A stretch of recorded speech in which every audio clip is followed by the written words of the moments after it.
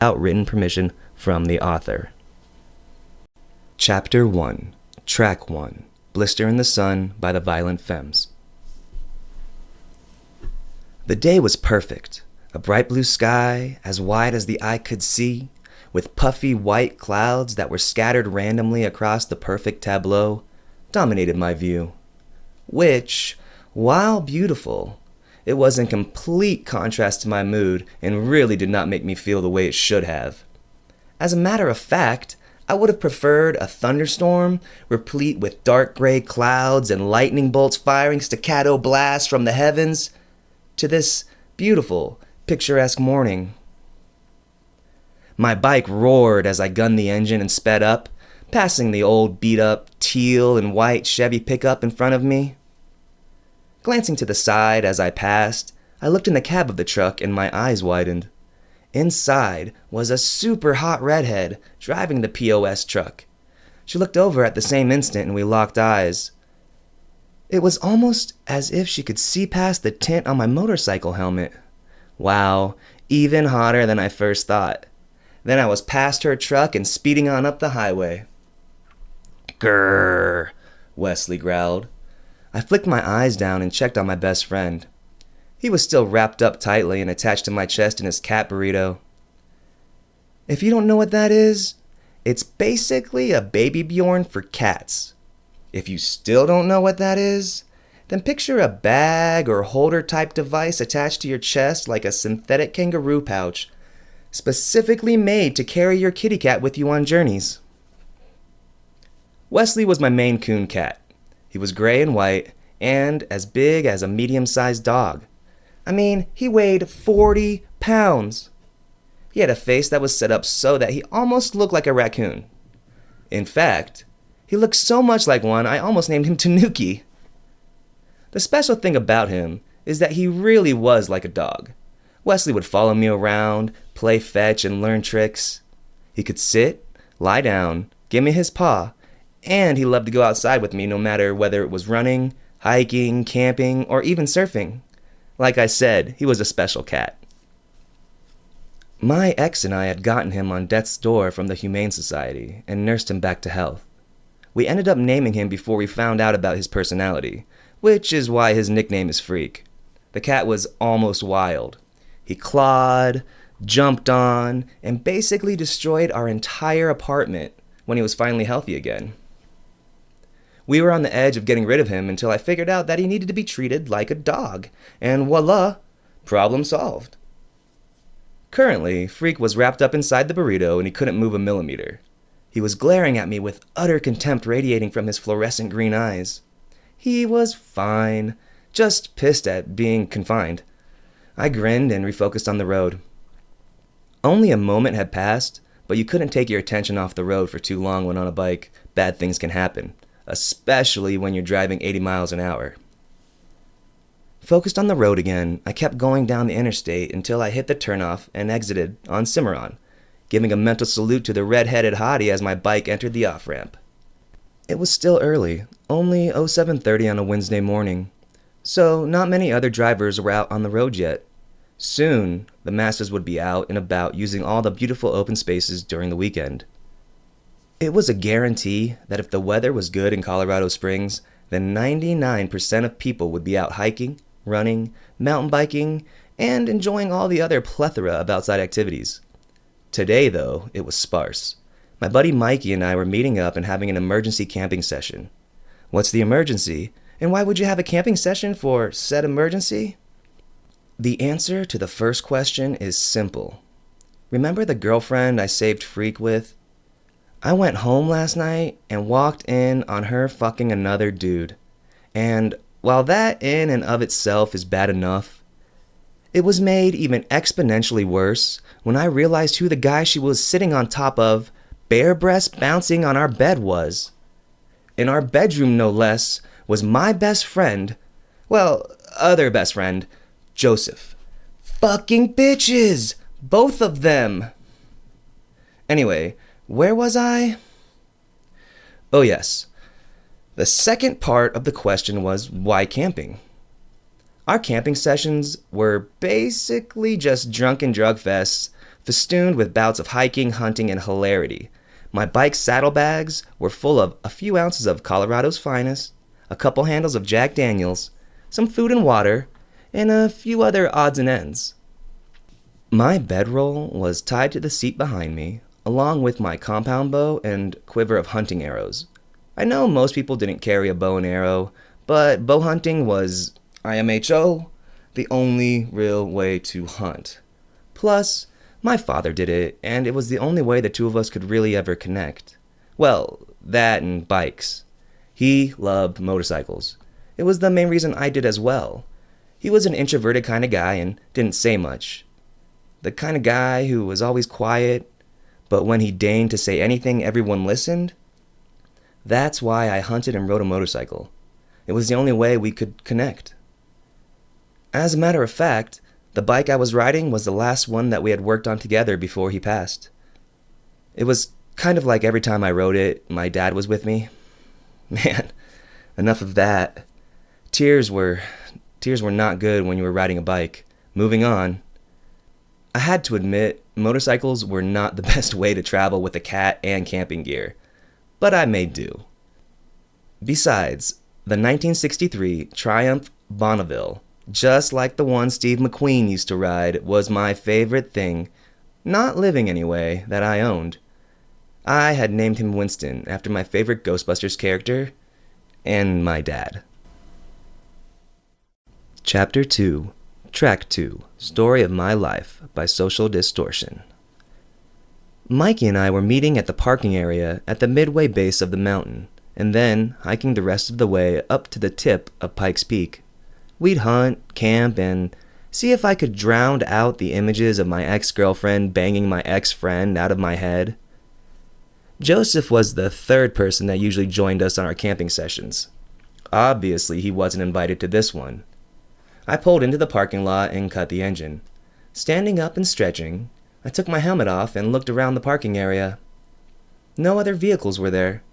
Freak was meowing relentlessly, so I let him out of the burrito and he jumped down to begin surveying the area as animals do, sniffing what needed sniffing and spraying what needed spraying. I pulled the phone out of my pocket and checked it for the last time before I went out, since there was zero service once we got out on the mountain. Screw the rest of the world. I didn't need my phone.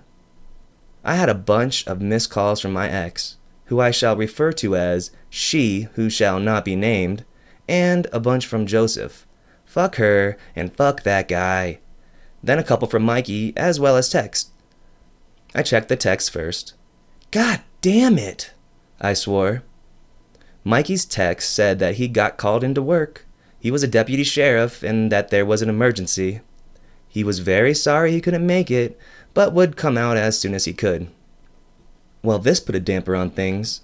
It sucked that now I was rolling solo, but I was still going. The only alternative was to head home and confront the situation. There was no way I was doing that. Fuck it. Time to gear up and head out. Mikey would meet up with me or he wouldn't. Either way, I was going up that damn mountain and getting wild. I unstrapped the cat burrito and set it on the bike. I looked around one more time and confirmed that we, Freak and I, were still alone. Hey Freak, let me know if someone comes. I'm gonna change, I jokingly told my cat. Meow, Freak responded. SMH. Sometimes I swear that cat understood me. One more check, we were still alone, so I did a quick parking lot change, exchanging my motorcycle jacket and pants for more comfortable hiking attire. It was the beginning of June, and Colorado Springs, otherwise known just as the Springs, was perfect this time of year. The temperature was, on average, in the low 70s all day, and only got down to the high 50s at night. It was the ideal time of the year for all types of outdoor activities. Now, fully changed, I checked myself over and nodded in satisfaction. I was ready for battle. Hatchet, check. Bowie knife, check. Camelback, check. Backpack, check. Jack Daniels and Coors Light, check. Bedroll with bow, quiver, and jacket wrapped inside, check. I was wearing a black t-shirt, made of special material for sweating, some tan cargo pants to hold some of my gear, and my old military-issued boots. I don't care what anyone says, They were the best all-around boots for going out into the wilderness, bar none. Nike even made a special edition, and they were damn comfortable as well. Civilians called them ruck boots. Anyone who had served just called them boots. My outfit, along with my long black samurai top knot and East Asian features, made me look almost comical, like a bad stereotype. In all honesty, I probably looked like a person playing a cross between the construction worker cowboy and Indian from the Village People, but I didn't care. Comfort and functionality were what was important. Screw what I look like. At least that's what I told myself. I turned and looked around for my cat. He was over by a field of flowers, marking his territory on some especially pretty columbines. I whistled and he cocked his furry head my way. "Let's rock, freak!" I called. "Meow!" he responded, having finished his business, and bounded my way. Surveying the path before me and the surrounding area, I frowned. The sun was shining, the blue sky was open and glorious. The grass was a vibrant green, and the mountain in the background made the best Bob Ross picture I could imagine. It was hard to be in a shitty mood with this view. Then I remembered what happened and grimaced. I cranked my music up, and my headphones blared as I stepped onto the path. "Hells yeah!" I fist pumped and called to the air around me. I loved this song. It always got my blood pumping. Freak led the way, darting this way and that, about 15 feet ahead of me on the path. There wasn't a flower, rock, or patch of grass that didn't catch his interest. I set a wicked pace, my arms and legs pumping to the beat of the music. It felt almost like I was attacking the mountain. The quicker I climbed the mountain, the more I wanted my made-up game. My head bobbed to the beat and my attention was focused in front of me, not on the ideal scenery. I began moving so fast that I was almost running. I set an even more brutal pace, and Freak had to stop checking every flower and rock out to keep up. His meows of protest were just audible over my music. My little beast could handle the pace. He was just annoyed at not being able to check out everything. We continued our climb, and I didn't slacken my pace. Song after song played, and I just moved, zoning out and emptying my mind of all thoughts. Well, the only thought that was in my brain was my cheating ex-girlfriend and douche-tard ex-best friend. The hike and speed helped. Eventually, I was just focused on the 60-degree incline I was moving up and the blare of my music. I jumped over rocks and clambered up inclines using my hands in conjunction with my feet. Freak was right alongside me, moving up the pathway like a mountain goat. The two of us kept going, and the shadows changed as the sun passed overhead on its daily journey. We had been moving for some time, and I noticed the sun was now directly overhead. Plus, Freak was kind enough to start mewling louder and began bumping into me regularly. He was an excellent alarm clock. Awakened, almost as if from a daze, I realized it was lunchtime. I spotted a nice area on the pathway ahead that my friends and I had eaten at before. There was a large rock, perfect for sitting on and eating. The place was also at the tip of the end of the first part of the trail. Not to mention the view was damn nice as well. It looked out over the city of Manitou Springs. I pulled the pack from my shoulders and grabbed the water and some jerky. I munched on some while I poured water into a bowl and set some jerky down for Freak. When I was done, I stood up and leaned against the rock wall, chewing the dried meat and sipping water from the bottle every now and then. I looked out over the town and remembered times when my ex-girlfriend. I grimaced and turned from the view, then began putting my stuff away. "Let's go, Freak," I said, snagging his bowl and dumping the dregs of water out. "Meow!" he protested. I ignored my cat. He had plenty of water and meat. He was just being a prima donna. Shouldering my pack, I started off again. This next part of the trail was tougher. The vertical went up to 70 degrees in places, and the altitude made breathing an exercise in and of itself. I began moving faster and harder, trying to shake the images that kept flashing in my mind. The exercise and difficulty began to do its job, and I got back into that zone, where just the music and the hike were in my head. I hit the last ridge of this trail, and as I topped it, saw bar camp in the distance. That was the last stop with any semblance of civilization on the way to the tip of Pikes Peak. Freak was already running this way and that around the camp, which was just a few log cabin structures, looking for whatever caught his interest.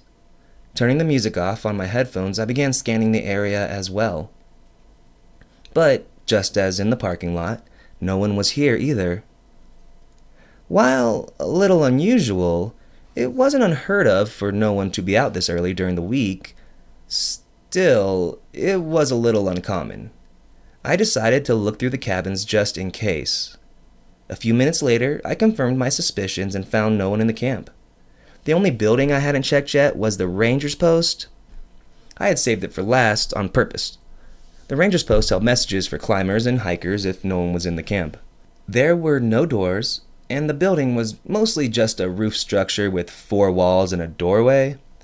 Inside was a board with notices on it, a table, a couple of chairs, nothing fancy and all very rustic. I made a beeline to the board. I scanned all the notices. Most of them were old and out of date. Fire watch on these days, bear attack, so be careful, watch out for wolves and mountain lions, blah, blah, blah. Finally, I saw a notice that made sense. How could I have forgotten that it was Labor Day yesterday? The notice said that government employees all had the days off for the week because of the government holiday. Well, that explains the typical government jobs getting all these days off while us taxpayers had to work. I chuckled to myself at the thought. I work from home now as a writer, so I didn't worry about work days and such. Well, freak, that explains why we're alone. It's only another 6 miles to the summit camp. Want to head out? I rhetorically asked my companion. Meow, Freak responded. I smiled and shook my head. Sometimes I knew he was just responding to my voice, but man, I wasn't one of those crazy pet owners that thought their animals could understand them. Although, sometimes when I was high, never mind. Chapter 3, Track 3, Bitch, Don't Kill My Vibe, by Kendrick Lamar. I was hammer-faced. The combination of booze and bud was really kicking in, just in time too.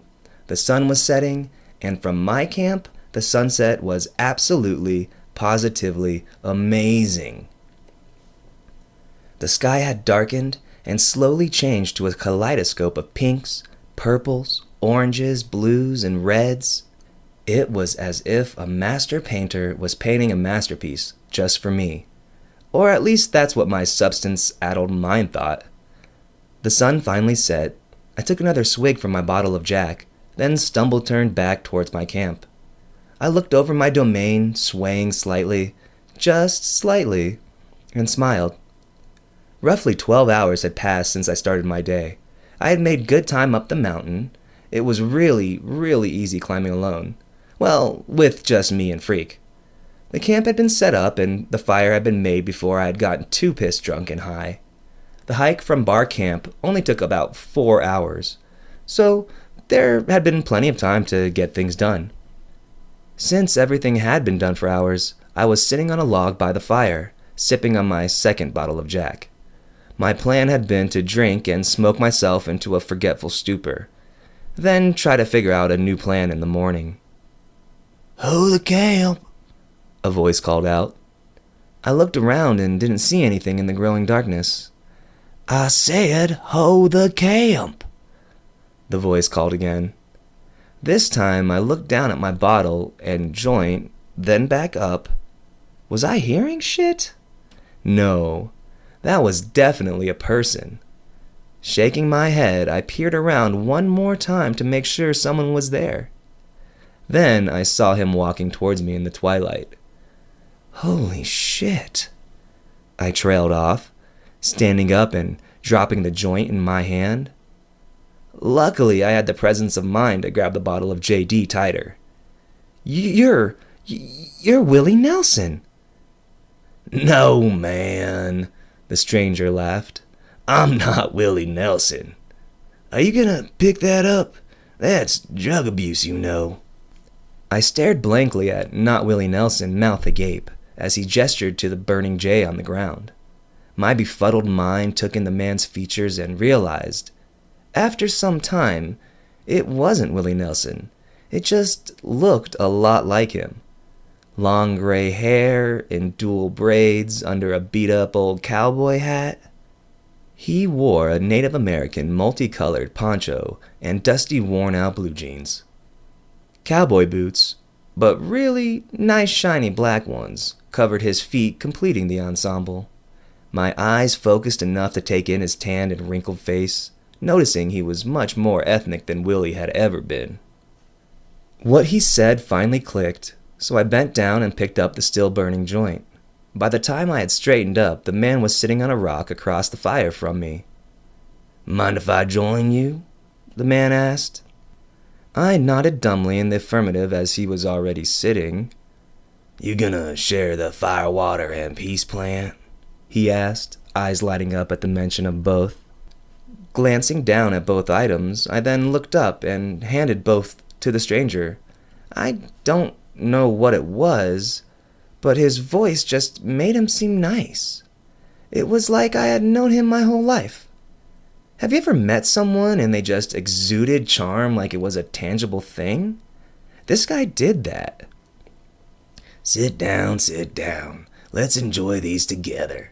Vices are meant to be partaken with friends," the stranger said, waving me down with his now full hands. I was at the point of my inebriation that this all seemed normal, and any and all suggestions were good ones.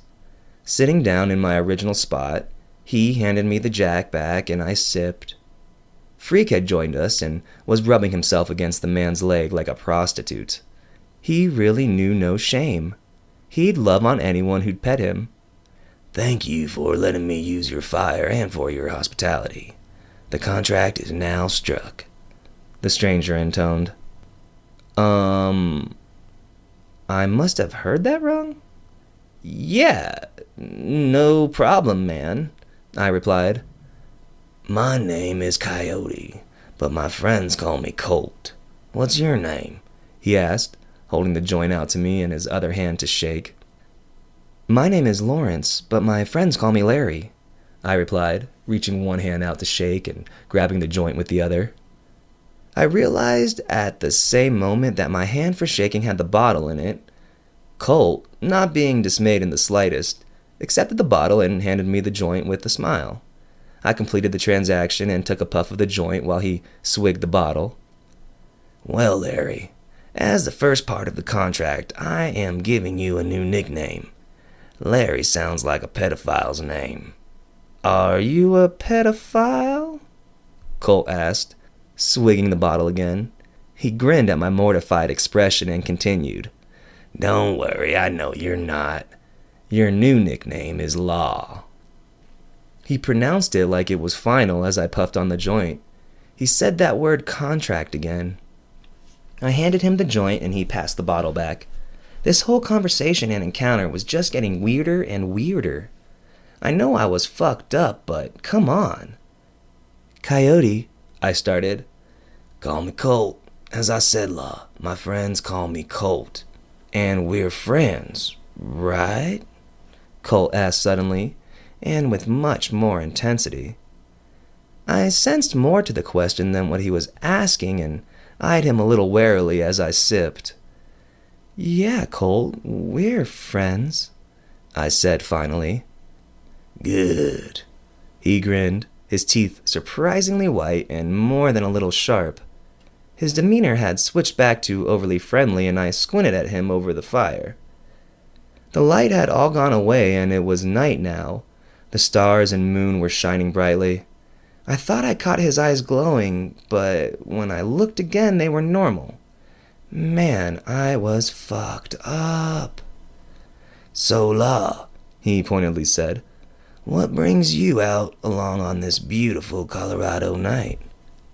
"I just wanted to get away," I replied instinctively. "Oh, come on now. There has to be more to it than that," he prodded. Something about the tone and cadence of his voice made me want to talk to him. Also, the only other person I had talked to was Mikey, and that was just for a few minutes on the phone. I found myself laying out the entire story of what happened and more. He was the perfect listener, interjecting and nodding at just the right points. He kept me talking. It was like he was pulling the story out of me, and I was giving it to him willingly. It wasn't a bad thing. I needed to tell this story to someone. I began at the beginning and told this stranger my life story.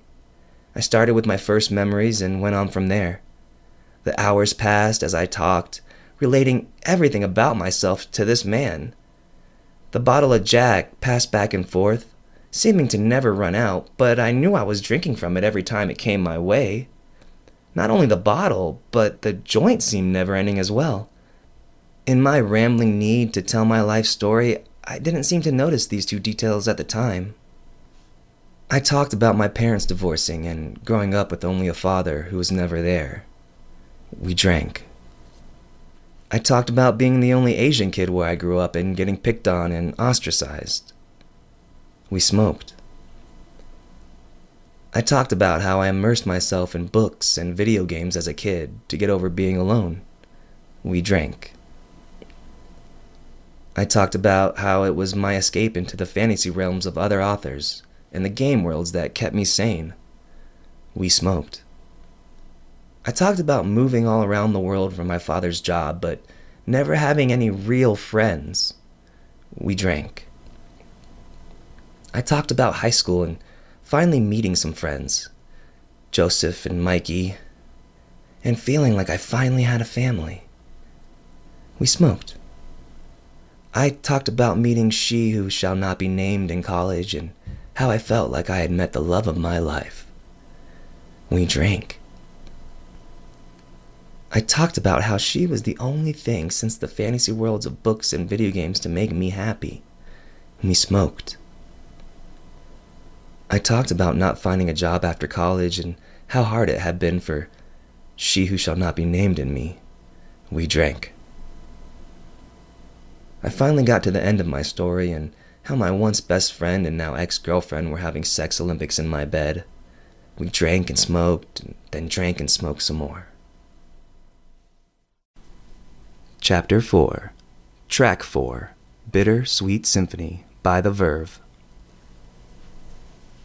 Silence reigned after I finished my story.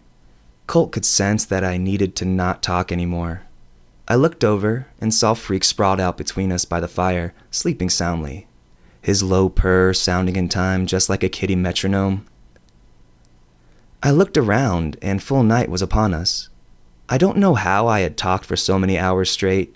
Even more astounding was Colt listening so patiently the whole time. The bottle of Jack was in my hand, so I took a sip and went to hand it to Colt, but he held up his own bottle and sipped, waving me off. When had we opened another bottle? He also had a joint, and when I looked in my other hand, I did as well. I began to feel dizzy and started to get the spins. Damn, I was wasted. I could see Colt, now two of them, looking at me concernedly. "You okay, Law?" his voice asked, seeming to come from directly inside my mind. "Yeah, just feeling really fucked up all of a sudden," I replied, holding the bottle of Jack to my forehead. The glass felt cool and good. "Why don't you lie down and go to sleep? I'll take care of everything else," Colt said, in my head again. Even though the voice was from in my mind, the idea was a good one. I would just lie down and sleep for a bit. Everything would be better when I woke up. "Good idea," I said. "I'll just lie down and sleep." I mumbled the last part as I lay down on the rock, my eyes getting extremely heavy. I had vague notions of Colt coming over and grabbing the booze from my one hand and the joint from my other.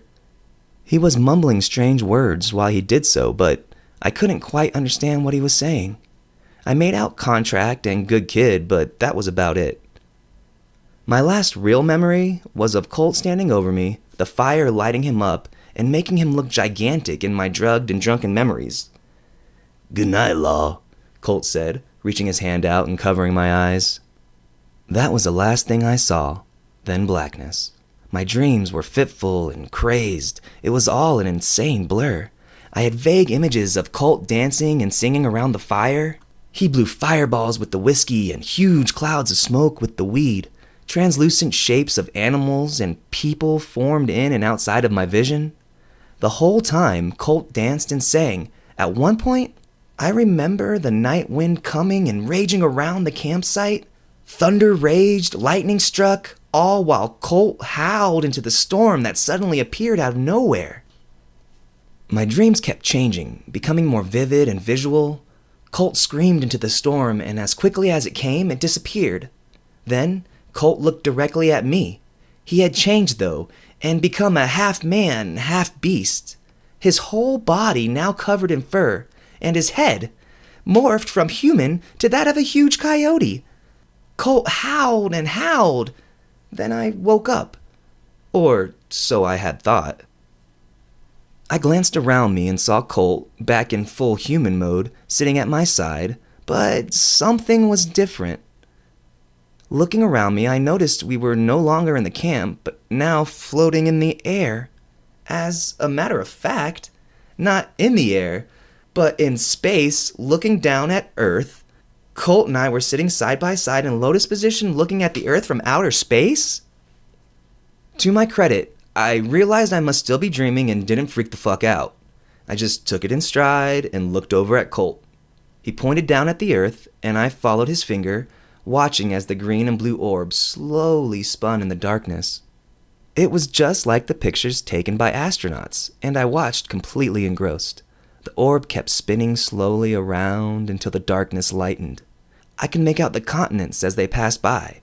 North America, South America, Europe, and the Middle East, the rest of Asia, and then the Pacific flew by below until it went back to the Americas. As the globe darkened, millions upon millions of lights lit up, and I watched entranced at the amount of people living in the world. There were lights almost everywhere. Humanity had spread around the globe, except for some areas like the Amazon and Sahara, which were dark, but even they had some lights in places. Colt began speaking. This is the world now. There are more than 7 billion people living on this planet. He spoke softly as the globe spun. He gestured and the globe began reversing directions, spinning faster and faster until it became a blur. After a moment passed, the globe began to slow down, and I watched as the Earth began to resolve itself. This is the Earth 270 million years ago. One giant landmass sat in the center as it slowed, and then broke up, splintering into the continents that we currently know. They slowly drifted apart, and the Earth began spinning normally again. Colt continued. This is the Earth 66 million years ago. This is when the beings you know as dinosaurs finally went extinct. He stopped speaking, and I watched the Earth, now dark with no humans lighting it, spin slowly. My eyes went wide as a giant asteroid came out of the darkness and began to glow a bright, burning red as it entered Earth's atmosphere. A second passed, and then the world exploded. Light blinded me, but when I finally opened them, the world was changed now, covered in gray clouds of ash and smoke. Colt made a gesture, and the Earth began spinning again, faster and faster. This time, when it stopped, the gray was gone, replaced once again with a healthy green and blue Earth. This is the Earth 7 million years ago. This is when you, he gestured at me and back to the Earth, and your kind began to separate and evolve from primates. I watched as we began to shoot towards the Earth, and it grew closer and closer in my vision, but I didn't feel like we were moving. Moments passed, and we were looking at the continents coming even closer. We sped down and went into a bird's-eye view of Africa, getting larger as we rushed in. I felt like I was watching the best damn IMAX movie ever as we sped forward through the atmosphere, then stratosphere, and finally through the clouds. We came down and stopped abruptly, looking over a massive jungle covering the entire continent of Africa, broken up by huge savannas and gigantic lakes. We sped down and down, eventually coming close enough to see individual beings. I stared in awe as I made out hundreds of ape-like creatures gallivanting through the trees. Time sped forward, and I watched the apes slowly change, becoming more human-like in appearance. They began to stand more erect, and less hair showed over their bodies as the time sped by. Eventually, they began to resemble what I thought of as cave-like humans. They used rudimentary stone tools and looked like people, albeit dirty, stinky, hairy, and naked people. We sped back out away from the apes now turned humans, and I watched as they spread out from that continent to around the entire world. They made their way into the Middle East and Europe, then Asia. Then they made it to the Americas. I watched as they changed. Colors, sizes, and facial features began to form differences. We sped up and down, faster and slower, watching humanity become what it is. The way they spread was surprising. The continents were closer, and there were land bridges that connected some places, and the prehistoric humans were also surprisingly resourceful. Colt gestured, the Earth spun faster again, and we returned to our outer space vantage point. Then, the world began to slow and was dark again. This time, though, the globe was cloaked in darkness. There were lights as before, although they were different and not as spread out everywhere. "This is the Earth 700 years ago," he said. We moved in and closed over Europe. I watched as we got closer and closer to the Earth. I made out ships sailing over the ocean, the continents now further apart, and the peoples reconnecting again. We got even closer, and I watched Native Americans and first Viking, then other European explorers meet. We went further out. The Earth stopped spinning and centered only on the Americas. The globe was dark again, except for the light of the fires. Colt gestured again, and I watched as the fires became less and less, eventually stopping when there was a tenth of the original firelights up and down the North and South American continents. "When the first explorers and my people met, history changed and became skewed. The other gods and I had no idea that the Europeans' diseases and sicknesses would destroy the balance by so much," Colt explained. We zoomed in further, and I watched in horror as below us millions upon millions of people died. It was like a cacophony of death. I wept openly as we sped over the death and pestilence, killing without discrimination. I could never have imagined such devastation. Children in their mothers' arms, men lying in the mud and dirt rotting. There was so much death, and no one around to do anything about it. Colt saw me weeping and thankfully brought us back out to our original perch. He gave me time to compose myself before he spoke. "You see the amount of death. There were once as many people in the Americas as there were in Europe, Asia, and Africa. A dirty trick was played, and this was the result." He gestured to the now darkened American continents, then stood up and brushed his hands off. "Now, it's time to even the score," he said with finality. I blinked, and we were sitting back at my campsite. Holy shit! I was having a crazy dream. Colt looked at me from his standing vantage point, while he morphed slowly back into the coyote man and pointed at me with a now clawed finger. "The other old ones and I have gotten together and found a way to reset the balance. The world will begin again, and this time my people will have a chance. All people will have a chance. The simulation will reset," Colt growled. "You shared your fire and hospitality with me. That is no small thing.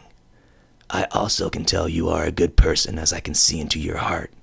I will give you a few gifts and let you decide for yourself how you will fit into the new world." I looked at him, not quite understanding. What was he talking about? Simulation?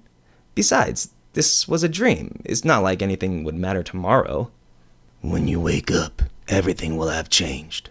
Good luck, Law," Colt said.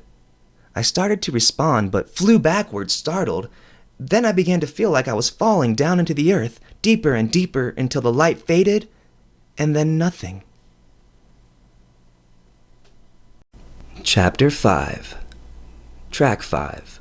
House of the Rising Sun by the Animals. A scratchy sensation on the left side of my face, accompanied by a rumbling car engine, woke me up. I blinked slowly in the dawn's new light, nursing a massive hangover, and pushed Freak's head away from my face. "Grrr," an animal sounded. My eyes shot open and I turned my head at the sound. A giant set of 2-inch-long fangs filled my vision. "Fuck!" I screamed, leaping up from my rocky sleeping place, now fully awake and realizing there was a giant monster inches from me, its massive tongue lolling out between its razor-sharp fangs. Good kitty," I stammered, reaching a hand out tentatively in either defense or supplication, I wasn't sure which. "Rawr!" The huge monster tilted its massive gray head to the side and looked at me with surprisingly familiar fluorescent green eyes. I stared into those bright, beautiful orbs and knew instinctively that this giant monstrosity was my Wesley. It was my little freak, now a much bigger freak. "Freak?" I asked softly. "Rawr!" the huge cat responded. "Holy fucking shit," I breathed, then reached out and Freak moved his head into my hand, bumping into it hard. I petted and then moved on to scratching his massive head with both my hands. My God, he was so big now. But it was my same kitty. He enjoyed being scratched and petted in all the same places. He was just 500 pounds now, and 12 feet long from nose to tail. He sat at my side and I rubbed his head as I looked around the campsite now that I was fully awake. Everything, besides my now giant tiger cat, looked the same. There was the fire pit, now just ashes, and there were my pack and bedroll. I stopped and did a double take. My gear was all different now. As a matter of fact, much was different now, and as I looked at my hands, which were much bigger than they used to be, I knew shit had just gotten real. I closed my eyes and took a deep, calming breath. I needed to not freak the fuck out and to think rationally. After a few deep breaths, I opened my eyes and felt much better. At least, not on the verge of a panic attack anyway. From the corner of my eye, I spotted something. Walking over, I examined the item. It looked like a piece of paper. Not just regular paper, though. It was made of a fine type of vellum. Like something made by hand? It was folded in half, so I opened it and saw that it was written in beautiful flowing cursive. "Hey, buddy. I told you to call me Colt. I trust this letter finds you well. I hope our mutual friend Wesley didn't scare you too bad. Besides, I like him better this way, and I'm sure you will agree in time. Anywho, I don't know exactly what you remember from last night. You were faded as fuck. But the gist of it is the world is now changed forever. You were nice to me and offered me your hospitality. That means a lot to us old folks. For that, I gave you a couple of, I hope you don't mind. Last night I went into your head and saw some things. You're one sick fuck, by the way. I also saw that your love of video games and books would really benefit you here. So, to get you started, just think menu. I gave you some special abilities that I think will really make sense to you. I'll let you thank me later. I know you are asking why me. As I told you before, you shared your hospitality, and each of us gods get to save members of our family. That's right, I said family. You are my great. Well, the list keeps going, but you are my blood. Sincerely, your friend Colt, Coyote the God. P.S. This message will self-destruct in 10, 9, 8. P.P.S. Just kidding. I almost dropped the message the first time I read it, then stopped and shook my head reading the message again. Halfway through the second read-through, the paper started to smolder, then started to catch on fire. I dropped it on the ground, watched it turn black and then to ash. The wind blew, and I swore I heard Colt laughing on the breeze. "Motherfucker," I whispered, sucking my new larger, singed fingers. Okay, let's take some time and think some things through. I tried to piece last night together, but everything was a drunken and high blur. I remember the guy looking like Willie Nelson. Then, shit, it was all fucking jumbled in my brain. I fully remembered the death. Ugh, that sucked. And I remembered watching the world. Damn it! I couldn't think straight. The paper had said, think the word menu. I looked at Freak, now a giant tiger, and decided what could it hurt. I closed my eyes and thought. In the blackness of my mind's eye, a screen appeared. My eyes opened involuntarily and the world was there. Normal. I looked around and slowly closed my eyes again. The screen was back, and floating in the blackness were the words, Menu. Select option below. Tutorial. They flashed over and over, bright white in the darkness. I reached out with my mind. The flashing button clicked, and the screen changed. This new one read, Tutorial, Section 1. Welcome to the old world. While you were sleeping, everything has changed. Over 7 billion people once lived on this orb of ours. As of sunrise this morning, there are only 350 million people in the entire world. The myths and legends of the past are real. Magic is once again alive, and the world's balance has been reset. You've been sent back to the 14th century. The world is in disarray. The Black Plague and other epidemics have ravaged the globe. Incessant war and famine have destroyed civilizations around the earth. It is back to a time of chaos. The balance has been reset. The old gods are born anew, and the world is ready to start again. Good luck and Godspeed. Class selected. Jack of all trades. Race selected. Half human. All remaining available starting options for character creation have been pre-selected by admin Coyote. Character creation is complete. Character screen, character screen, character screen. I read the words over and over and over again. What the fuck? I couldn't make any choices? They had all been made for me? What the hell is a jack of all trades? There was no warrior or goddamn mage? What the hell is a half-human? I'd heard of a half-elf, but half-human was damn vague. The words character screen were flashing. Now what was going on? Once again I stopped and breathed deeply. I opened my eyes and looked around. I walked to the edge of my camping area and looked down at the view from the previous day. My knees got weak and I had to sit down. Everything around me was different. I never lost it. I always had control of myself. I fucking walked in on my girlfriend, riding my best friend like a rodeo rider. I could handle this shit. Breathe, motherfucker. Breathe and get your shit together. Own your life. Fuck! I screamed out over the mountaintop. Somehow that helped, and I got myself together. I closed my eyes, and the screen appeared again. I selected the blinking option. Chapter 6. Track 6. Got Your Money, featuring Kelly.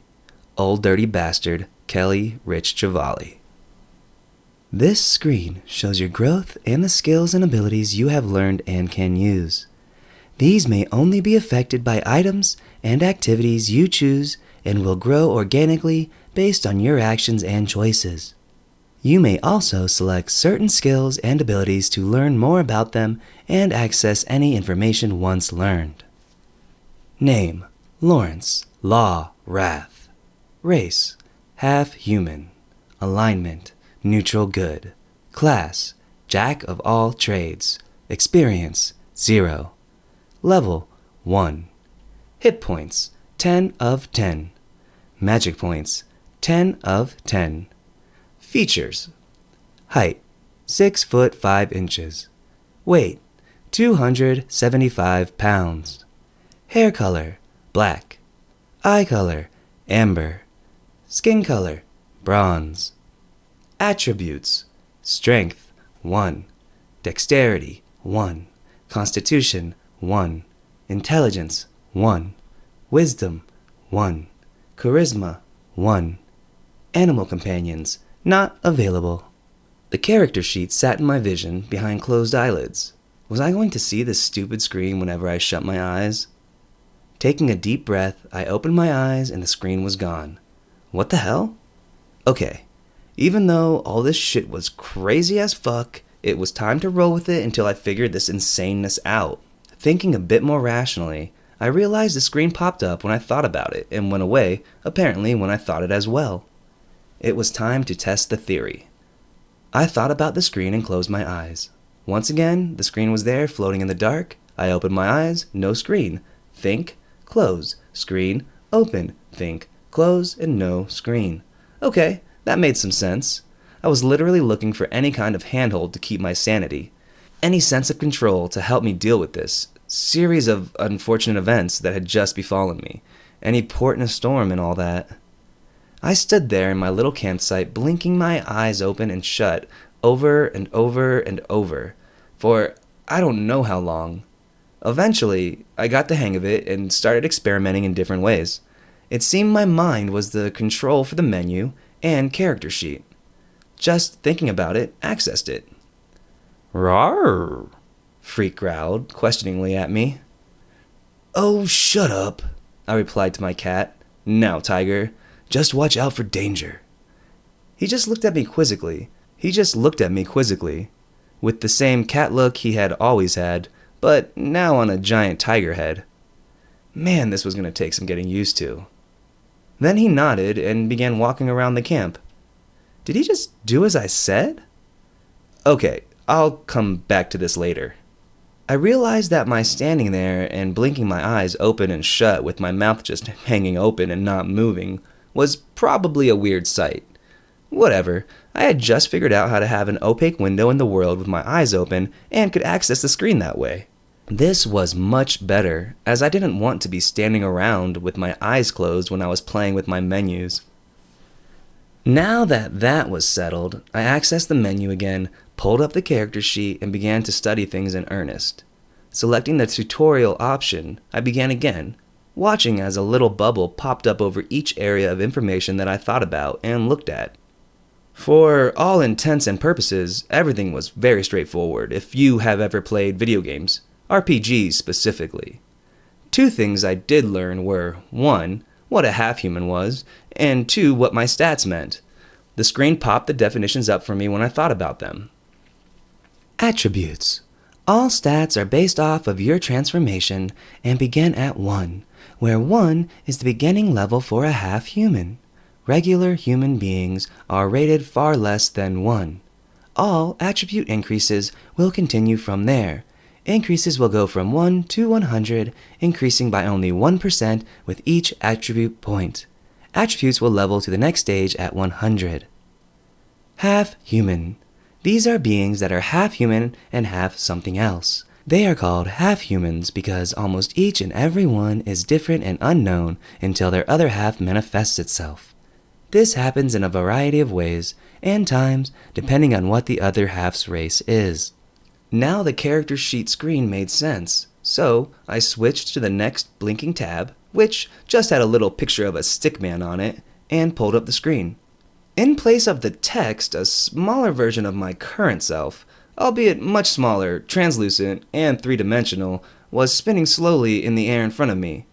That was cool. As before with the character screen, little bubbles of information popped up as I looked at them. The breakdown was as follows. Character equipment. Head, neck, shoulders, chest, upper arms, lower arms, hands, waist, underwear, upper legs, lower legs, feet, fingers times 10, toes times 10, face, eyes, ears times 2, nose times 2. Okay, that all made sense. The fingers and toes things was a little different, but I always thought it was dumb when games only gave space for like one ring or something. My eyes opened wide as saucers and my mouth dropped agape. It may have been the shock of everything, or I was just an idiot, but I just realized something about my little avatar. He was butt fucking naked. That meant I was butt fucking naked as well. No wonder it was so goddamn cold. I blinked my eyes and the screen winked out of existence. Looking down, I confirmed my hypothesis and Mr. Happy was pulling a turtle head. My hands shut over my ghibli bits and exit hole. Freak was still looking at me like I was an idiot, but somehow added mocking to his gaze, Seriously, cat? I looked around the campsite for some type of covering for my nips. I mean, they were hard enough to cut glass. Why did your nipples grow and get hard in the cold while your bait and tackle gets all shivery and small? The world may never know. Focus, Law.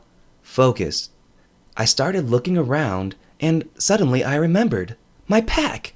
There it was, still by my feet. Only, now that I had calmed down a bit, I saw that it was a hand-stitched leather bag, so dark brown it was almost black, and on it were little silver, gold, and gunmetal gray studs that accented its stitching. Kneeling, I grabbed the bag, which was 2 different bags, and looked just like saddlebags from an old western or something. As soon as I opened one of the flaps, a screen popped up just like the previous ones. This new window was labeled Inventory and had a semi-transparent grid that was a giant glowing rectangle, separated into 2 rows of squares that were 5 spaces long and 2 spaces wide, respectively. The first 2 squares were blinking, and each had something in it. The first was a picture that looked like the parchment I'd picked up before, and the second was a picture of what looked like some type of cloth item. The parchment started glowing brighter than the cloth, so I tried to select it. Nothing happened. It kept glowing. Mentally, I tried to access it again, and again, nothing. I reached out and poked at it with my hands, and they just passed through the space. What the hell? After a few more moments of mental and physical pokes at the opaque screen, I closed it with a thought and stared down at the saddlebags.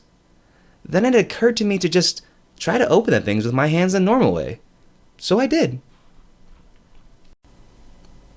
Chapter 7, Track 7, Chelsea Dagger by the Fratellis.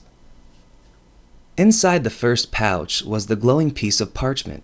I reached in, pulled it out, and began reading it. This note was also from Coyote. Hey, buddy. I told you to call me Colt. Anywho, that was funny as hell. You trying to open the pack with your mind. Ha! That joke never gets old. Now that you figured out how to use a bag, damn, I'm hilarious. Think of this as a gift from me to you. I know it's tough getting taken from your own time, from all your friends and family, then sent back in time to do the bidding of a god. So this is one little way for me to make it up to you. Oh, and you should throw those undies on. I mean, you're looking a little small. Dick jokes, oldies but goodies, they never get old. Enjoy. Colt. P.S. This message... I quit reading after Colt, then tossed the parchment on the ashes of yesterday's fire pit, and watched as the vellum burst into flame.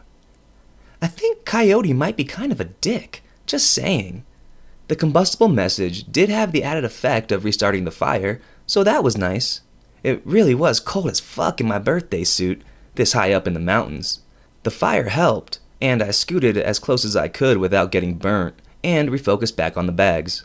This time, when I looked at the bags, an info bubble popped up. Colt's Dark Moon Saddlebags of Holding. These are the God Coyote's hand-tooled leather saddlebags, made for him by an old friend, the god Kappa, also known as Beaver, for his personal use. The interior is made up of a created astral space that accesses and stores items for use. User may store any item that will fit in the mouth of the bag inside.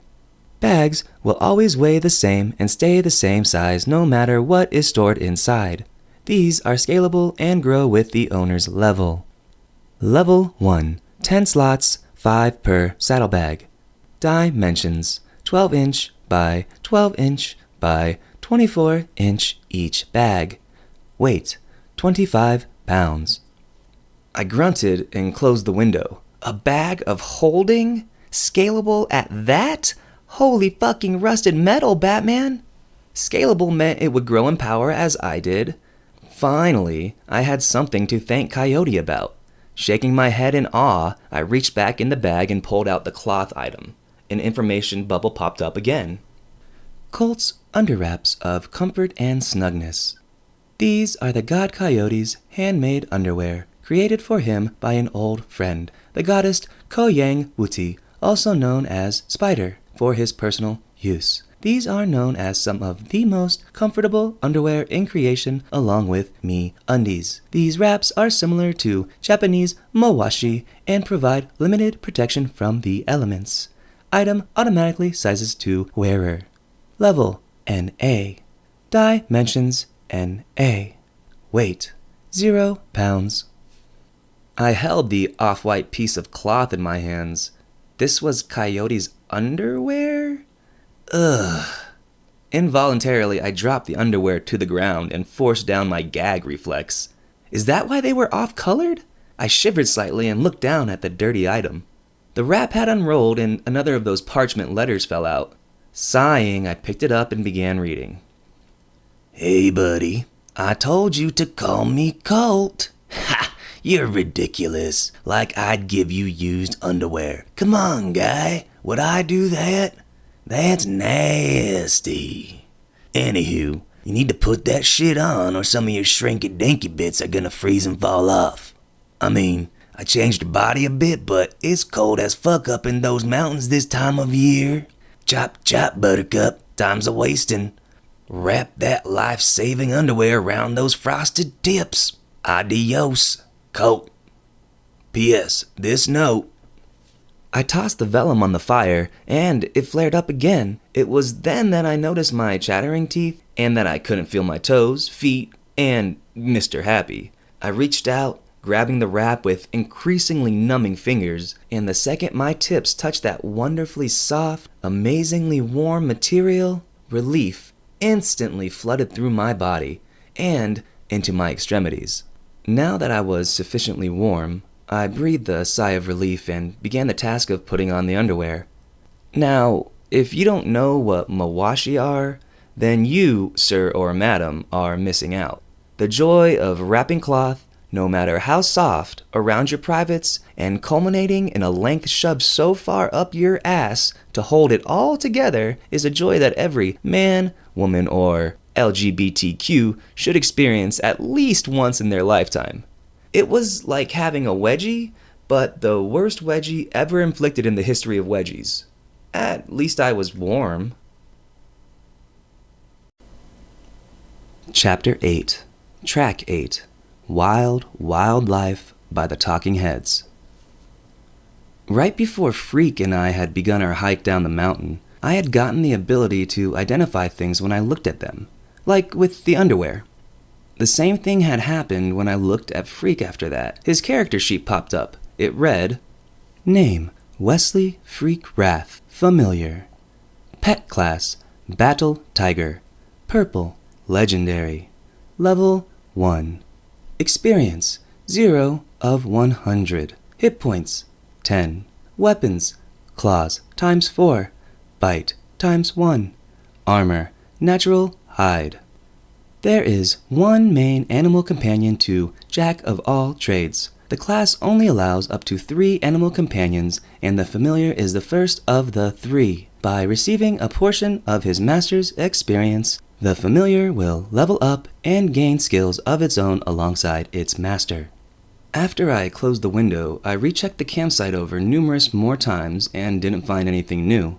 So, with nothing better to do, I shouldered my new pack, called my kitty to my side, and took off.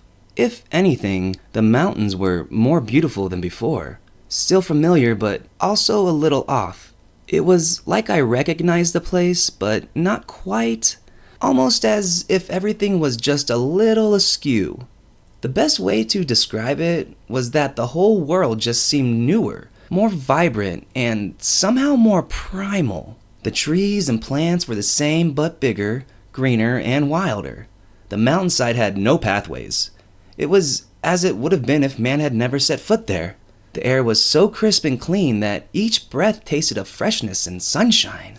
Frankly, it was the most beautiful country vista I had ever seen, the most beautiful scenery I had ever been in, and 5 minutes into it, I was bored as fuck.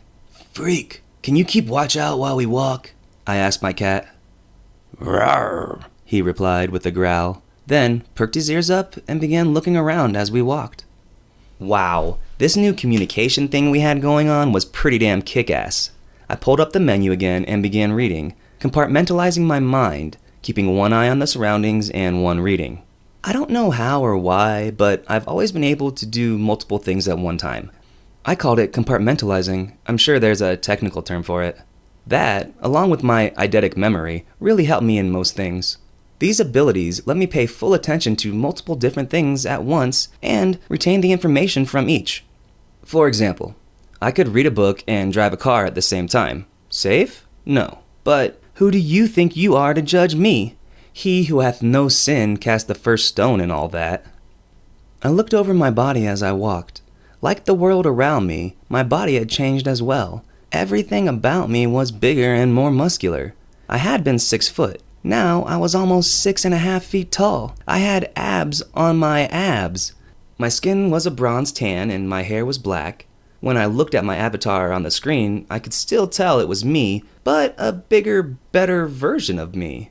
It was like myself, but version 2.0, the super me. Basically, I was built like a superhero. It was hard to grasp the amount of change that I had gone through. When I was done admiring myself, which I only did for a little while. Seriously. Anyway, I picked the next glowing tab and the screen changed. Skills. Quick learner. Parkour. Abilities. Total recall. Renaissance man. Babble fish. Rawr. Freak growled, catching my attention. I closed the window and looked around. We'd made it down the mountain without incident. I think the giant steel gray and white tiger with me had something to do with nothing bothering us. And to the parking area where I had left my bike. Of course, the parking area was gone and so was my motorcycle. The parking lot was replaced with a vibrant meadow, replete with wildflowers in a myriad of colors and bright green ankle-high grass. While that was nice and all, what really caught my eye was the gigantic dark gray stallion that was standing there eating placidly in the middle of said meadow. The horse was huge, 16 hands tall and as long as a Volkswagen Beetle. The animal was magnificent. I could see the power in the muscles that rippled along its frame under its glossy coat. As if sensing me looking, the horse raised its head and stared at me, with bright green eyes and a white patch down the center of its face. We locked eyes and stared at each other. Suddenly, the information bubble popped up. Name: Winston Triumph Wrath. Mount: Pet class: War Stallion. Purple: Legendary. Level 1. Experience 0 of 100. Hit points 10 of 10. Weapons: hooves times 4. Bite times 1. Armor: natural hide. The mount is the secondary animal companion to the jack of all trades. The class only allows up to 3 animal companions, and the mount is the second of the 3. By receiving a portion of his master's experience, the mount will level up and gain skills of its own along with its master. The bubble disappeared with a thought, and once again I was staring into the huge horse's big green eyes. Ever so slowly, I walked towards the massive animal. When I was a few feet away, Winston put his head back down and began munching grass, almost oblivious to my presence. It was then that I noticed the dark green stripe on the horse's nose, alongside the white patch that went up and down its back like a racing stripe. That was dope! This had totally been my motorcycle. Now it was my horse. I closed the rest of the distance and reached out gently, placing my hand on my horse's neck. A light whinny and snort were my response. I stroked the muscular neck, and Winston pushed his neck into my hands as I petted him. Nice! I worked my way down to the middle of his back and gave it a harder pat. Winston didn't move. Okay, here goes nothing. I placed both hands on his back and jumped up, using my arms to push up and threw my left leg over his wide back. My new body was stronger and more athletic than I had realized, and I made the maneuver with ease. Winston stopped eating and raised his head, looking back at me as if saying, "Okay, what now?" Sweet! Now it was time to move on to the next task, bareback horse riding. I closed my eyes and used my total recall ability to access my memories. Like most people my age, I was a YouTube junkie. The amount of information on it was staggering. For someone like me, it was a treasure trove of resources. Most people watch videos to make them laugh, pass the time, or whatever it is they feel like doing to waste time. I watch the videos to learn things. As an avid student of history, I was always fascinated with how our ancestors did the things they did. How do you build a campfire? What's the proper way to groom and care for a horse? How do you build a forge? There were literally millions and millions of how-to videos out there, and all that information was free for the taking if you wanted it. For example, there is this Swedish lady that goes out into the woods with nothing but an axe, and in 4 hours has a campsite replete with lean-to, fire pit with benches, and a wooden palisade. Another Italian dude built a forge from scratch in his backyard with no modern components, and makes his own tools, weapons, and armor.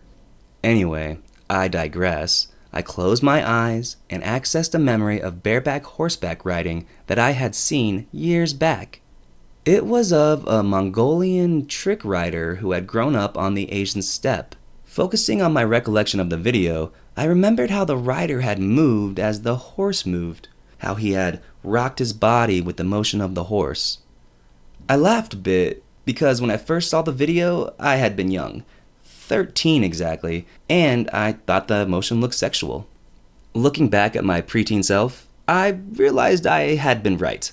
The motion did look sexual, now that I had sex and knew what it looked like when someone rode someone else.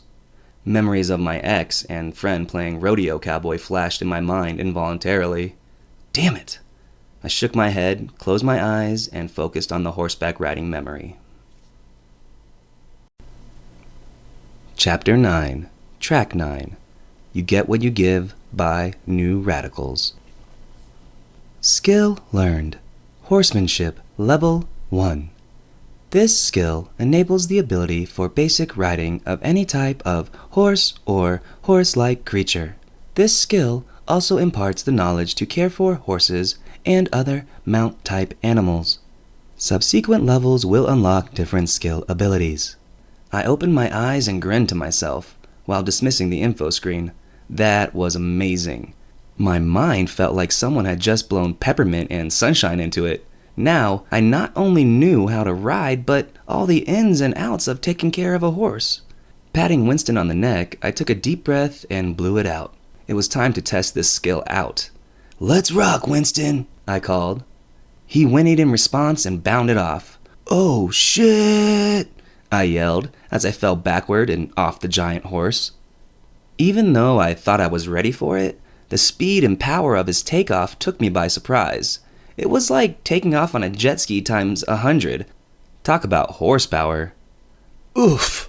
I hit the ground with a thud, landing flat on my back, and all the air was blown clear of my lungs, followed quickly by my head knocking on the ground, and then by my tailbone. Thankfully, I didn't black out. Whether that was due to my new physically enhanced body, or that the meadow ground was soft, I didn't know. It was like falling onto a wrestling mat. I stood up, rubbing my head and butt, then looking around like a dumbass to see if anyone saw me. Who would see me? I was alone. Well, not quite. Both Freak and Winston were looking at me, and I swear they both had bemused expressions on their smug animal faces. Yeah, yuck it up, smart guys. We'll see who's laughing when it's chow time," I grumbled, shaking the last of the dizziness from the fall away. Still bitching to myself, I climbed back onto my mocking horse and reset myself to try again. "Okay, round 2. I whispered under my breath, then called out, "Let's rock, Winston." This time, I was doubly prepared for takeoff, and when we rocketed from a standstill, I squeezed on tightly with my thighs, leaning all the way forward, my hands grasping onto either side of Winston's neck by his mane. Opening my eyes, I looked down and saw the ground speeding by below us. I lifted my head up and released the death grip my thighs had on Winston's sides and took the proper posture. My horse whinnied in response and picked up speed. Taking the proper stance and moving with Winston made a huge difference. We practically flew around the meadow. "Woo-hoo!" I screamed in pure joy as we sped back and forth across the 100-yard meadow. I don't know how much time passed, but it was so much fun, I could have done that all day. A few times, I caught Freak looking at me like I was an idiot, but I just stuck my tongue out at him and kept on going. Woo-hoo! I yelled. Winston seemed to finally get bored with our running, turning and jumping, and slowed to a stop. There was a small stream that traveled through the meadow that we had been jumping over, and he decided that was a good spot, dipping his head to drink. Great job, Winston, I cooed, patting my horse on the neck and stroking his soft coat as he whinnied in appreciation between gulps of water. Now that I was good at riding, I decided to check out my saddlebags once again. I hopped down from Winston, retrieved the bags, and placed them gently over my mount's back. A few quick adjustments, a couple ties, and the bags were secure.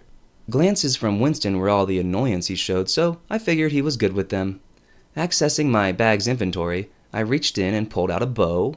My mind hadn't been firing on all cylinders earlier, but I finally remembered that there were other glowing things in my bags. The bow was beautiful. Wood, so dark it was black, and possessed of a fine grain.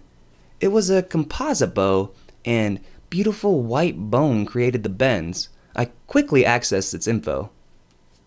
Nanook's composite bow of slaying. Weapon type, composite war bow. Name, Dark Wind. Durability, 500 of 500. Class, legendary. Upgrades, far sight. Draw weight, 150 pounds. Weight, 15 pounds. Dimensions, 60 inches by 33 inches.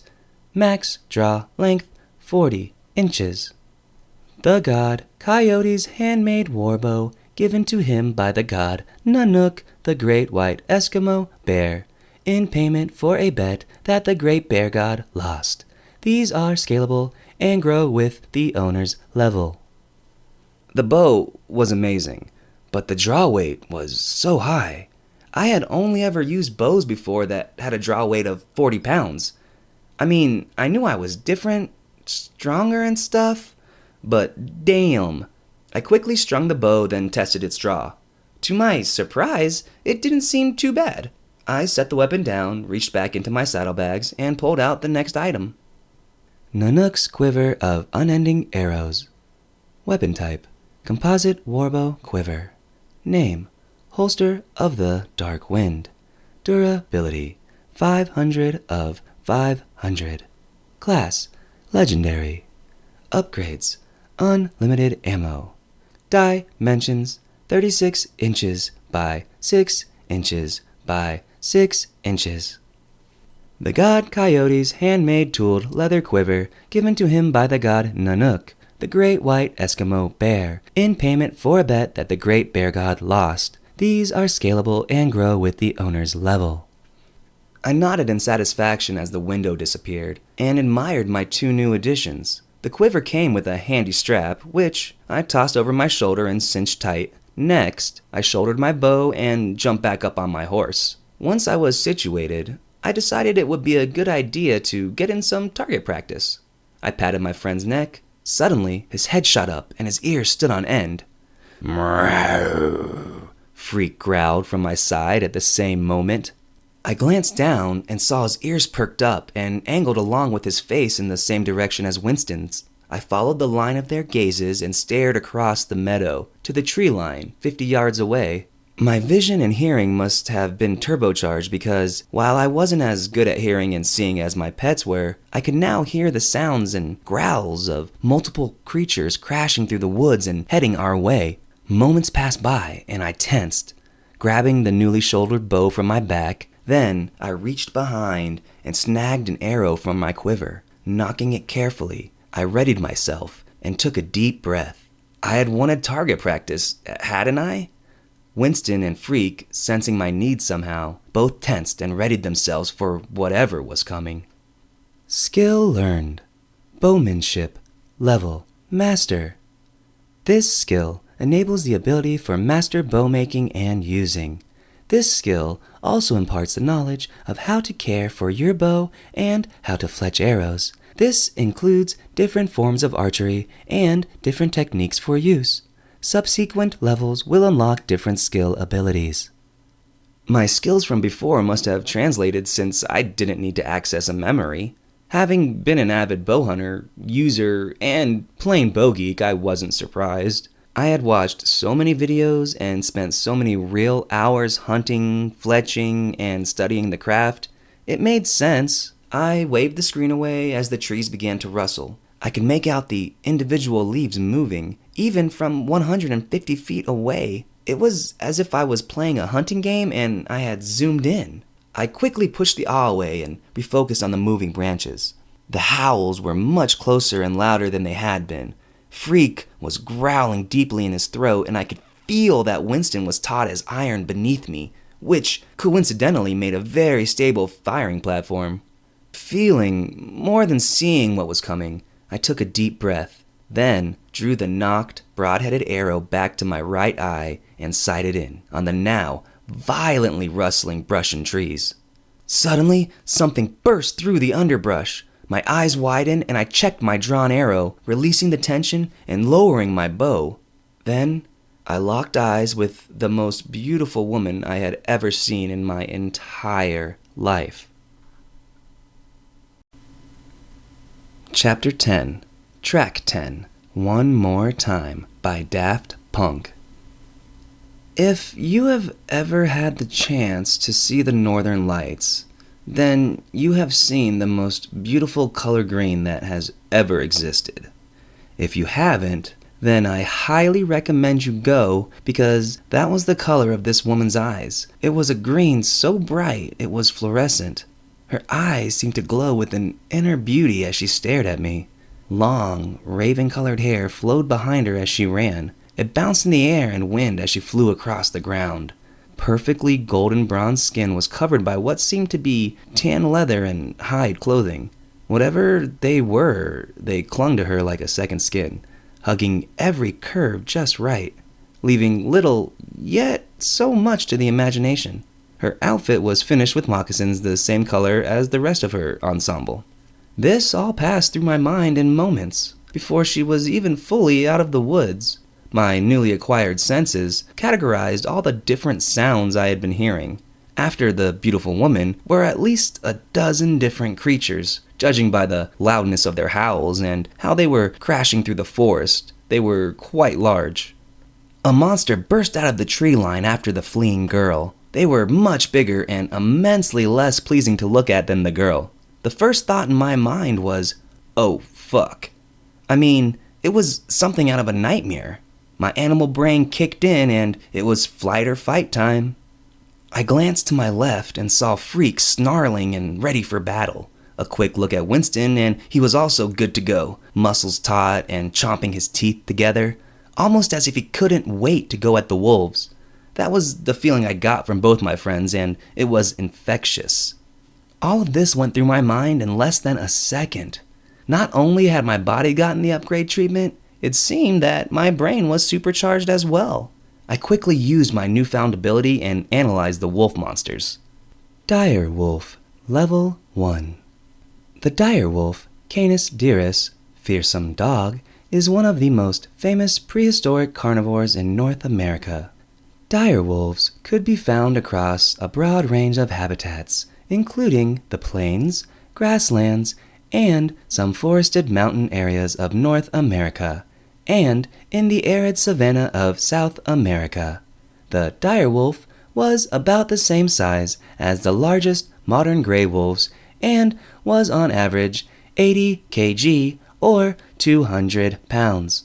The dire wolf was about the same size as the largest modern gray wolves and was on average 80 kilograms or 200 pounds. But its teeth were larger with greater shearing ability, and its bite force at the canine tooth was the strongest of any known Canis species. In North America, its prey are known to have included horses, ground sloths, mastodons, bison, and camels. The dire wolf is thought to have been a pack hunter. I read and dismissed the prompt with a thought, then refocused on the incoming girl and direwolves, all in a split second. The girl's swirling green eyes were wide, and her face was stretched in a rictus of pain and exhaustion. Sweat streamed down her face and soaked her clothing. I could tell she had been running for a while. The monsters were about to enjoy the fruits of their hunt. Not if I could help it. "Down!" I screamed. Whether or not the girl understood me, she got the gist of it and dropped into a forward roll, just as a giant wolf leaped out of the woods at the running meat. I raised the bow up and drew the arrow back in one quick motion. The heavy draw weight was nothing to me with my new muscles. My breath held and my body perfectly still. I let the arrow slide from my fingertips, as if I was surprised when it did. The world was moving in slow motion. The giant wolf had its jaws wide, and slobber was flying from its fanged maw. Its paws were extended, claws leading the way as it jumped, its prey its only focus. The girl continued her roll as I watched my arrow soar through the air, slicing through the space where she had been a moment before. With a loud thump and a cry like a yelping dog, my broad-headed arrow slammed into the furry hide of the creature's breast. The arrow took it right in the heart, the force of my shot stopping the direwolf in mid-air. If I had the time to be surprised, I probably would have been, but all this took place in the span of a second. Already, the rest of the pack was bursting through the tree line. "Go, freak!" I called to my cat familiar as I categorized the new threats charging our way. Unlike the first monster, these new arrivals adjusted their avenues of attack, and now we were part of the equation. My hand had already reached back and knocked another arrow as I tapped my feet lightly to Winston's sides, causing my huge warhorse to shoot forward towards the incoming threats. The girl had completed her roll and was up and running, not wasting a moment continuing her run our way. I put her out of my mind and fired another arrow at an incoming wolf, taking it in the chest like the first. We were still about 40 yards away, but as our two sides moved full tilt towards each other, the distance was rapidly closing. I had another arrow knocked, and I fired it at the closest direwolf, taking it in the neck this time, but still dropping it. Freak had covered the ground faster than Winston and me. He leapt ahead and, in midair, crashed into a wolf. That was all I saw, and then we were past. A quick squeeze of my thighs, and Winston slammed his hooves into the ground, skidding. Then, spinning mid-skid on his front legs and kicking his back legs out, connecting his massive hooves with a leaping wolf's head. The resounding crack sounded like a gunshot, and there was one more monster down. Barely containing my seat from Winston's slick move, we spun back around and I took stock of the situation.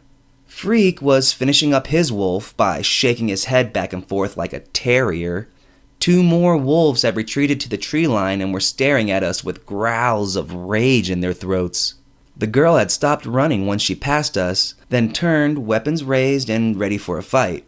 4 more wolves joined the 2 at the tree line, and I tensed myself for their rush. Another arrow already knocked and aimed at the nearest direwolf. Freak had finished his chew toy off and was by our side, growling louder and more threateningly than the wolves. Suddenly, the loudest howl yet hit my ears, and all 6 wolves stopped growling and turned, looking back into the trees. A few more moments went by, and then the largest wolf yet slowly made her way out of the tree line. My bow and arrow lowered involuntarily, and even Freak stopped growling at the newcomer. She was, by far, the largest wolf I had ever seen. Her head stood as tall as Winston's as she finally exited the tree cover. Her fur was jet black, and her eyes were as well, but they seemed to glow with an inner power causing them to seem like they were burning.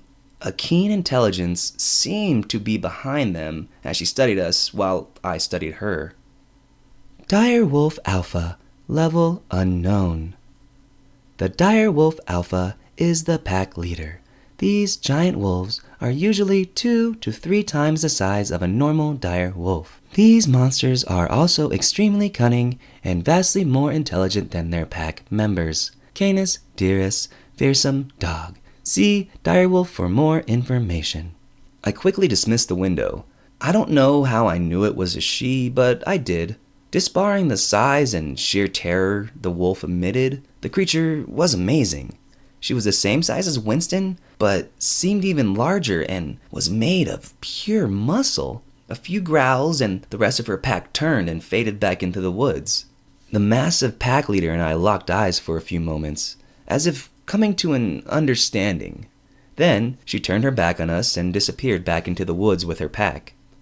She and the wolves were gone, almost as if they had never been there. If it wasn't for the bodies on the ground, I could have imagined it all. A deep breath that I hadn't realized I had been holding escaped my lips. Mrrr, Freak said while looking over at me in question. you said it, bud. That was crazy. I replied to my cat while Winston whinnied as well. I patted my horse on the neck while I got my nerves together. 5 wolves were down. I had taken 3 out with arrows, Freak got 1, and Winston had connected with the 4th. Not bad considering it was my first fight with a pack of dire wolves. I felt like I was missing something though. "Hahoo," a woman's voice called. "The girl!" I turned at the sound and stared as the woman walked over to me. Smiling and not in a state of panic, I was hit by the beauty of the woman all over again. Freak growled, and the woman froze in place as my cat, now a huge tiger, stalked over to her and began sniffing and nuzzling around the beautiful woman. Her smile faltered, and she began saying something to me rapidly. At first, I just stared, processing everything that was going on and that had happened. I must have looked like an idiot because I sat staring at the girl and my tiger from the back of my horse, not saying a word, with my mouth just hanging open. I don't know if all the craziness of the past day had finally caught up with me, but my brain felt like it was shorting out. I knew that the girl was talking to me. I could hear her saying something. I also was sure that my pet tiger was a big part of whatever she was saying. I even watched as she let her knife and hatchet drop to the ground as Freak hopped up and put his paws on her shoulders.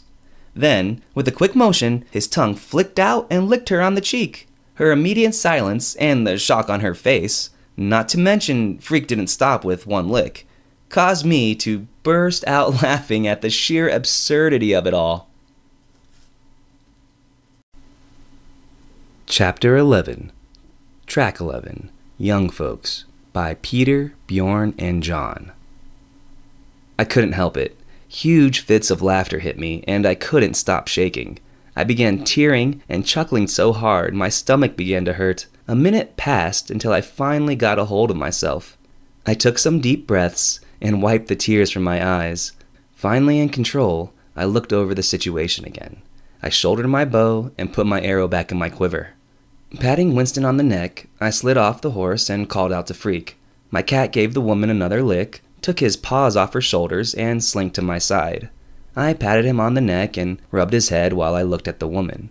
With the huge cat no longer on her, the woman visibly composed herself and reached down, picking up her weapons. I watched enthralled as she took a couple of deep breaths, her chest stretching against the hide top she was wearing, pushing the fabric taut against her ample chest. She looked up and I quickly switched my gaze and looked her in the eyes. I colored slightly, hoping she didn't catch me looking. She stood up and put her weapons into leather straps on her waistband before speaking. This time, my new skill, Babblefish, activated. Ability activated. Babblefish. This ability automatically translates any language that the host hears into English, and what the host speaks into whichever language the listener can comprehend most fluently. I quickly dismissed the window as she spoke, now understanding her perfectly. "You saved my life. I don't know how to repay you," she finished, bowing her head and placing her hands to her chest. Quickly dismissing the first thoughts that ran through my man brain, I cleared my throat. "No worries, I'd have done it for anyone," I replied, waving my hands reflexively. At the best of times, I wasn't super good with girls, let alone insanely gorgeous girls. My girlfriend, well, ex-girlfriend, and I had been together since college, so all my interactions with women since then had been superficial at best. Of course, I had some women friends, but I had known them for years, and this was a whole different situation. Now, here I was, transported through time, just finished killing giant monster wolves, and talking to the most beautiful woman I had ever seen. I couldn't help it and began laughing again. It was just crazy. I expected maybe I had lost my mind due to the trauma of having seen my ex and my friend going at it. Add in the copious amounts of booze and marijuana I had smoked, it made sense that I was having a drug/alcohol-induced fever dream. My laughter continued unabated. I even noticed the woman raising her eyebrows and staring at me with a look of confusion. It didn't matter. It just made me laugh harder. I'll give her credit, though. She handled my bout of hysteria like a champ. I imagine the fact I had saved her from the wolves, not to mention the huge tiger at my side, which was also looking at me like I was crazy, were most of the reasons why. Once again, I managed to rein myself in and took more deep breaths to gain control of my laughing body. I used this moment to identify the woman. Unfortunately, nothing popped up. I tried again, and still nothing. Finally, I shook my head and held my hand out to the woman. I would have to do this the old-fashioned way. I'm sorry about before. My name is Lawrence Rath. It's nice to meet you, I said, my hand still held out for a handshake. The woman lifted her head at my voice, then looked at my hand quizzically before nodding, more to herself, and sticking her hand out beside mine. Reflexively, I grabbed her hand and shook it softly but firmly. She didn't pull her hand away, but looked nonplussed at me as I completed our modern-day ritual of introduction. This is Wesley. You can call him Freak. I motioned to my cat and horse respectively. And that is Winston. And you are? My apologies, Lawrence Rath. My name is Moonflower, she replied, bowing her head slightly. Nice to meet you, Miss Flower, I said, letting her hand go and bowing my head slightly back. No, Moonflower is my name, she replied, tensing up as Freak decided to check her out some more, this time Winston joining in. Don't worry, they won't hurt you, I offered, seeing her becoming uncomfortable.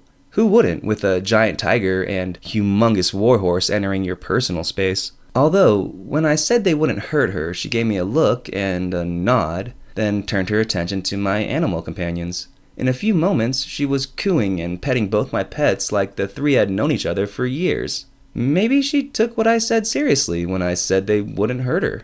I watched the fearlessness she showed, rubbing Freak's belly and scratching Winston behind the ears. After a couple of minutes, I decided that was enough. I mean, come on. I didn't even know the chick really. Not that I was getting jealous or anything. Knock it off, you two. Leave Miss Moonflower alone, I called, swatting my tiger and horse playfully on the rumps.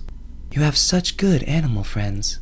The cat reminds me of the saber-toothed ones that roam the mountains, but he is much more handsome, she said.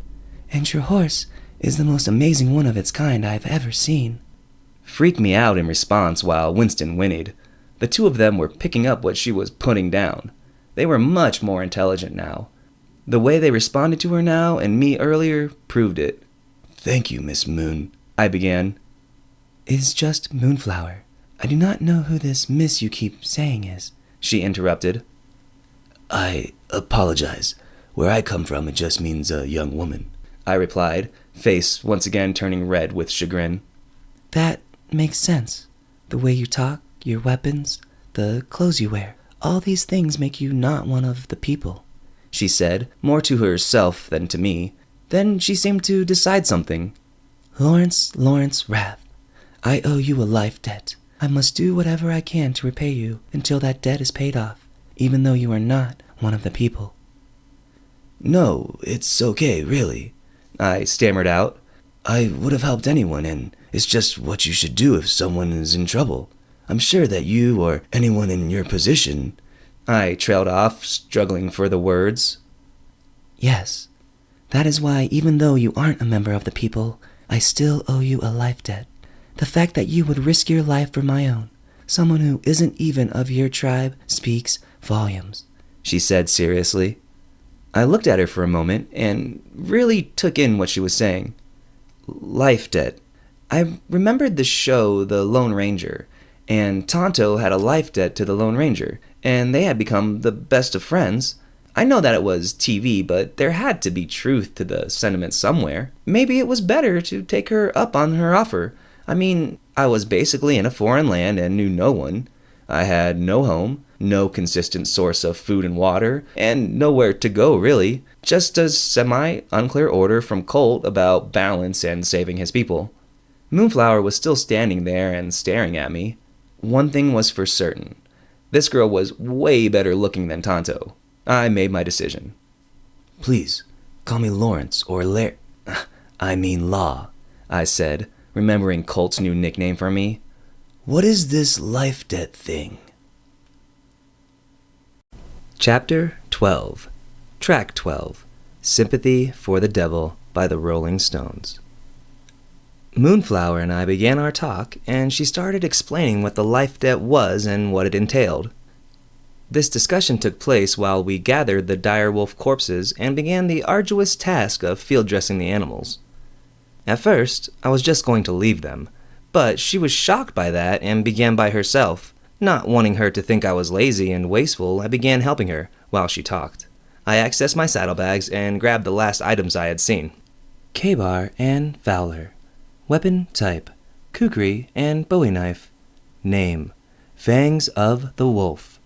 Durability, 250 of 250 and 250 of 250. Class, Legendary. Upgrades, Never Dull and Razor Sharp. Weight, 10 pounds. Dimensions, 17 inches and 24 inches. The god Coyote and the gods Ayayuta and Achi were said to have battled for 7 days and 7 nights. On the 7th day, Coyote defeated the twin gods. As a gift for the victor, each twin gave their favorite weapon to Coyote. These are scalable and grow with the owner's level. The blades were amazing.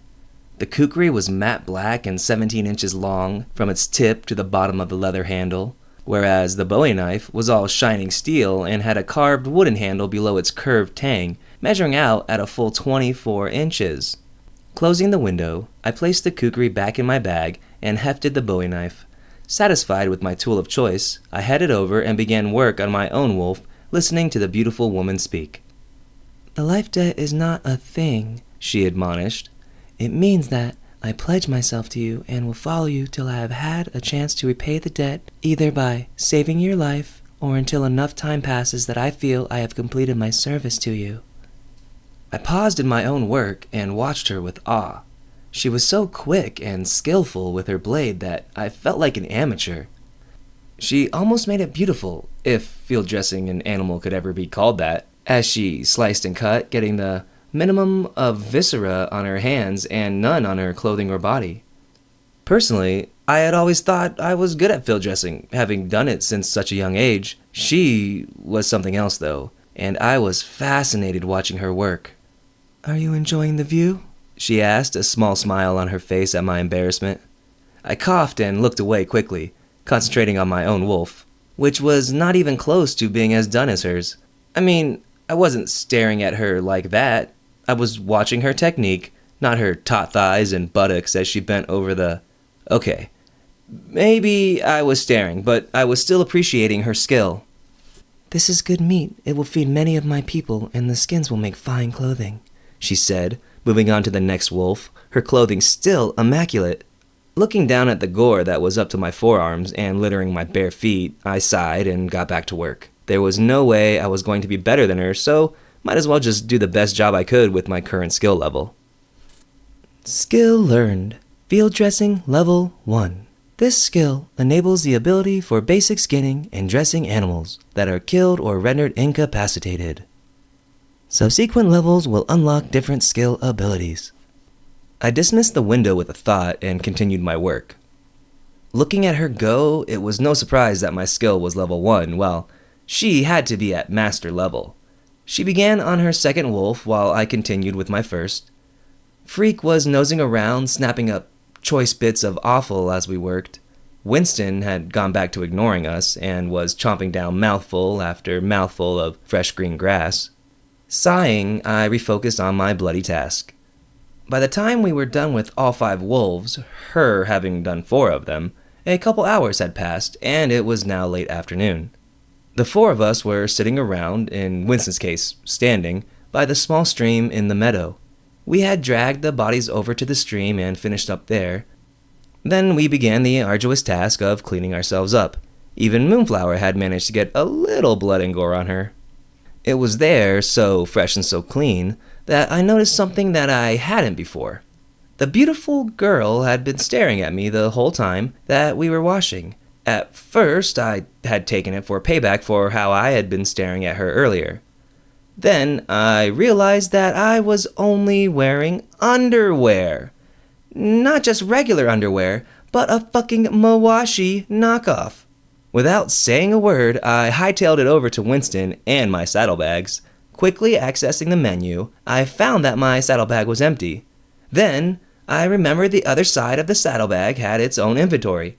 Pulling up the menu again, I saw inside, and relief flooded through me. I reached in and grabbed hold of the needed item. Colt's Dark Moon leather trousers. Armor type, buckskin pants. Durability, 400 of 400. Class, legendary. Upgrades, waterproof and flame resistant. Weight, 2 pounds. Dimensions, NA. These are the God Coyote's hand-tooled buckskin pants, made for him by an old friend, the god Kappa, also known as Beaver, for his personal use. These are scalable and grow with the owner's level, pant size to fit wearer. I struggled getting my wet feet into the leather and ended up doing a little dance. Do you always get dressed like that? Moonflower asked in between bouts of laughter. Stupid pants, I growled, ignoring my horse, cat, and beautiful voyeur. Still struggling with my trousers, I realized the inventory window was still up. So I closed it, and that helped my task immensely. Finally, after much grunting and swearing, my pants were completely on and my bottom was covered fully. The peals of laughter, growls, and whinnies assaulted my ears, but I dutifully ignored all 3 and accessed my saddlebag inventory again. There were 3 things left inside. I pulled out the next item. Colt's Dark Moon leather vest. Armor type, buckskin vest. Durability, 350 of 350. Class, legendary. Upgrades, waterproof and flame resistant. Weight, 2 pounds. Dimensions, NA. This is the God Coyote's hand-tooled buckskin vest made for him by an old friend, the god Kappa, also known as Beaver, for his personal use. The vest is scalable and grows with the owner's level. Vest size fits to wearer. The vest was the same material as the pants and just as dark. Tooled, smoky metal decorated the sides, and on the back was a raised yin-yang done in darker black on one side and lighter smoke gray on the other. The material was supple, yet firm in my hands. I slipped the bow and quiver off and then struggled into the lovely piece of leather. I accessed the bag's inventory and pulled out the next item, which was a matching belt. Colt's Dark Moon leather belt. Armor type, buckskin belt. Durability, 100 of 100. Class, legendary. Upgrades, waterproof and flame resistant. Weight, 0.5 pounds. Dimensions, NA. The God Coyote's hand-tooled buckskin belt made for him by an old friend, the god Kappa, also known as Beaver, for his personal use. The belt has space for any weapon and will change size to accommodate said weapon. The belt is scalable and grows with the owner's level. Belt sizes to fit wearer. The same material and design as the rest of my gear, I wrapped the belt around my waist and cinched it tight. There were 2 sheaths. Each was the exact length of my kukri and bowie. That was convenient. Colt was really hooking me up.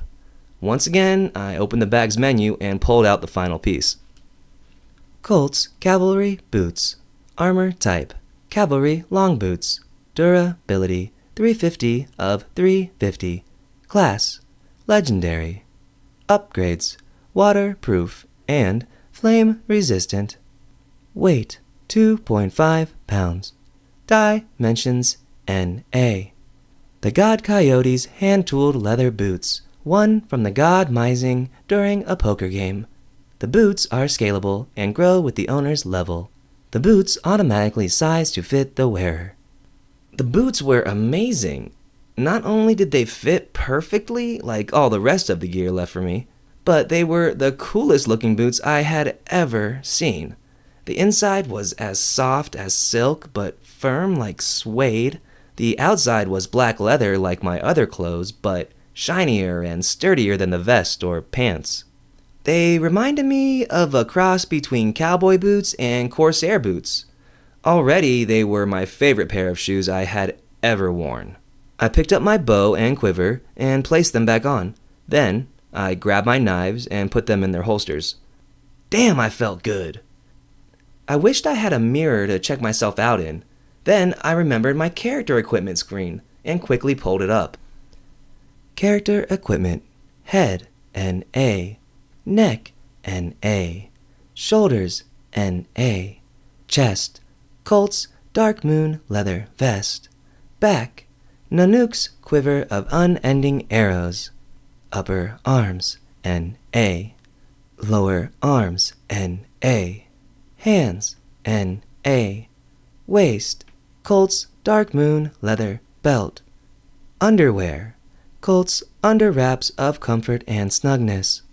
Upper legs. Colt's Dark Moon leather trousers. Lower legs. Colt's Dark Moon leather trousers. Feet. Colt's cavalry boots. Fingers times 10 NA. Toes times 10 NA. Face NA. Eyes NA. Ears times 2 NA. Nose times 2 NA. Weapons. Ranged. Nanook's composite bow of slaying. Left hand Fowler. Right hand K-bar. My screen had been updated with the weapons and clothing that I was wearing, but that wasn't my focus. The small spinning figure in the top corner was what I was looking for. With a thought, another screen appeared, and my avatar enlarged, taking up the whole view, just like the fashion screen in WoW. Damn! I looked badass! The figure stood, arms akimbo and fists on his, my hips, while he spun around slowly. Not going to lie, I may have stood there admiring myself a little too much. I was freaking gorgeous. The shock from this morning hadn't let me really process the changes I had went through. Now, after the fight with the direwolves and meeting Moonflower, I felt a lot more with it. Go figure, meeting a beautiful girl and almost getting eaten by giant wolves got my brain firing on all cylinders. I shook my head as I looked myself over. My hair, once a dark brown, was now jet black and longer than before. I literally had a flowing ponytail that reached down to my shoulders, even put up in the top knot like it was. My skin was a golden bronze, so perfect that I knew people who would pay good money to be this color. My eyes had changed from normal brown to golden-hued amber that seemed to change from lighter to dark as I watched. My changes kept going. I knew I had gotten stronger and bigger, but I hadn't realized the extent. I was a very big guy now. I mean, I could probably kick the rock's ass handily. Even my facial features had changed a bit. My eyes were a bit more slanted and my cheekbones were higher. I looked vastly more East Asian, or even Native American if you considered the skin tone. I closed my equipment window and pulled up my character sheet. Name, Lawrence Law Wrath. Race, half human. Alignment, neutral, good. Class, Jack of all trades. Experience, 75 of 100. Level 1. Hit points, 10 of 10. Magic points, 10 of 10. Features, height, 6 foot 5 inches. Weight, 275 pounds. Hair color, black. Eye color, amber. Skin color, bronze. Attributes, strength, 1. Dexterity, 1. Constitution, 1. Intelligence, 1. Wisdom, 1. Charisma, 1. Animal companions. Familiar, Wesley, Freak, Wrath. Level 1. EXP, 50 of 100. Mount, Winston, Triumph, Wrath. Level 1. EXP, 25 of 100. I was wondering if your people just ran around in their underwear all day, Moonflower joked as she walked up behind me, startling me from my study. Chapter 13. Track 13. Undone, the Sweater Song, by Weezer. I quickly closed the window and turned to face Moonflower. After checking myself out, and now having clothes on, I felt a lot more confident facing the beautiful girl, or so I thought. As soon as I turned, my stomach started doing the wobbles and my mouth went dry. You can take the boy out of the nerd, but not the nerd out of the boy, or something like that.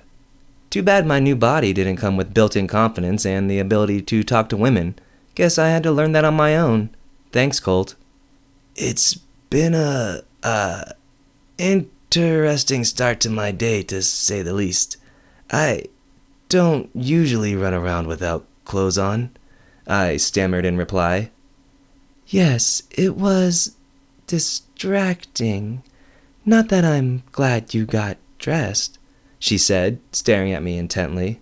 Was she hitting on me? No way. A girl this hot? Anyway, time to move on. I cleared my throat and shuffled a bit awkwardly. So, should we take the direwolf loop back to wherever it is you live? I asked, changing the subject. She kept staring at me for a little while longer, until she finally looked away, at the surrounding area, then up at the sun before speaking. It's already late afternoon, and we won't arrive back at my village until dark. The wolves hunt better at night, so it'd be safer to leave in the morning, she said, then gestured at the stream. We should make camp here for the night in this meadow, and the stream in the center is a good campsite. I will begin setting up camp. Grateful for the topic change and her intense gaze now focused elsewhere, I blew the breath I was holding out. I couldn't help but watch her walk away from me and back to the stream where we had been washing. I may not be able to talk to her, but I could still look. What can I do? I asked her, retreating form. Collect firewood so we can cook some wolf for dinner, she tossed over her shoulder. Meow, Freak growled questioningly. I nodded in the negative, and he laid his head back down. I checked on Winston quickly, and he seemed fine. So, with a pat on his neck, I headed to the tree line and began my task.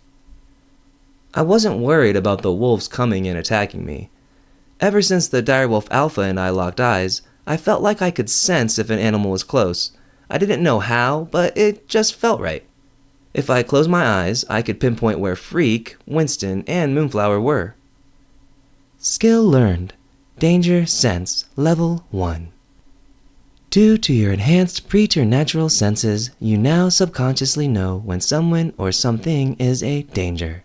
You can also sense friendly creatures as well. This ability extends up to 50 feet. Subsequent levels will unlock different skill abilities and increase the skill's range. When I opened my eyes, I dismissed the prompt and grinned. I had my very own spidey sense. A few moments later, I was walking around the meadow, just inside the tree line gathering wood for the fire. Every now and then I would close my eyes and experiment with my new skill. It was pretty damn useful. My friends and Moonflower hadn't moved much, and I kept picking up small creatures, rabbits and squirrels mostly, interspersed with a raccoon now and then, in the woods around us. Satisfied with my bundle of wood and my newly acquired skill, I headed back to the newly burgeoning campsite. Wow, this is amazing, I said as I approached. Moonflower had been busy in the time I was away. She had dug a pit for the fire and surrounded it with stones from the stream bed. There were long flat stones set up around the pit in places, and she had rolled some logs over and placed them close as benches. Freak looked up as I came close, then immediately went back to dozing. House cat or tiger, still the same old Freak. She looked back at me from her bent-over position at the fire, and then around at the campsite. Not really. This is a pretty basic camp. I see you got plenty of wood, she replied. I looked down at her statement, immediately sure something was up, and then relaxed as I remembered the pile of wood in my hands. Everything wasn't sexual innuendo. Besides, I was 500 years back in time. They probably didn't even know what sexual innuendo was. I gently placed the firewood down next to the fire pit and took a seat on one of the log benches. Moonflower began taking the wood and building the fire with it. I watched, mesmerized by her concise movements and at how she placed each piece of wood. This had the added effect of keeping my eyes off her amazing backside, so it was kind of a win-win. I wouldn't get caught staring, and I could watch a professional build a fire. She placed bits of dried grass in the center bottom of the wood, then pulled out her knife and a stone. She struck the knife against the rock over and over, creating spark after spark until one finally caused the dried grass to start smoking. She quickly bent down even further and cupped her hands over the smoke, slowly blowing on the tiny spark. I watched as the smoke began to grow and the spark turned into an ember. Soon the ember turned into a small flame. A few more moments of slowly blowing on the flame and keeping the wind from blowing it out, then the dry wood began to catch. Another minute of care, and then the little flame turned into a small fire. Moonflower sat up, slapping her hands together and nodding at the merrily burning blaze. I swallowed and shook my head. At some point during the fire building, my gaze had drifted to Moonflower's taut backside. I honestly couldn't believe how beautiful she was, and watching her blow on the fire, it was simply one of the most erotic things I think I had ever seen. Get it together, man. You are in a scary-as-fuck place. Now is not the time to get all Twitter-pated. At least, that's what I told myself. Luckily, I had gotten my shit together before Moonflower turned around and caught me staring at her again. She got up and sat down on the other log bench, and we sat in companionable silence, watching as the tiny fire grew in size and heat. The sun was setting and dusk was coming quickly upon us. Moonflower had found a couple long, flat granite rocks in the stream bed, and now she placed them on the fire and let them heat up. After she was satisfied with the temperature, she pulled out 6 huge wolf steaks and placed 3 down on each rock. Still not finished, she had procured some wild plants and tore them into tiny pieces, then sprinkled them over the steaks. In a minute, the smell of delicious cooking meat was everywhere. The steaks smelled so good, I even forgot how hot my new friend was. I almost forgot everything that had happened. My mind only had eyes for the amazing cooking wolf steak. Freak took the opportunity to come over and sit by my side, licking his chops all the while. Moonflower, using her knife and hatchet, flipped each steak, causing the fat and herbs from the top side to sizzle and smoke. This had the added effect of making my mouth water even more. "Oh man, that smells amazing," I said. Moonflower just nodded and continued her work. It had been a long day, and I hadn't realized that I was starving. At first, the idea of eating wolf was disgusting. I mean, it's kind of like a dog and all, but the smell was so tantalizing I couldn't help myself, and I was going to eat the shit out of these steaks. Satisfied the steaks were done, Moonflower cut them into fours and speared a piece with her knife, blowing on it to cool it down. She took a bite of the delicious-looking meat and nodded satisfactorily.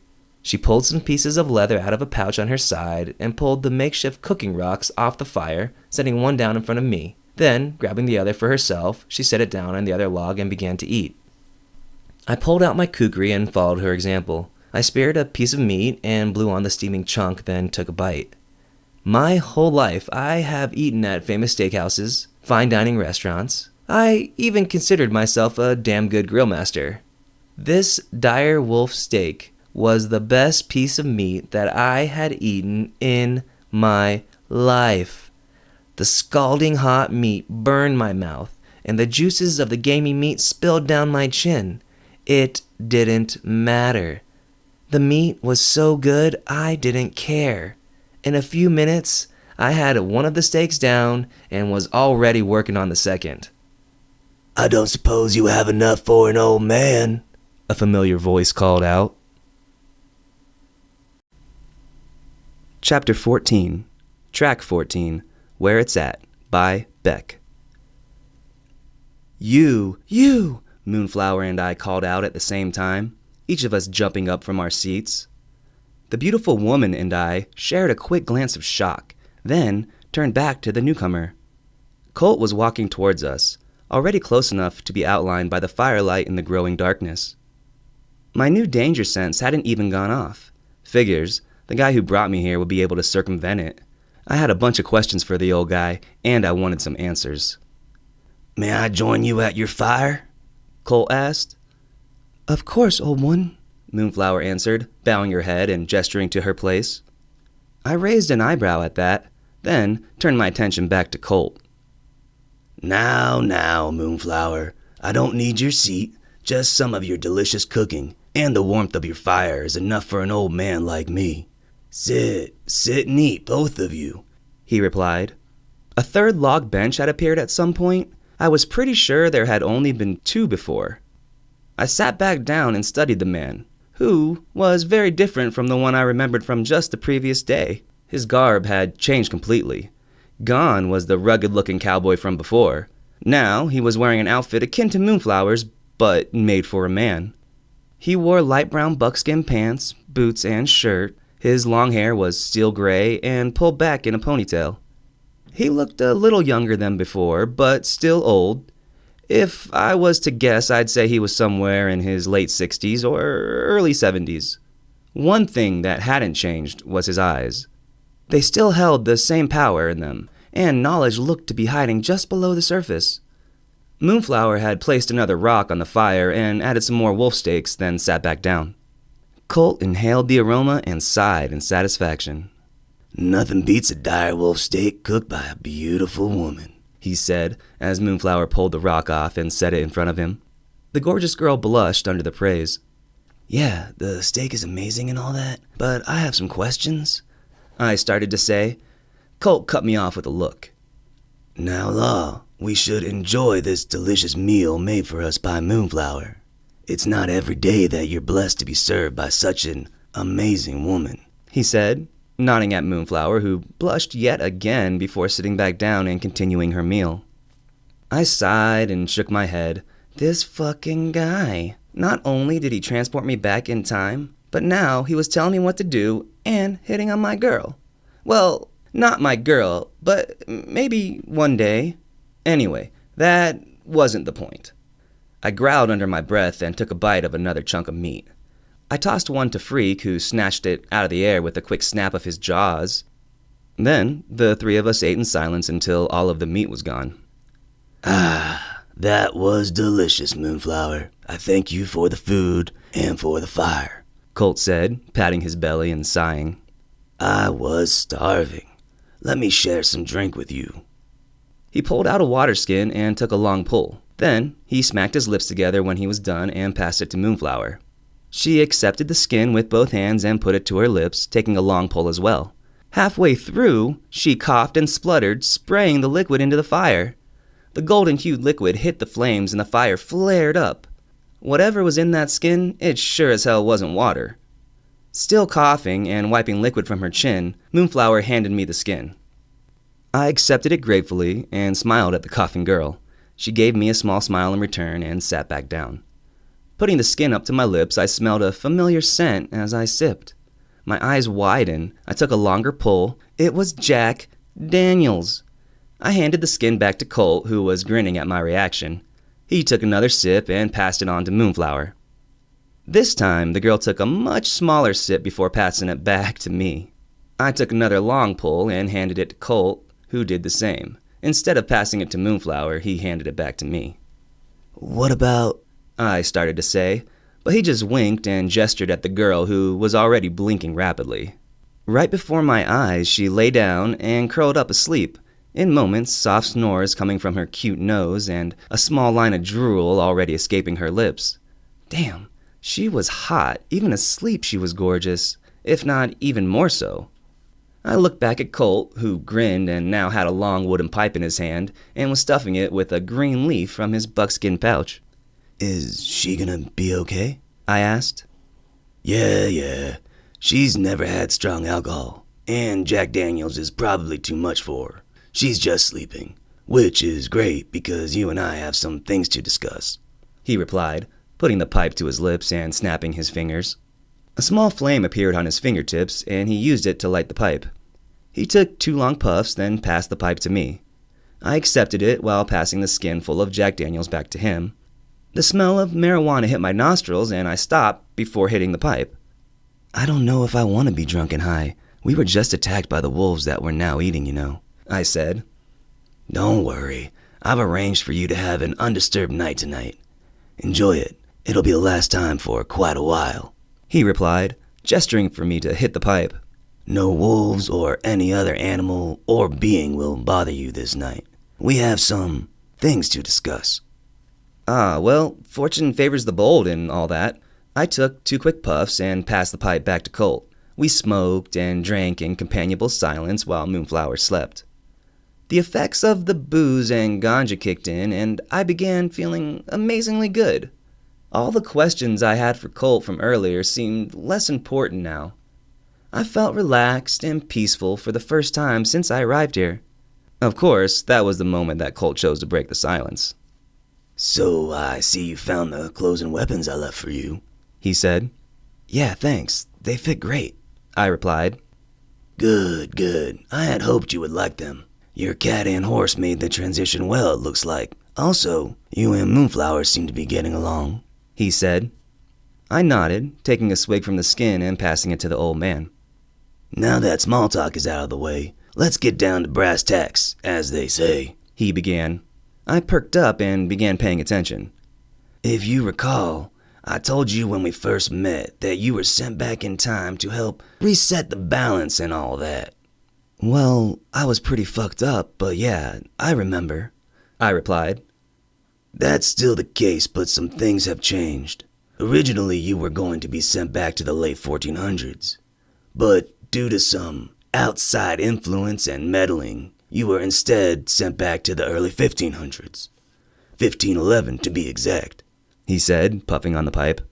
I blinked and searched my brain for historical references from that time. It took a minute to break through the alcohol and weed fuzz, but I did eventually access the information. Wait a minute. That's after the Spanish have conquered pretty much all of the Caribbean, South America, Central America, and most of what will be known as the Southwest United States, I replied.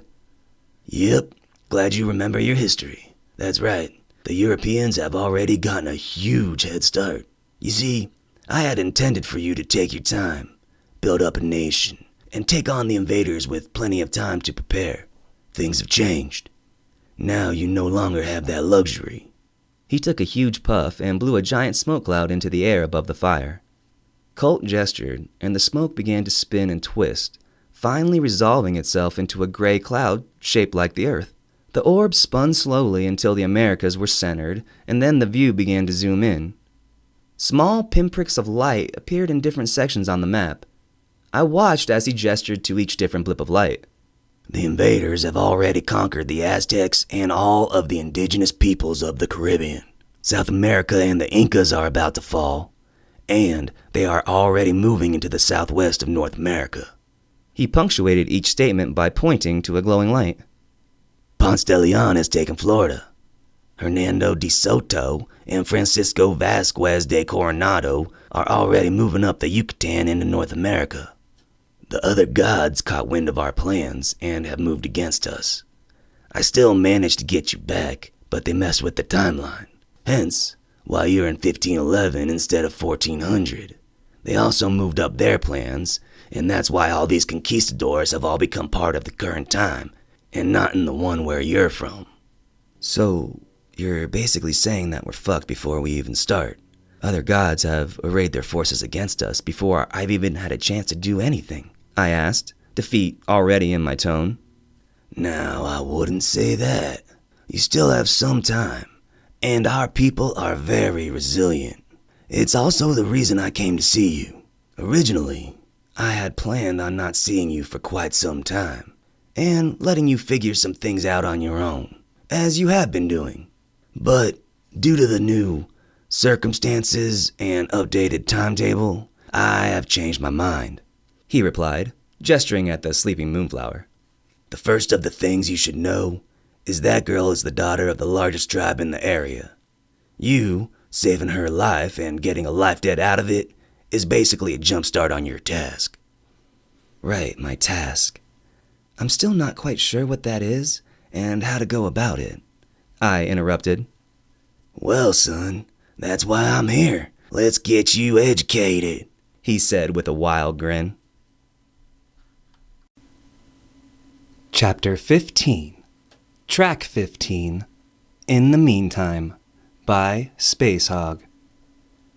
For the next few hours, Colt and I smoked, drank, and talked.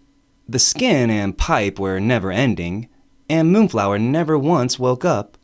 Freak and Winston slept soundly the whole time as well, leaving the two of us completely uninterrupted. He explained what it was that he wanted me to do. I was to unite the remnants of the Plains tribes that survived the recent plagues, all while we build up a tech base and then fight off the Europeans. As he said before, 9 out of 10 people had died, and none of the indigenous peoples were doing so great. It was the main reason the conquistadors, or invaders as he called them, were able to roll over so much territory so quickly. Granted, he said there were some other mitigating factors like guns and things, but mainly the disarray and lack of any real organized resistance were the major factors. Colt estimated that I had maybe 6 months before the first invaders were here. In the grand scheme of things, it didn't leave much time to prepare. I was quiet mostly, listening to Colt explain things and only interjected when I had a question. He explained that my class, Jack of all trades, was purposefully given to me, so that I could do a little bit of everything I needed to do. While I would never be the best at anything, I would be pretty good at everything. The class, along with my skills and abilities, would let me use the knowledge I had of history and what I learned over my short amount of years to teach the people I met. The fact that I was a trained teacher already, combined with my total recall ability, meant I would be able to jump the tech base here by years. Colt didn't sugarcoat things. The task was huge, and now made even more difficult by the timeline changing.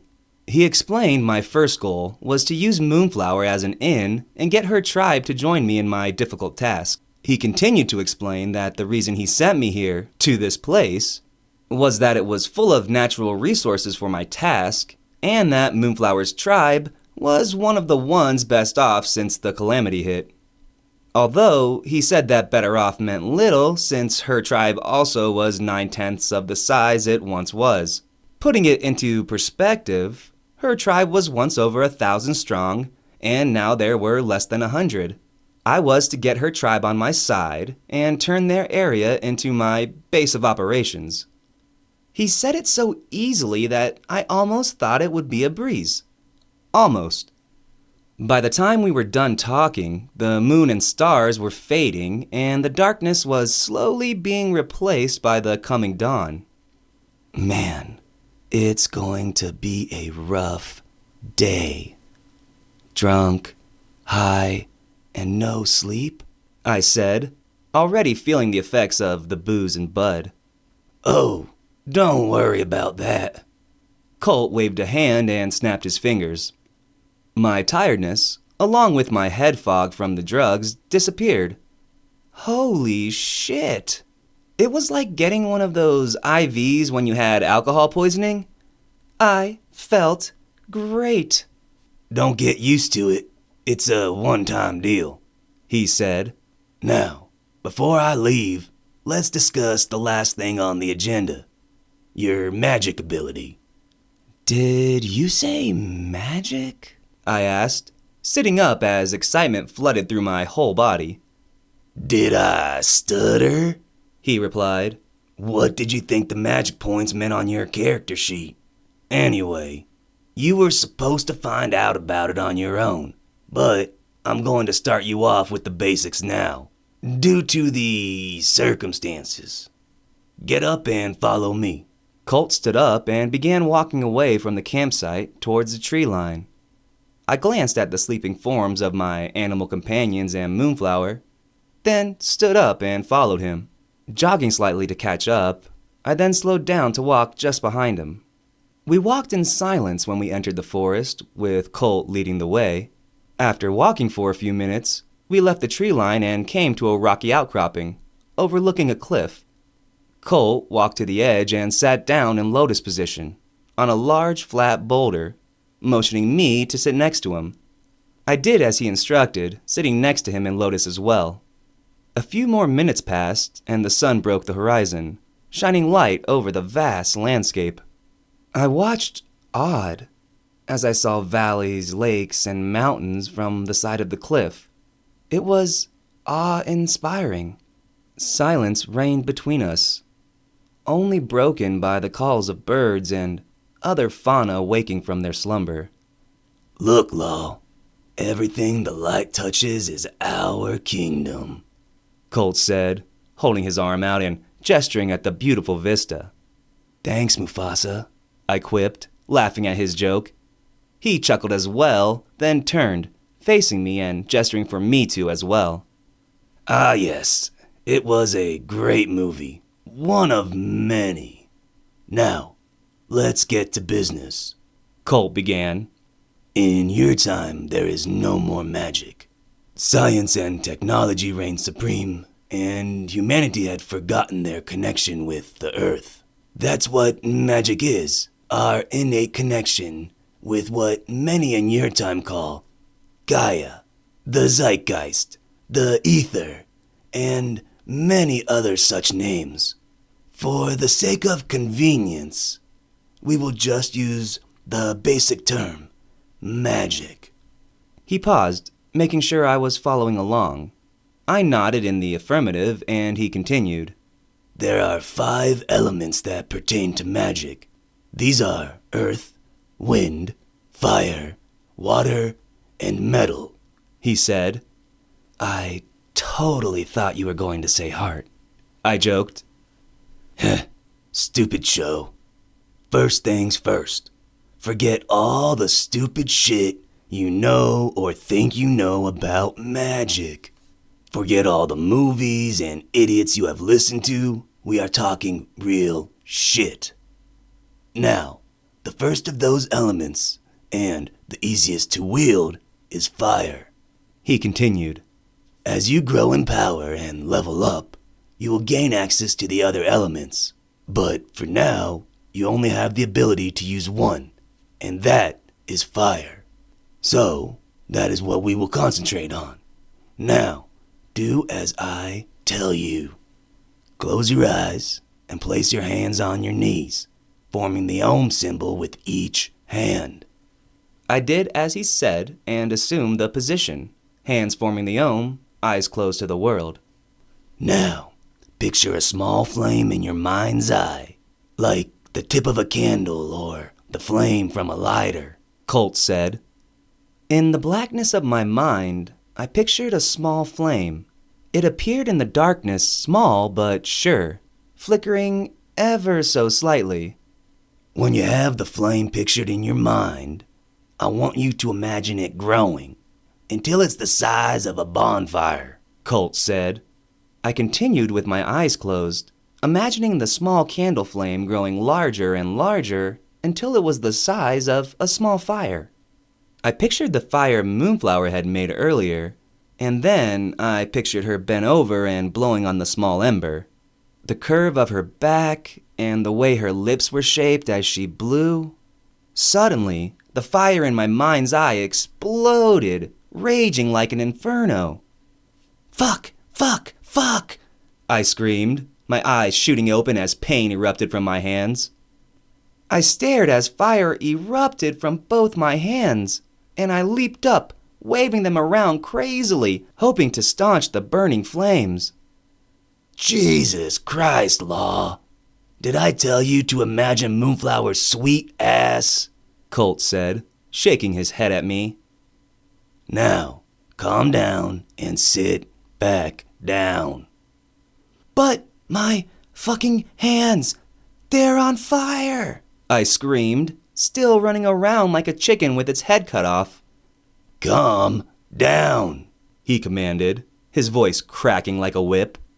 His voice brooked no argument, and I immediately stopped moving, staring at my burning hands in horror. Good. Now, do you feel any pain? He asked.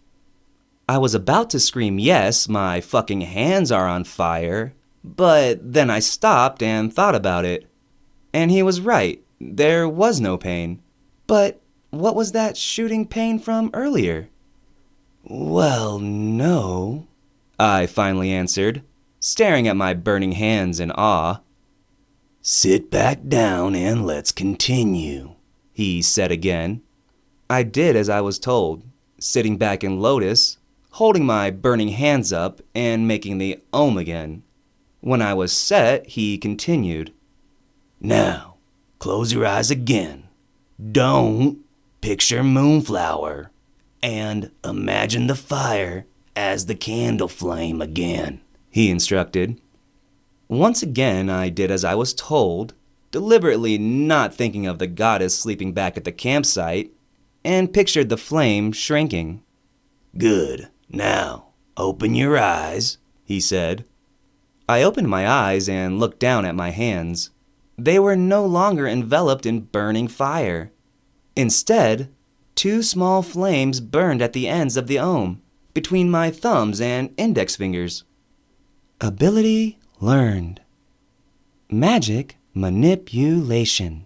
Level 1. You have gained the ability to access and manipulate the natural energy given off by the earth in the form of the 5 elements: earth, wind, water, fire, and metal. As your level increases, so will your connection to the earth's magical energy and your ability to manipulate said magic. Your basic magic points will increase with subsequent levels. Once your MP is exhausted, you may not use magic until you recover your MP. Skill learned. Flame, level 1. This is the most basic of skills in the realm of the element of fire. By accessing your connection with the earth, you are able to create a flame in your hands. Depending on the size of the flame, you will use your magic points, or MP. Once your MP is exhausted, the flame will die, and you will have to wait till your MP regenerates to use the skill again. I grinned as I read the prompts. Holy fucking shit! I knew fucking magic! Chapter 16, Track 16, The Start of Something, by Voxtrot. We practiced a little bit longer until Colt was satisfied that I was proficient with my new skill. Then we headed back to the camp. The sun was up and dawn was fully upon us. I couldn't hide the shit-eating grin that was plastered across my face. Even Colt's ribbing and joking about it didn't kill my mood. I knew real motherfucking magic. I could create fire at my fingertips. It was literally the dream of every nerd, geek, gamer, sci-fi fan, fantasy aficionado, and every other stereotype out there. Shit, even cool people wish they knew magic, and here I was, able to make flame just by thinking about it. The whole way back to our camp, I kept snapping my fingers, creating a flame, and then letting it out, over and over and over again. Until Colt finally snapped at me, saying if I didn't stop, he'd take my magic ability away. I didn't think he'd do it, considering he brought me all the way back in time and everything. but I stopped just in case. We arrived back at camp, and Moonflower was already up and cooking direwolf meat for breakfast. Freak was awake and sitting 2 feet from the pretty girl, hoping for bits of meat, which Moonflower provided the giant tiger.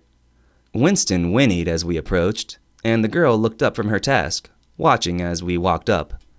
I patted Winston on the nose as we passed, then sat down by the fire and inhaled the delicious aromas of the cooking meat. Then I noticed the new smell. Sitting next to the wolf meat was whole trout, skewered on sticks, roasting over the open flames. I gave Moonflower a considering look.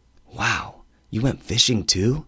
You're amazing, I said earnestly. What? Have you never seen someone catch fish before? She retorted, snorting and turning her attention back to the fire, and the ever-so-important task of cooking. I caught a small smile grace her lips, though, before she turned away completely. Score 1 for yours truly. I grinned. Today was starting out great. That smells wonderful, Colt said, sitting down beside us. Moonflower smiled and blushed at the old man as she set down flat rocks with cooked wolf in front of us. Then she pulled a trout stick off the fire and set one down next to each of our meat rock plates. The next little while was spent eating as the 3 of us made smacking and chewing noises, Colt and I being the loudest.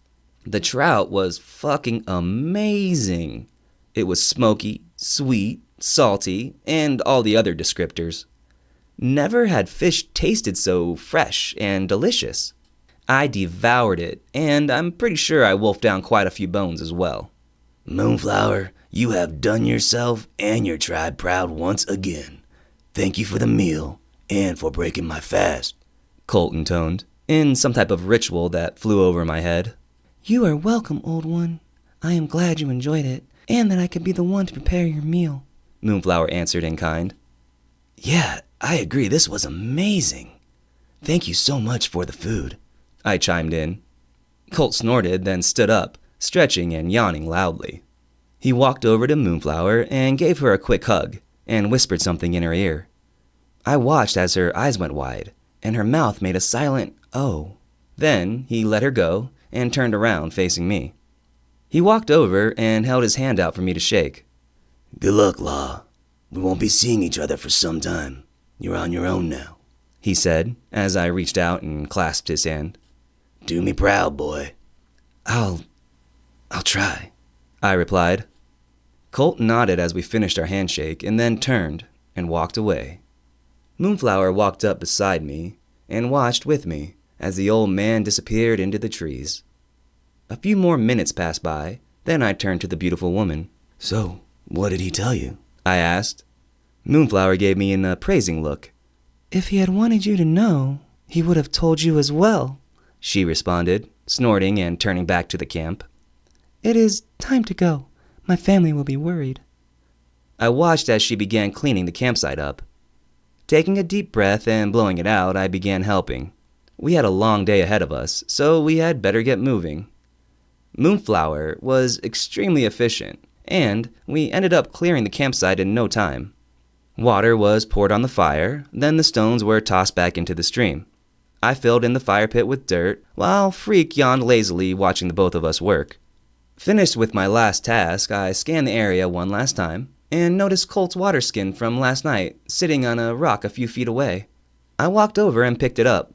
Underneath was one of the vellum notes. Now what did he have to say? Hey, buddy. So last night was good. You're on the right track. I left my flask for you. Sorry, no JD in it. That was a one-time thing. It's just cool, crisp water. Besides, you drink too much, you lush. It's about a full day's travel to Moonflower's tribe, so get a move on. Like I said, it's going to be some time till we see each other again, so you're on your own. Last night was the last time you will be under my safety umbrella. That's gone now, so be on alert. There are many dangers out there, human and otherwise. Be careful who you trust and keep that head on a swivel. Remember, get her tribe on your side and build up your tech base. Time is short. Anyway, good luck and watch out for the eaters. Did I forget to tell you about them? Oh well. Ask Moonflower about it. Peace out. Colt. P.S. This message. I read the note over again, then tossed it in the stream as it caught fire. Eaters? What the fuck? I don't remember anything about eaters. I picked up the flask and identified it. Colt's never-ending water skin. The god Coyote always has a skin with him, usually containing Jack Daniels. This peculiar skin is full of water that is always cool, crisp, and fresh. With this in your possession, you will never be thirsty again. Well, for water anyway. Dimensions. 1 inch by 5 inch by 8 inch.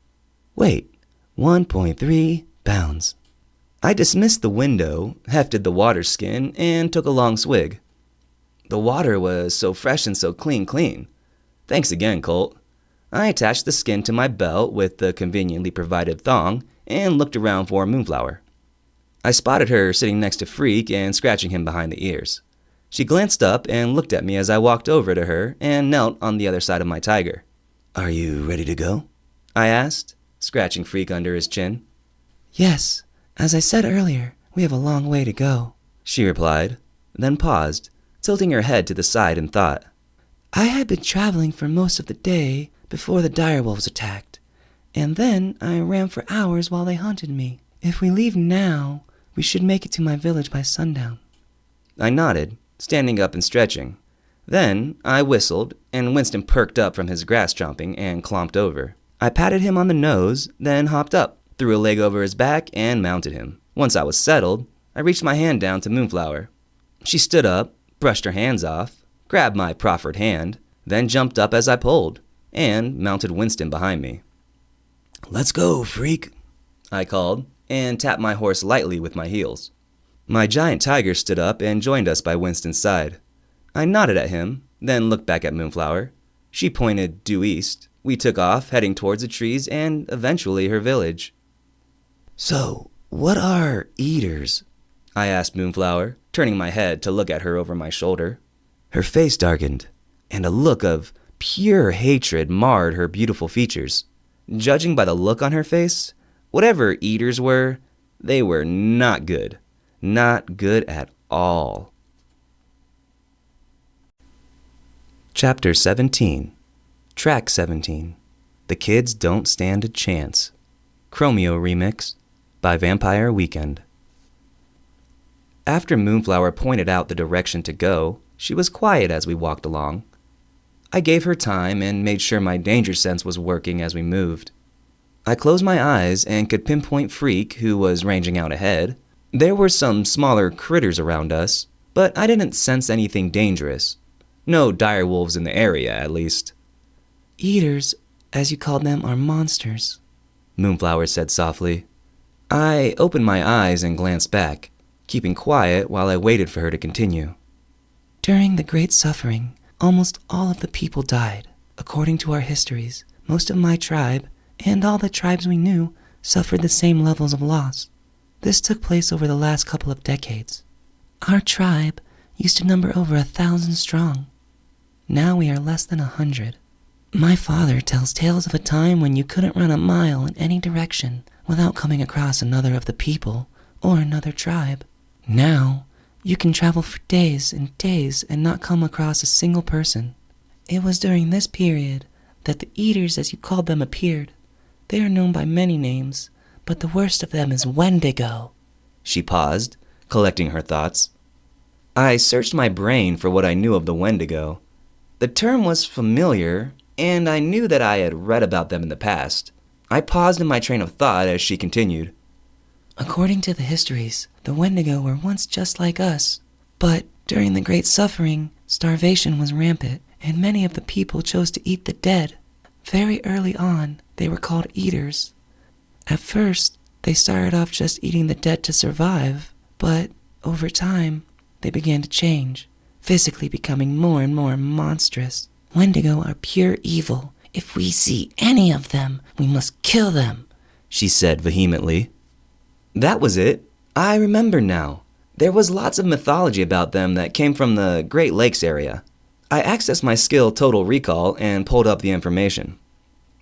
Wendigo, the evil that devours. Arguably, the most deadly creature in North American indigenous folklore. The Wendigo appears in many different tribal legends. The best known description comes from the tribal communities surrounding the Great Lakes region. Many of the legends are cautionary tales enforcing taboos against cannibalism by claiming that any human who eats another's flesh will be transformed into a creature of pure evil, a form of Manitou curse with an insatiable appetite. Not even loved ones are safe from their eternal hunger. I closed the window and refocused on the now. Moonflower had gone quiet, wrapped up in her own thoughts. We continued in companionable silence, each lost on our own thoughts. The day was beautiful, the sun was shining, the sky was blue, and the forest was cool as we passed under the branches of the large pine and aspen trees. We had been traveling for about an hour, just making our way down the mountain, when Freak roared. At the same instant, my danger sense went off. Winston whinnied, and I spun him in the direction where my sense intimated, which was the same direction Freak's roar had come from. "Hold on!"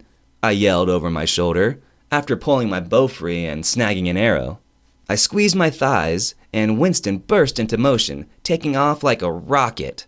Moonflower grabbed onto my waist and squeezed tightly to keep her seat, causing my quiver to smash hard into my back.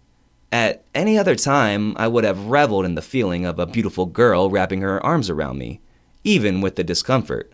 But I could sense Freak's emotions now, due to him being my familiar, and he was not happy. Anger and fear radiated from him in my mind. If something could make a giant tiger scared, it had to be a big fucking deal. We bent down over Winston's neck, speeding through the trees, dodging around tree branches and leaping over boulders and down logs. We were closing in quickly, and I could hear Freak roaring and growling, along with something else. And judging by the sounds, lots of something else. The aspens, firs, and spruces flashed by. I barely noticed. We burst out of the woods and broke into a rocky clearing. "Freak!" I yelled as I spotted my best friend. He was backed into a cliff face, and a dozen child-sized monsters had surrounded him on 3 sides, only Freak's giant swiping paws keeping them at bay. "Oh no, it's Tehi-Han!" Moonflower exclaimed. I spared her a glance, then quickly identified the monsters. Tehi-Han, Level 2. The Little Cannibals. Among the most dreaded figures in Cheyenne and Arapaho legends, and more. These savage humanoids may be child-sized, but they're incredibly strong, and often attack in large numbers. According to some myths, the Tehi-Han were fearsome warriors in a previous life, resurrected as dwarves after dying in battle. Most of those tales say they were finally wiped out by an alliance of several tribes. They were also known as cannibal dwarves or enemy dwarves. I quickly dismissed the window. The world slowed down as I assessed the situation in an instant. It felt like everything was moving in slow motion. I quickly shoved my awe away and got serious. There were 12 of the little monsters. Each one was about 4 feet tall, and their skin was the color of night, almost jet black. Their tiny bodies bulged with muscle, their heads were bald, and they had pointy, elfin ears. There was no way I wasn't taking advantage of this situation. Some people were worried about fair fighting and all that shit. I remember one time I got into a fight at school and got sent home. This kid had given me a black eye, so not only had I got in trouble and sent home, I lost the fight.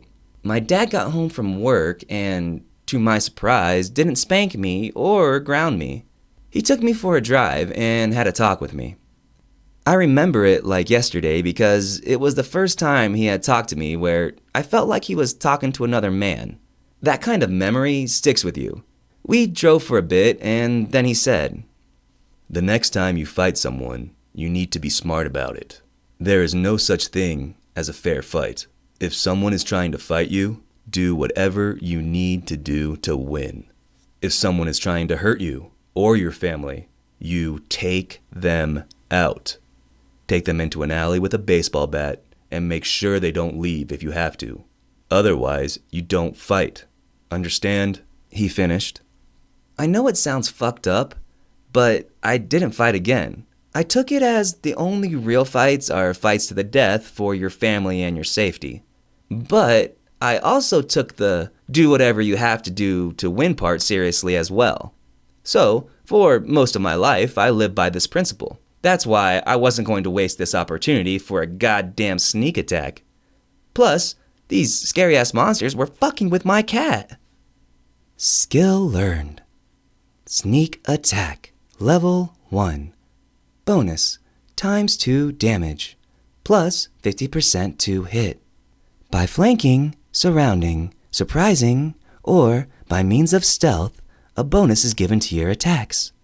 This bonus causes you to hit your targets at a higher rate and imbues added damage.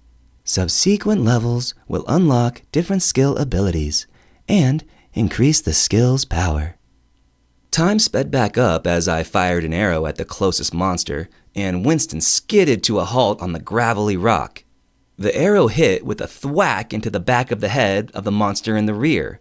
Then, the rest noticed me, and half of them spun around to face the new threat. It was then I noticed the rest of their features. Fanged mouths and clawed fingertips. Not only that, they had large black eyes that didn't blink when they looked at me. Honestly, they reminded me of little black golems, but nastier. Maybe golems on crack. You are some ugly little fuckers, I said to no one in particular. Yes, ugly and extremely dangerous, Moonflower said, sliding off Winston and pulling out her knife and hatchet. They must be destroyed. The half-dozen Tehihan, fuck that, I was calling them golems, hissed and spit at us. I nodded at Moonflower's tone and slid off Winston's back, joining her on the ground. The ground was rocky and strewn with boulders, which would make it difficult to fight from horseback. I motioned to Winston and he backed up into the tree line. This telepathy, or whatever it was, came in super handy. I'd be a horse whisperer back home. I chuckled out loud just thinking about it. Triple crown, baby.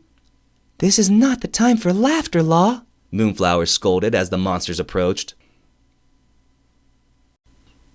Chapter 18, Track 18, Walk This Way, by Run DMC and Aerosmith. Roar! Freak howled in agony and anger as 3 of the golems attacked. No! I cried as one of the monsters scored a long gash along Freak's hindquarter. Something inside me snapped. Whether it was the fact that those sons of bitches just hurt my best friend, or maybe it was the consecutive bombs of craziness and shit that had recently been dropped on me. Starting with my shitty ex-friend and girlfriend, being transported back in time, or whatever the fuck it was, it didn't matter. Anger flooded through me, and I dropped my bow, drew my kukri and bowie, and stepped forward in one quick motion.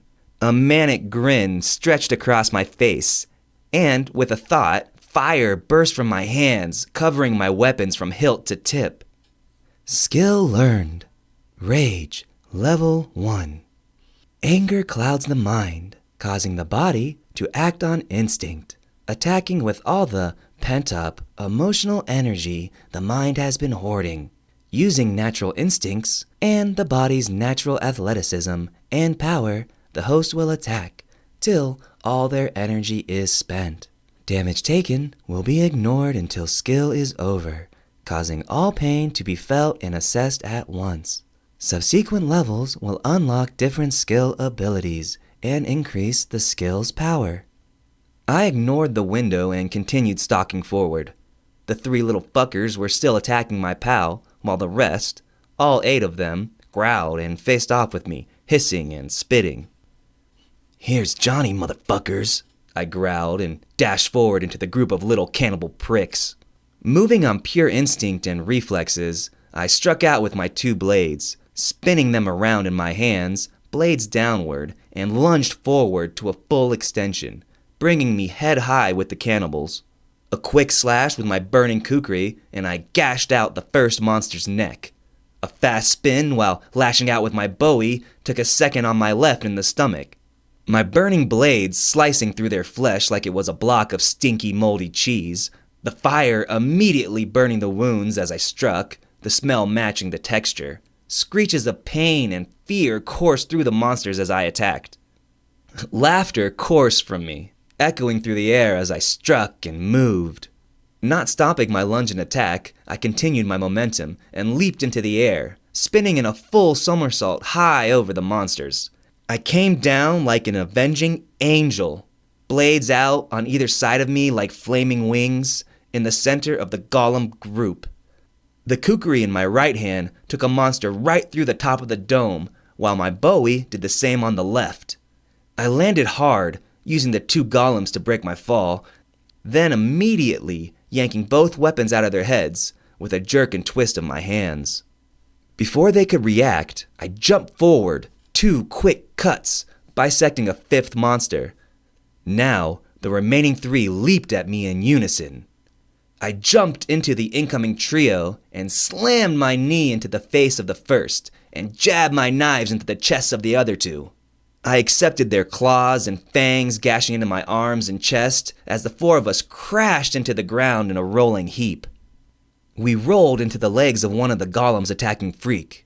He used the opportunity to strike a distracted monster, almost ripping its head from its neck with his strike. The 3rd golem attacker turned just in time to receive Freak's giant fanged maw, which closed around its head and snapped shut with a loud crunch. I had rolled out of the pile, and on top of the final living golem, both my blades were stuck in the last 2 monsters, but it didn't matter. I had my burning hands around the golem's throat as I squeezed its neck and burned its flesh with my fire. It screamed and cried as its eyes bulged, and then its neck snapped and it went quiet. I let go of its neck and sat back, the fire flaring out from my hands, as well as the cloud of anger from my mind. Deep, heaving breaths wheezed from me as my tired lungs gasped for oxygen. My head was dizzy as I surveyed the battlefield. The little golem fucks were all dead, stabbed, maimed, chopped, squished, etc. Blood, that was more of a black than red, littered the area, painting the place like a Jackson Pollock painting. The air smelled like rotten blue cheese and rancid bacon. Freak came over, raunchy black blood covering his face and fangs, while brighter red marred his gray and white flanks. He licked me on the face and I patted him on the head. I began to feel even more dazed. The world started to spin.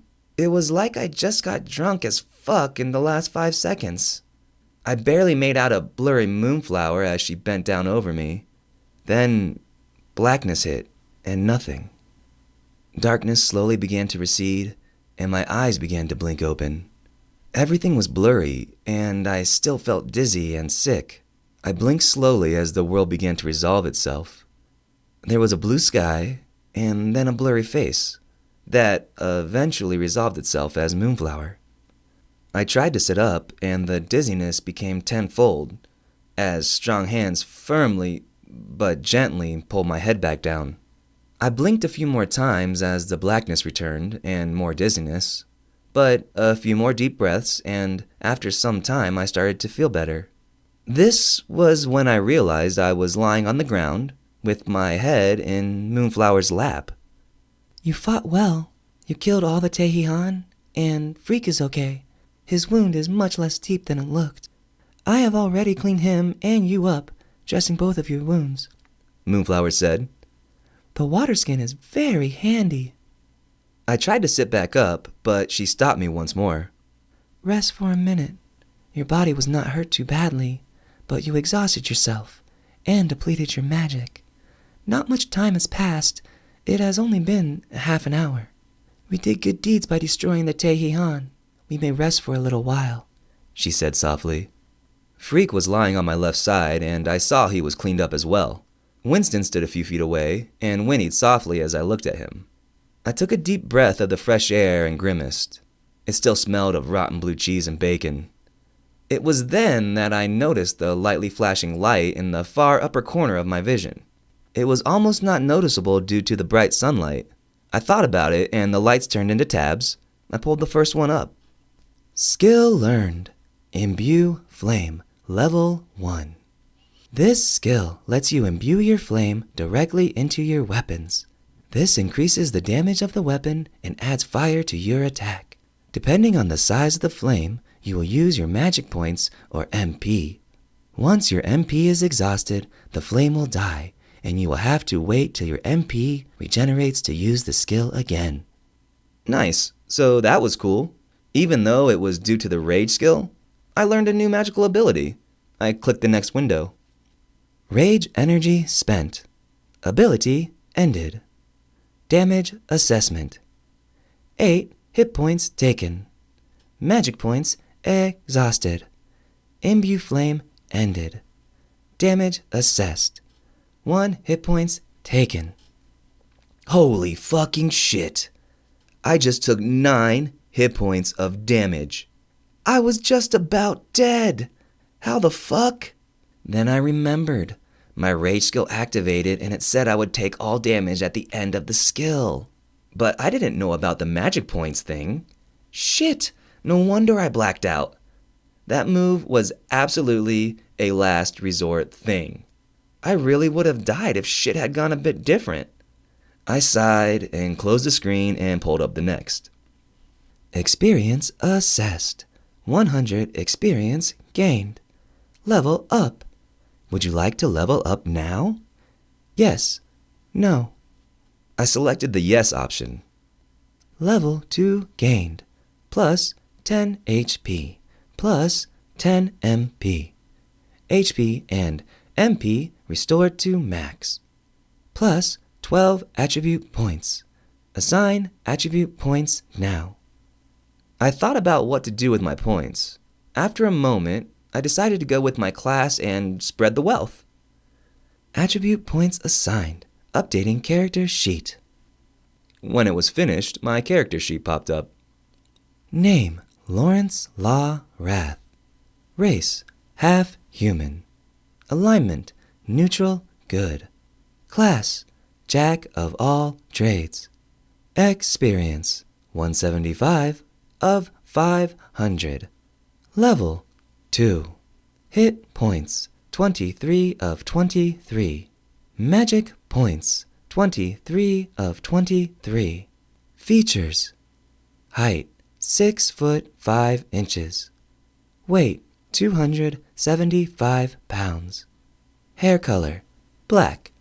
Eye color, amber. Skin color, bronze. Attributes. Strength, 3. Dexterity, 3. Constitution, 3. Intelligence, 3. Wisdom, 3. Charisma, 3. Animal companions. Familiar, Wesley, Freak, Wrath. Level 1. Experience, 95 of 100. Mount, Winston, Triumph, Wrath. Level 1.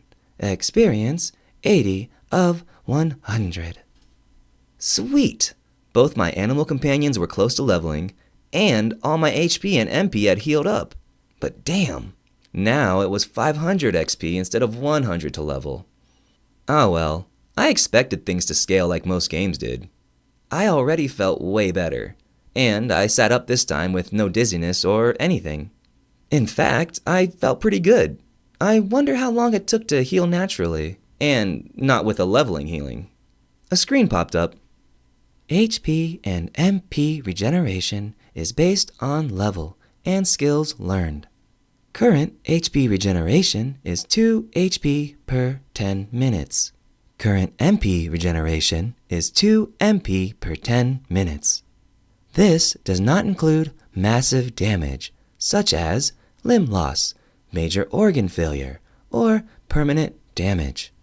These must heal on own or with magical assistance. Well, that was good to know. I closed the window and stood up. Thank you for tending to us, Moonflower, I said. You're welcome. You killed them all so quickly, and now you have healed so fast. I no longer see any of the cuts and bruises. No wonder the old one has sent you, she said, shaking her head while standing up. Yeah, I struggled for an answer. I won't always be able to do that, and the healing thing is kind of not regular. I trailed off. Yes, and your tiger is a mouse, she snorted. Let us leave. We still have a long way to go, and the day is already moving. I shook my head and patted Freak on the noggin. We walked over and mounted Winston, who had somehow found a patch of grass in all that rock, and continued our journey. Chapter 19, Track 19, Sunday Morning by Maroon 5. The next few hours passed by quite peacefully. I kept Freak within eye distance, telling him to make sure he stayed close. We didn't need any more surprises. Even though we'd won, both of us had been hurt, and I almost died. Thank God I had leveled. 1 hit point. I shuddered just thinking about it. We picked our way down the mountain, slowly but surely. It was much tougher going without a set trail, and there was so much more scrub and trees around than I was used to. But Winston was sure-footed, and his long, strong legs carried us easily. At about the halfway point, we hit an area, which was close to a picture area in my time, overlooking the whole Colorado Springs Valley that I remembered. I said something to Moonflower, and she seemed to understand the spot I was explaining, and pointed the way, as it was on our way down anyway. Soon, we were there. Wow, I said breathlessly. We came through some brush and out to the area that I had remembered. It was still the same place, but so changed I had a tough time recognizing it. If it wasn't for the layout of the valley view before us, I would hardly have believed it. The view now was so breathtakingly amazing that I had to remind myself to breathe. The picture area from before was now a verdant green field with a waterfall that trailed through on its way down the mountainside. The water terminated at the edge of the field of grass and flowers, in a sheer drop hundreds of feet below, joining other streams and waterfalls, until the myriad of waterways became one massive whitewashed fall pouring down into a huge lake below. My eyes tracked the water down from the lake to the mouth of a river that cut through the valley's center. Gone were the hills and homes from my memory. I looked from the lake to the river that wound lazily around the natural highs and lows in the valley. I knew that they had diverted the water flow in my time. It was just a shock to see how things once looked. The banks of the river now had small forests here and there. The surrounding area was so much greener and full of life than I can remember. Granted, all the people living in the houses and apartments and such were gone, but something about the natural beauty of this primitive landscape was awe-inspiring. I closed my eyes, and a topographical map came to my mind's eye of the Colorado Springs of my day. Another map appeared, and the two began to shape and morph, gradually sinking into each other. The two maps shivered and then shimmied into one. Total recall activated. Skill learned. Map making, level 1. By accessing memories of landscapes, you can update topographic information by seeing large vistas and comparing the two data sets. The updated data will then translate and redraw topographical information on your map settings. Skill will update and change automatically with increase in level.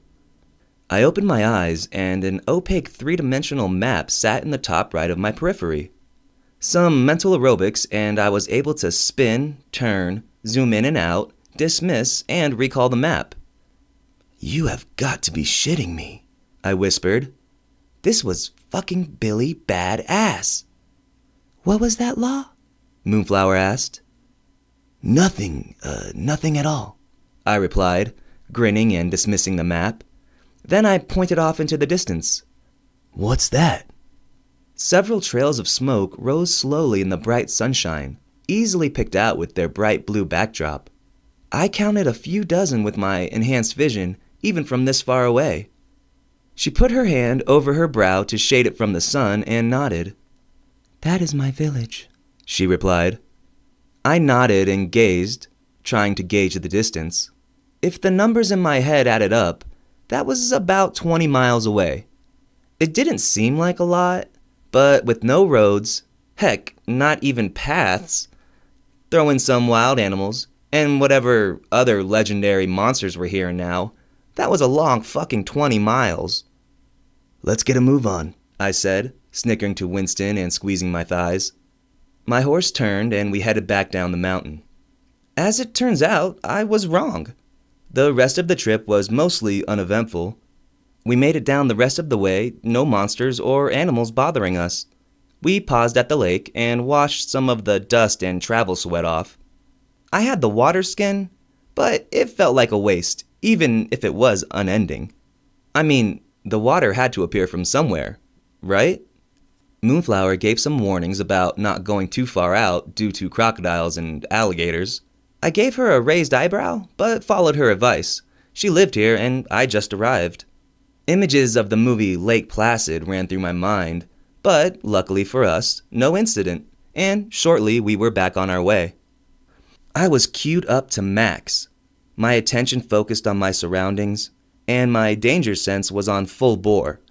I literally had my head on a swivel and my keyed up state translated to Freak and Winston. But, once again, the way was uneventful. And after hours of travel down a scenic river walk with a beautiful girl on my back and a glorious sunset behind us, we arrived at Moonflower's village. She said we should dismount when the village came in view and walk the last mile on foot. I did as she said and had Winston and Freak walk along behind us. When we were about half a mile away, we came to a copse of trees. Huge aspens, firs, spruces, and willows. We paused, and Moonflower whistled 3 times, each call sounding like a nightbird's cry. A few moments later, and 3 calls answered her in return, these sounding like an owl's call. Another reply from Moonflower, and 2 figures stepped out of the lengthening shadows of the trees. I immediately tried to identify the men, but, as with Moonflower, I was unable. I instead began studying them the old-fashioned way. Both the men were tall and tan, with similar colored hair to Moonflower. Even though each was tall and muscular, they were shorter than me, a little taller than Moonflower, I guessed, 6 foot at the most. Their hair was both long and braided, hanging down their backs, interspersed with feathers and different ornaments. Both men had brown eyes of mildly differing shades. Each wore pants and shoes much like Moonflower's, and I saw each had a hatchet and knife at their sides. In both men's hands, though, were crude bows and arrows nocked but not drawn. The man on the left was stouter and more muscular than the one on the right, who was more athletic in shape. The man on the left could have been a bodybuilder or some such, while the other, maybe a swimmer or CrossFit enthusiast. Both men wore buckskin vests opened in the middle. They studied me as I studied them. When the 3 of us were done with our inspections, we stopped 5 feet apart. Then, both men burst into smiles as Moonflower rushed the remaining distance and leaped into the men's open arms. I guess they know each other, I said to Freak. He yawned in response. Guess they didn't impress him much either. Chapter 20. All These Things That I've Done by The Killers. After the group hug, Moonflower stepped back and introduced us. Brothers, this is Lawrence Wrath, and his companions Freak and Winston, she began, gesturing to the 3 of us. They saved me from a pack of direwolves, killed a clan of Tehihan, and were sent to us by the Old One, Coyote himself. The brothers blinked when she introduced the giant tiger known as Freak and the massive warhorse, but their grins faltered at the names of the Tehihan. Then they shared a glance at Coyote's name. Come, Father will want to speak to you at once, the taller, thinner brother said. The brothers turned and began walking into the trees, gesturing for us to follow. We passed under the branches and into the darkness of the forest, with just enough light from the setting sun to easily follow the brothers. I looked around, impressed by the network of walkways and rope systems through the branches of the trees. It reminded me of one of the rope playgrounds they have in trees of zoos and stuff. Kinda like something from Never Never Land. Moonflower talked to me as we followed along. The taller one is Thunderfoot. The taller brother waved from ahead. The fatter one is Lightning Fist. The shorter brother looked back scowling as both his siblings chuckled. I am not fat, He grumbled, turning back to the front. We know he is not fat, but he used to be. Moonflower giggled. We still enjoy teasing him about it. I hear you, sister, Lightning Fist complained over his shoulder. I chuckled at the byplay and a little at their names, but they seemed amiable enough. Siblings that could josh each other usually cared for one another deeply. It was the ones that couldn't take a joke that didn't get along with one another. They always had a Karen in those families, and everyone knows Karen is always a douchebag. We passed through the Neverland forest, and I whistled softly as we entered the outskirts of the village proper. This was picture perfect if ever a scene was. I stopped, as did Moonflower and her brothers. I saw the three of them smile, as if proud of the view of their home. I would have smiled as well. The river came down the center of the village, then split almost perfectly symmetrical down the middle and flowed around a hillock in the center. We stood at the mouth and the exit of the forest. A natural clearing surrounded both sides of the water, stretching from the banks out for 50 yards on each side. The forest came next, creating two natural barriers and a hilltop area surrounded by a moat to retreat to. The hillock itself was huge, a full 100 yards in diameter, and rising to a height of 50 yards in a gradual grade from the water's edge. We crossed the water on small wooden bridges put together in a complex weaving of shaved branches of wood that felt surprisingly sturdy and extremely flexible. The brothers whistled, and groups of children and mothers stood up from their work and play. They watched as their friends and tribesmen returned, the mothers with looks of speculation, and the children with undisguised curiosity. I took a second glance and realized that I was wrong about children playing. Some had small wooden bows and were practicing shooting targets under some woman's eyes. Other children had tiny little wooden hatchets and knives and were practicing their use under other women. Boys and girls did the same tasks, in groups all ranging in age from toddlers to what seemed preteen. The women ranged in age from what could have been just giving birth to grandmotherly. There were about 24 children under the gaze and tutelage of 8 women. The brothers and Moonflower exchanged pleasantries, and the folk continued with their tasks. We passed over the water and began to climb up the small rise of the hillock. Small dwellings, very similar to yurts, were built into and around the hillock. We followed a well-defined pathway up the hill that wound around the yurt-like structures. At the top of the path, the hill flattened out into an area about 50 yards wide and long. The whole setup was circular in design and seemed to match on the far side.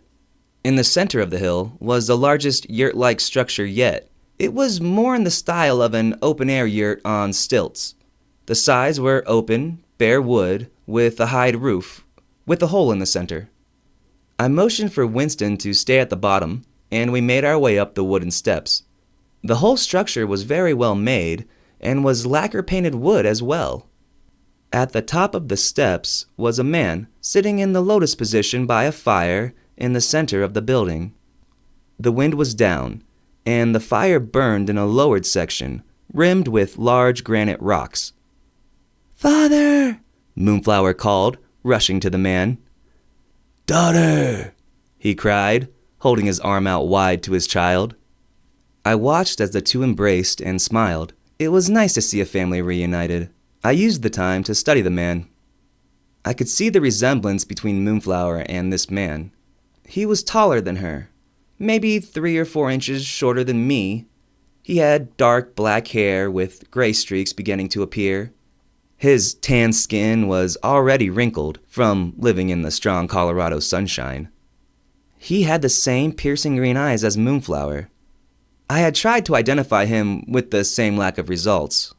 They finished embracing, then spoke quietly with one another, with Moonflower gesturing my way every now and then, to which her father would grunt and look askance at me each time in answer. When they were finally finished, Moonflower beckoned me over. Freak and I shared a look, then I stepped forward, my cat at my side.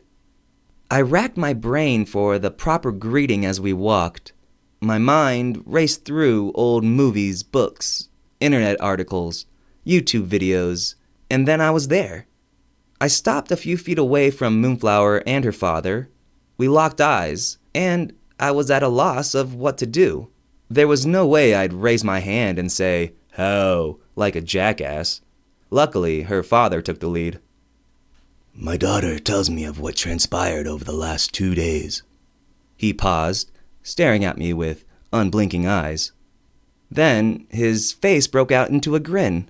He stepped forward and reached his arms out wide, bringing me into a great big hug.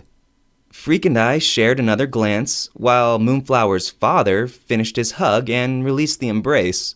Grin still on his face, he patted me on the back. Sit down by the fire. Let us talk and eat.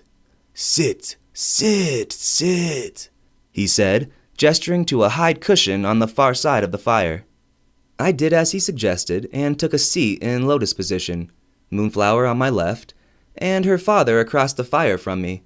He made a gesture at his sons, Thunderfoot and Lightning Fist. I still grinned a bit at their names, thinking of one of my favorite movies.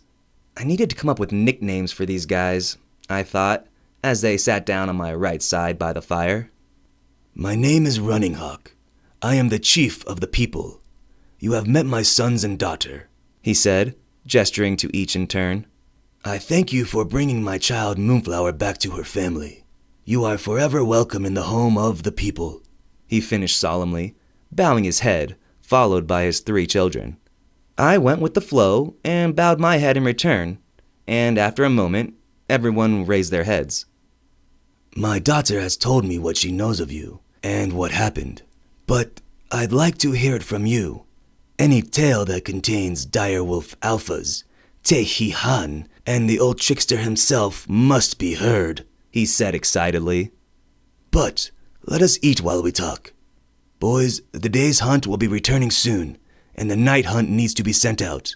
Please see to it. Moonflower, your sisters will be returning with the hunt, if you'd like to see them as well. The 3 siblings took the instructions as dismissal and stood up, each nodding at their father. The brothers left, and Moonflower gave me a little wink as she turned to leave.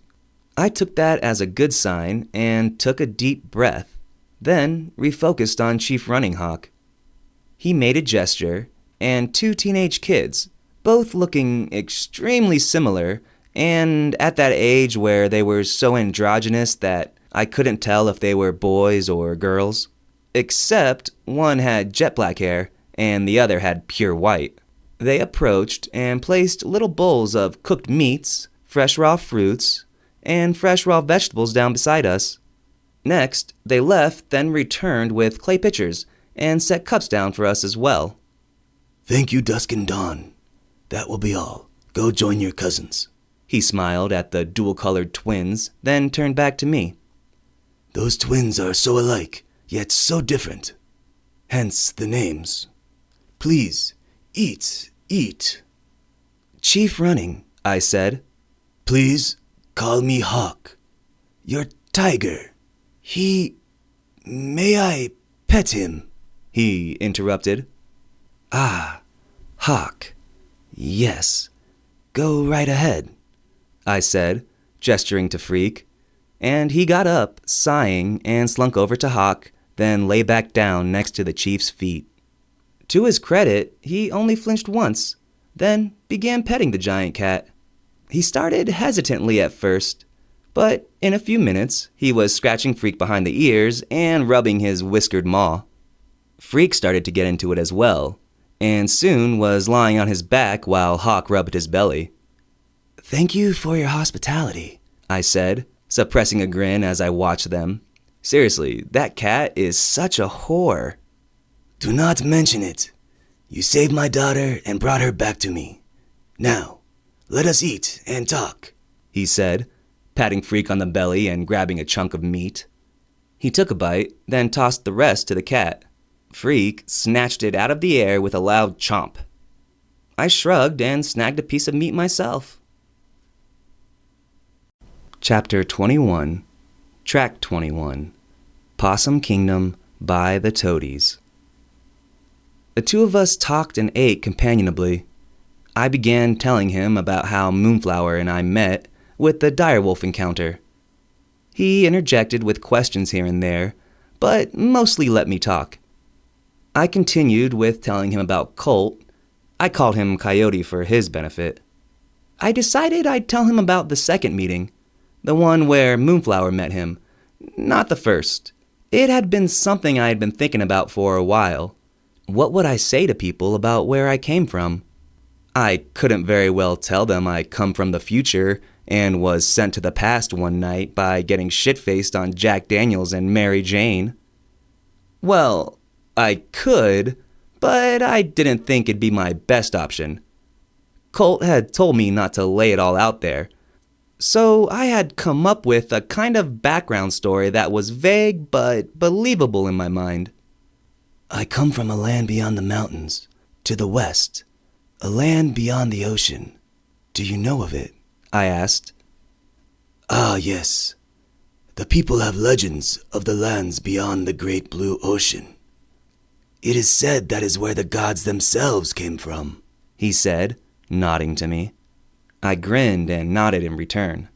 I had always had an idea that the people of the East Asian cultures were the ancestors of Native American peoples.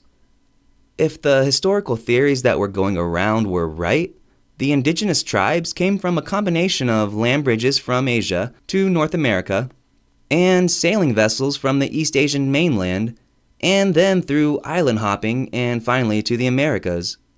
I was gambling that the native peoples would have oral histories or something. It looked like my gamble worked. It is there that we suffered the same pain and death that the people have here. For years, our tribes died and died. Then, finally, when we stopped dying and began to rebuild our destroyed lives, they came. I paused for dramatic effect. I could tell I had Hawk's attention. He was leaning forward, eyes wide. Good. They would call themselves many different names. Explorer, emissary, friend. But they all became known as one. Conquerors. They came with promises and lies, and in the end, every time they came, they would fight, kill, and conquer. It was almost too late when we found out that they were the ones responsible for the plagues that killed our people. I stopped, staring into Hawk's eyes, trying to will my story to move him. Skill learned. Smooth talker, level 1. Using your innate ability and charisma, you can weave a tale with such an emotional connection that the listener will believe your story with the conviction of truth. The story's effectiveness is based off your skill level, wisdom, and charisma versus the listener's. The current level of trust and belief the listener already has in the storyteller is a major factor as well.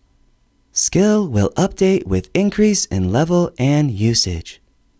Nice! I dismissed the window with a thought and kept my face stoic so as not to spoil the mood. Hawk began nodding slowly as my skill took effect, and he began processing what I was saying. Your story is quite the tale. I see that, he started saying, but was interrupted. Horns began sounding, loud blasts that broke the night air. Hawk leaped to his feet, and, sensing his urgency, Freak and I did as well. Hawk leapt to his feet, and, sensing his urgency, Freak and I did as well. There is something wrong. Those are distress calls from the hunt. We must go, he said, then took off, leaping from the floor to the ground, skipping the stairs completely. The older man's quickness and athleticism surprised me for a moment, but I shook it off and sprang off after him, Freak bounding ahead. I whistled for Winston as well, not wanting to leave my horse alone. Night was already upon us, but with my enhanced sight and senses, I easily followed the chief. In a few seconds, my new body's strength and speed helped me catch up. Not wanting to make him feel bad though, I slowed my pace and followed along a half-dozen feet behind him. Still, the man was quick, and we soon arrived at the base of the hill and to a group of about 20 of the tribe, arrayed in a loose circle. Some were holding torches and hand weapons, while others brandished bows and others spears. "What's going on here?" Chief Running Hawk shouted, slowing his pace, then approaching the circle. From the tree line, the horn sounded again, then a group of tribesmen burst out and into the torchlight. "Father!" a woman cried. She looked very similar to Moonflower, but with bright blue eyes, and looked a year, or maybe 2 years younger, ran over to Chief Running Hawk. "The hunting party was ambushed. They took Nightstar," the girl said, crashing into her father's embrace. Moonflower rushed up, joining the hug. The rest of the hunting group made it into the light, and I saw that 2 people were being carried. They were set down in the center of the clearing in front of the chief and daughters. Thunderfoot and Lightning Fist stood by, anger raging on their faces. "It is okay, Ice Blossom. You are safe now. Tell me what happened." Hawk soothed his daughter and bade her explain what happened. The woman dried her eyes and took a deep breath before speaking. "We were returning from the day's hunt. The hunt was successful, and we had a large moose that was grace to us, and we're carrying it back in high spirits. I decided that we should stop by the Bear Creek watering hole and clean up. The hunt had gone so well, and we were going to be home early. I was naive, Father. I did not send a scout ahead. I did not do my duty." Ice Blossom trailed off. "Continue with your story, daughter. Now is not the time for self-pity," her father commanded. "Yes, Father." She nodded. "When we arrived at the watering hole, we were unprepared for the ambush. A Chicoria raiding band was there already. They had scouts out and prepared an ambush for us. They waited till we were washing and settled, then attacked. They got Windwalker and Eagle Talon first." She motioned to the 2 bodies. "They were on guard, then they rushed us. We fought well and wounded a few of them, as they are smaller than us. But there were too many, and they grabbed Nightstar while she was in the water, overpowered her with their greater numbers, then fled. We chased after them, but most of us were wounded and they got away. I told Silent Mouse to try to follow their tracks while the rest of us returned." "You did right, my child. Silent Mouse is our best tracker," Hawk said. Then his visage hardened, and he turned to the tribesfolk. "Take the departed to the Wise Ones, and all the wounded go as well. The rest of you, gather all your fighting gear. We leave at once." Chief Running Hawk motioned to his sons and daughters. "Go. Ready yourselves. We must go quickly. Time is limited. If the Jicaria get to their home, we will never find them." The children nodded and rushed off. He then turned to me, a look of pure rage and a little fear contained within his eyes showed on his face. "I know we have just met, but I must ask your assistance. You have saved one of my children. Please, help me save another," he asked, bowing his head solemnly. "Of course, I will do whatever is within my power to help Chief Running Hawk," I replied, bowing my head, the gravity of the moment causing me to use his full name. "Thank you. You will have to leave your horse here, as we will be moving through the forest, and speed is of the essence. The Jicaria are an underground tribe. If they make it to their fortress, then we will lose my daughter forever," he explained. "Prepare yourself. We leave in a few minutes." I nodded and walked over to my horse. I patted him on the nose and rubbed him down, explaining the situation. He whinnied in protest, but eventually settled down as I stroked his nose and spoke quietly. Horse whisperer, I tell you. When Winston was relaxed, I checked my weapons, making sure they were all in their sheaths and my quiver and bow were set. Everything was in order. So, I walked back over to Chief Running Hawk, locked, cocked, and ready to rock. Chapter 22, Track 22, Handlebars, by the Flowbots. Okay, maybe that was a little dramatic, but I was ready. This was another great chance to get Hawk and the people on my side. The Weather Brothers, not good enough, had returned with weapons for their father, a pair of tomahawks a bit larger than normal, followed by their two sisters. Moonflower and Ice Blossom had black paint covering their faces in tribal designs, which I noticed their brothers wore as well. They handed a pot to their father, who began wiping the black paint on his face in similar designs. The rest of the warriors, men and women, came back. There were only 6 of them, and they were armed the same with tomahawks and knives. They also had black paint on their faces in tribal designs. The chief finished up and dropped the pot to the ground. Time is of the essence. We must move fast. Anyone who cannot keep up will be left behind. Run like the wind. With that command, he turned and took off running into the night, followed by his warriors. You heard the man, I whispered to Freak, and then we sped off after the group. The warriors moved fast. The chief moved even faster than he had when we heard the horns earlier. Not only that, they were quiet. Only the sounds of their feet hitting the soft dirt could be heard, and even that was muted, so that you had to be actively listening to hear it. The form they ran in was familiar, and I did my best to emulate them as we ran.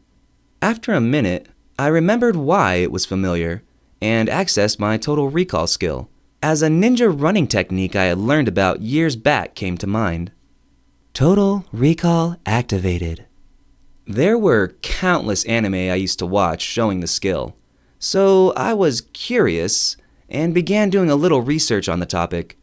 The first one I came across was called the Nanba Hashiri, or Nanba Run. It was said that ninjas could travel 200 kilometers in a day, while others said 240 kilometers in 12 hours. That was a bit extreme, but the idea is there. I then watched some videos of people claiming to be masters of this skill, and their forms were very similar to the warriors running ahead of me. I remembered the best video of them all. It wasn't anything like the anime I watched. The guy explained by breathing a certain way, keeping your center of gravity in a forward position, controlling your balance and rhythm of movement between arms and legs, then one could move faster over long distances. This had the added effect of moving quieter, as the economy of movement was so precise. I had watched that video over and over and over again, but could never perform the feat. I was just so much weaker in my previous body. But now I was like a superhuman, almost, and it should work. The breathing technique was from yoga and was called fire breath. Basically, it was like hyperventilating, but quietly. Next, I leaned forward, bent my knees, stretching my legs out in longer strides so I could lower my center of gravity. Finally, I timed my arms' movements to the pace of my legs and got in rhythm, like a metronome. My speed increased, and my form ironed out, and in moments, I was speeding along with the other warriors. Skill learned. Nanba Run, Level 1. Using your innate athleticism and physical prowess, and by learning the proper techniques, you have acquired the first stage of this movement form. This skill will change and increase with level and usage. I dismissed the window and sped up, getting beside Hawk. Counting the chief, his children, the warriors, plus Freak and myself, there were 13 of us, facing off against I don't know how many enemies.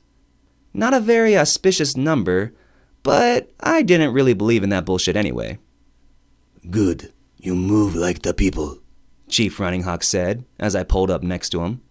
We darted around trees, our feet barely touching the ground as we moved through the rays of moonlight and the shadows of the branches. It was beautiful and enjoyable, if I didn't consider the circumstances. It was almost like I was the wind blowing through the leaves. Unfortunately, the reason for our flight kept me from enjoying the moment as much as I'd have liked, and I addressed the chief. Who are the Jikaria? I asked Hawk. They are a tribe from the south that moved in after the Great Suffering. They are dwellers of the ground. Their homes are inside the earth, he replied. I nodded slightly as we ran. They are smaller than us and darker of skin.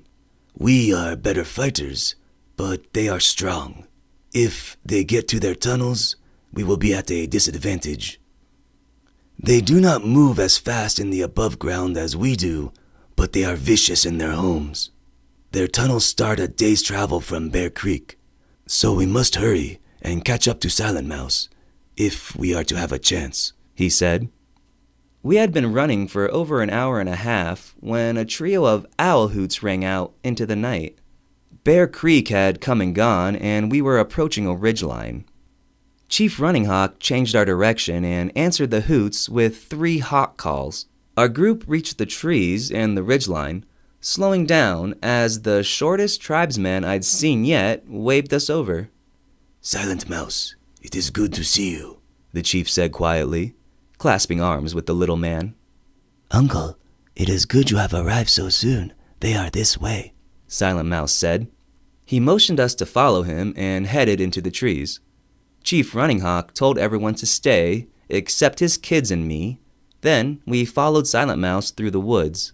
Quickly, we were out and standing on top of the ridge with a view of the open prairie ahead. There, about 3/4 of the way to the next mountain chain, was a fire, standing out like a beacon in the darkness. Clouds had covered the moon and stars, causing the fire to shine out even more in the black night sky. You see, Uncle, Silent Mouse said, pointing. You are right, nephew. We must hurry, the chief replied. The Wendigo will come soon. I looked at the chief as he whistled, then took off running again. I quickly moved off with him, followed by the rest of the party. Great, now Wendigo were invited to the dance? We ran like the wind once again. The ground disappeared between our feet.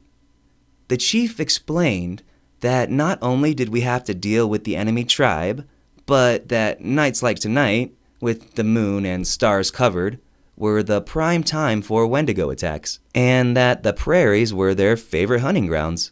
He went on to explain that the Jikaria were idiots, and so new to the area they probably didn't know that.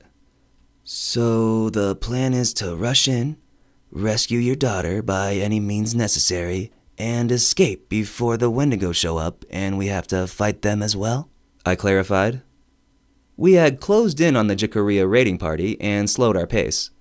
The enemy had made camp on a rise that offered a good view of the area for defense, and had the added benefit of making it hard to sneak up on. Silent Mouse and Moonflower, who was apparently the second best scout, went to see the lay of the land, so to speak. Chapter 23, Track 23, If I Had $1 Million, by the Bare Naked Ladies. Map updated. My view of the landscape updated. That was automatic. Sweet. Silent Mouse and Moonflower returned at about the same time and filled us in on their findings. With a nod from her father, Moonflower started.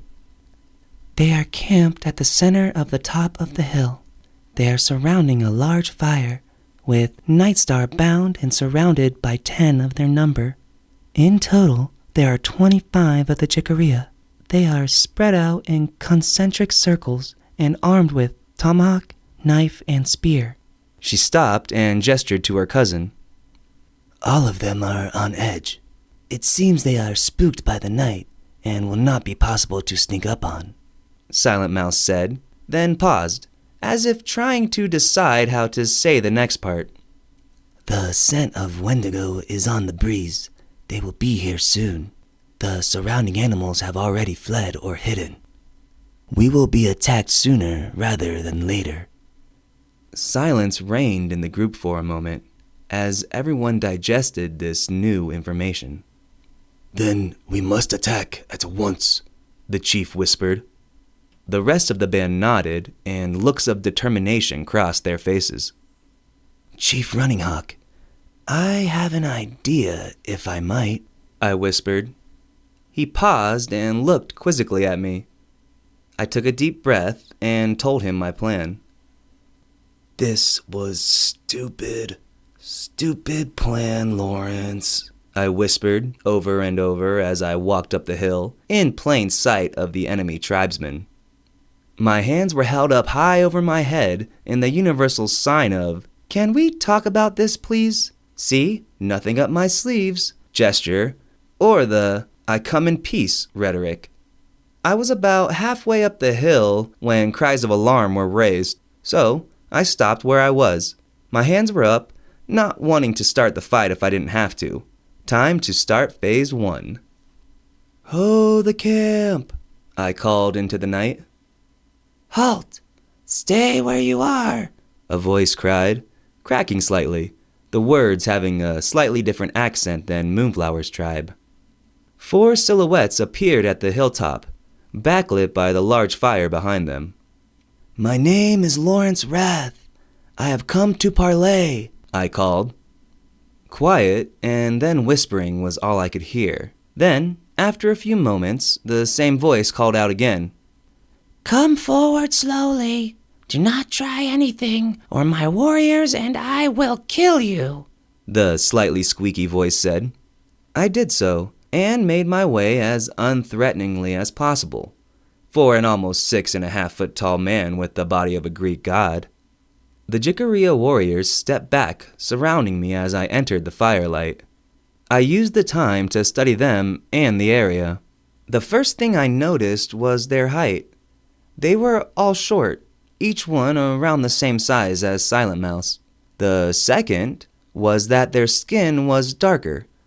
Not quite black, more like chocolate brown. Though they were short, they were muscular and looked solidly built. Next, I noticed that all of them were men. Well, boys, really. None of them looked above the age of 15. 16 if I pushed it. It could have been because of their height, but I suspected otherwise. The largest of them stepped forward into the center of the ring and approached me, slowly. He had his weapons out and at the ready. I smiled, trying to keep my demeanor and posture as amicable as possible. I felt like The Rock, and half expected the little guy to say, "Hey, Kansas City." It took all my willpower not to burst out laughing. Who are you, and what do you want? The leader said, voice crackling like before. Like I said earlier, my name is Lawrence Wrath, and I'm here to parley.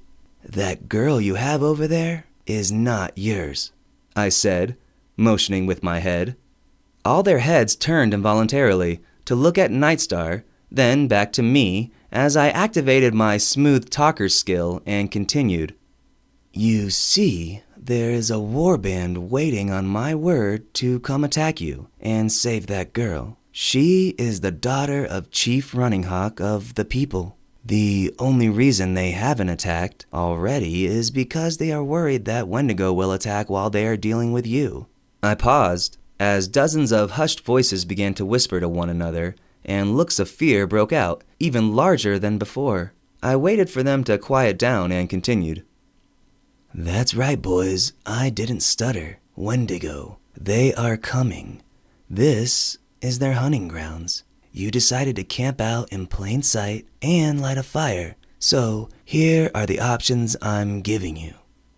Freak roared at the exact moment. Good kitty. This mental command thing was super dope. The Jikaria jumped and looked around in fear as I signaled Freak to roar one more time and watched as they got even more scared. Option number 1, my friends. Rush out here and kill all of you. Then we fight the Wendigo weakened. I paused, letting it sink in. They were silent, staring at me. I continued. Option number 2 is you give me the girl and you run along your merry way. And we go along ours. No one else has to die, I said, stopping and letting that sink in. When they all registered my words, furious whispering erupted, most of it directed at their leader. A few moments passed, and he cleared his throat, silencing his men. How can we trust you? The leader asked. We could have attacked you right away and killed all of you for the simple fact that you killed 2 of her tribesmen, I said, nonchalantly. No, that's not true. We did not kill them, just put them asleep, the leader said heatedly, holding a blowgun-type device up for me to see. Well, that was good to know, and made me feel better for not killing these guys right away. That's a good thing. Since there is no blood debt yet, we can resolve this peacefully. Now, option 1 or 2. Time's a-wasting, I said.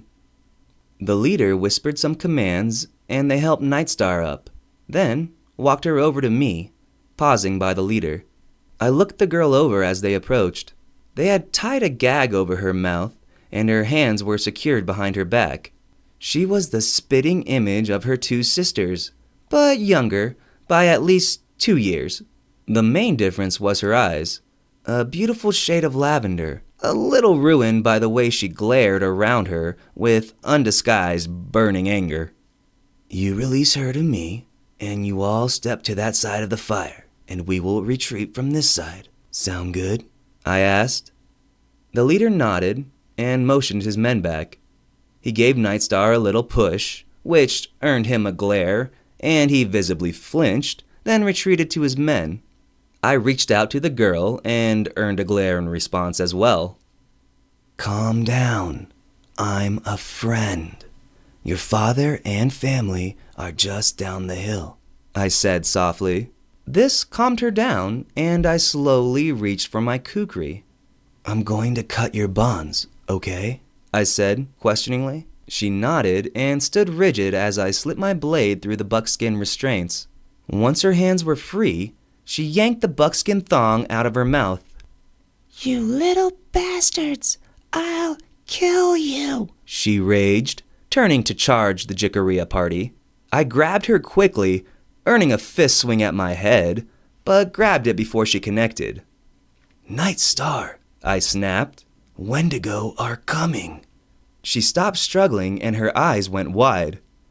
Oh, shit, she whispered. Then the roar started, and they weren't freaks. Oh shit is right, I said softly, letting the girl go and looking around at the dark night. Chapter 24, Track 24, Cool It Now, by New Edition. Nightstar! Chief Running Hawk cried.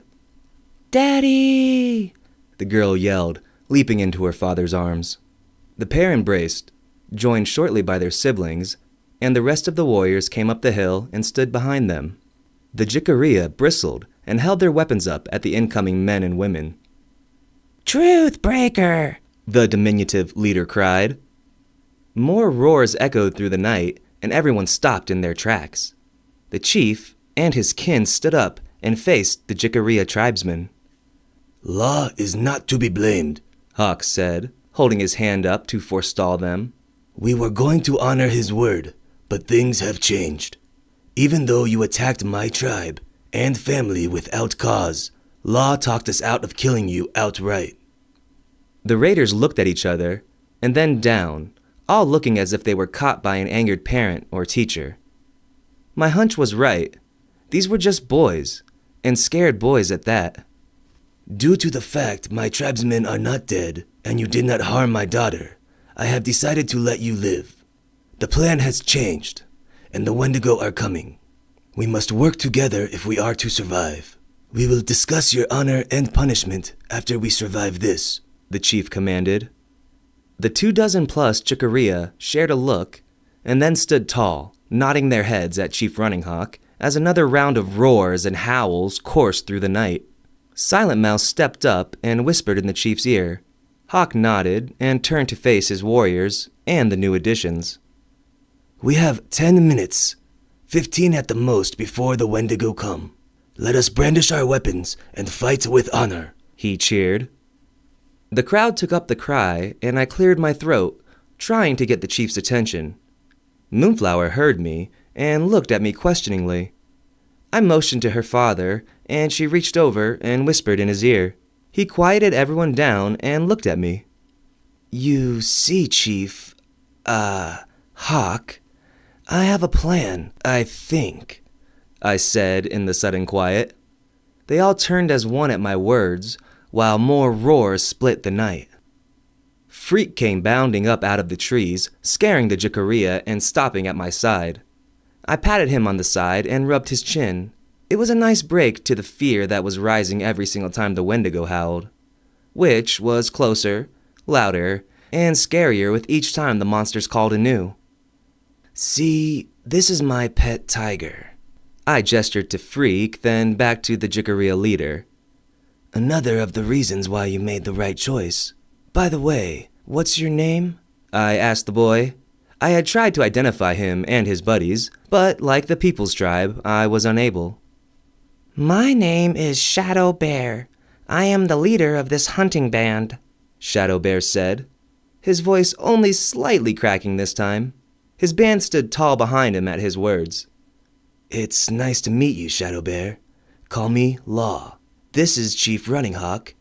You met his daughter, Nightstar. I watched as he blanched a little at the girl's name and the glare she shot him. How they managed to subdue that girl was a miracle in and of itself. I introduced the rest of the chief's family and then got down to business. Time was running short. According to Silent Mouse, we had less than 15 minutes till the Wendigo arrived, based on how loud the shrieks and roars were getting. All right, gather around, everyone. Here is the plan, I said, grabbing a stick by the fire and starting the drawing of my diagram. First, Shadow Bear, get your boys out there and grab as much firewood as you can in the next 3 minutes and get back here fast, I commanded. He nodded, made some commands, and his tribesmen took off. Good. They followed instructions without arguing. This might just work. I turned my attention to the chief.